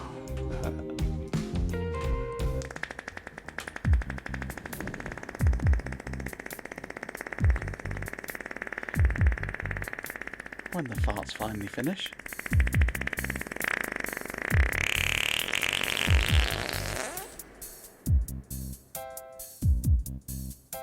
And Ben's. Much wetter. Right, thank you very much for joining me this evening. We've had our ups and downs with Twitch today. Had a bit of a hernia, but we battled through it. And we came out the other side. Changed people. Right, well, we've kind of had some successes this evening. We've got progress bars, that's the important thing. That is by far the most important thing. Floppy drive is still iffy. Distorted laugh Majenko bought. Right then. Well, that's been utterly remarkable. Thank you to everyone who popped in to watch me wrestle with this floppy archiver. Seriously, a monumental effort. Huge shout out to PC Marvers, Majenko Tech, Goat Master, RF Programmer, the old 122 Daft Punk Dope as Spies of Mud, Trey Splatter, Beatamink, Robo Twilight, Stefan Payne, Tyler Hoot, Switchgear, HV, Chloe Raccoon, The Industrious Ant. You were all absolutely fantastic. And Sir Stews, a lot to my dear boy. 5 votes. 5. That's a statistically significant amount of digestive distress. Truly astonishing. Thank you for the chaos. Project Cold, Standard Juicer 4, PJ, Swarm of Dead Insects, Hot Rocks Girl, and of course the massive thank you to Stream Elements for the support. To all our subscribers, raiders, and followers, you are the best. Seriously, you're the fuel for my bacon-fueled existence. Long drawn out sigh Majenko bot right. That's it. Until next time. May your data be stable, and your digestion manageable blushes intensely exclamation idiot. What was I saying before I was so rudely interrupted? Yeah, we made progress. We have progress bars. Floppy drive is iffy. We will definitely recap it at some point in the future. Over the weekend, though, I will swap the floppy for the other one out of Zoe, my VAX Station 2000, and we shall see if that performs better in this computer or not. If it doesn't, then maybe we will investigate a recap of the power supply as well at some point, but hopefully it will work. And hopefully a recap of the floppy drive will fix its problems. So I might pop back over the weekend if I, as Ben says, have a rush of blood to the head, or if Shelby's doing something particularly mind-numbingly boring. So keep an eye out. Otherwise, I should be back Monday. It's a bank holiday Monday, so I don't know what's happening that day, but I should be back Monday at the latest. I will try and stream over the weekend. I'll give it a go. I'll try. If I can find the time. If Shelby's not too interesting.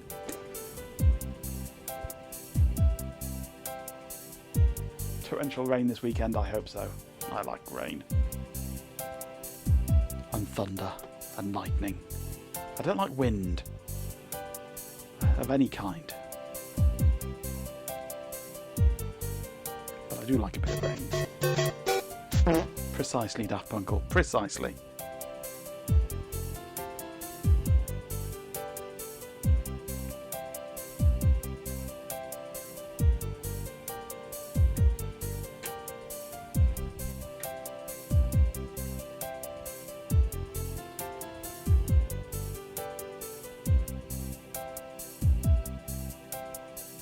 We certainly were, weren't we? We were absolute gentlemen. Such a shame they're closing down.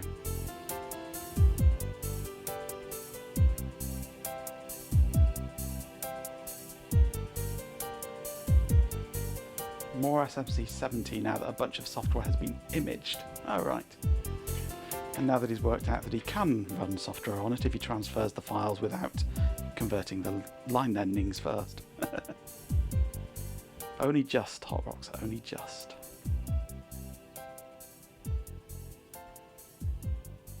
I'll see you over the weekend, hopefully. Cheerio.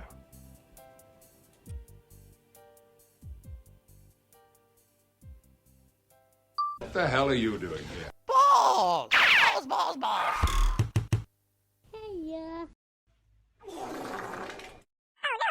I suggest we contact Starfleet, Captain.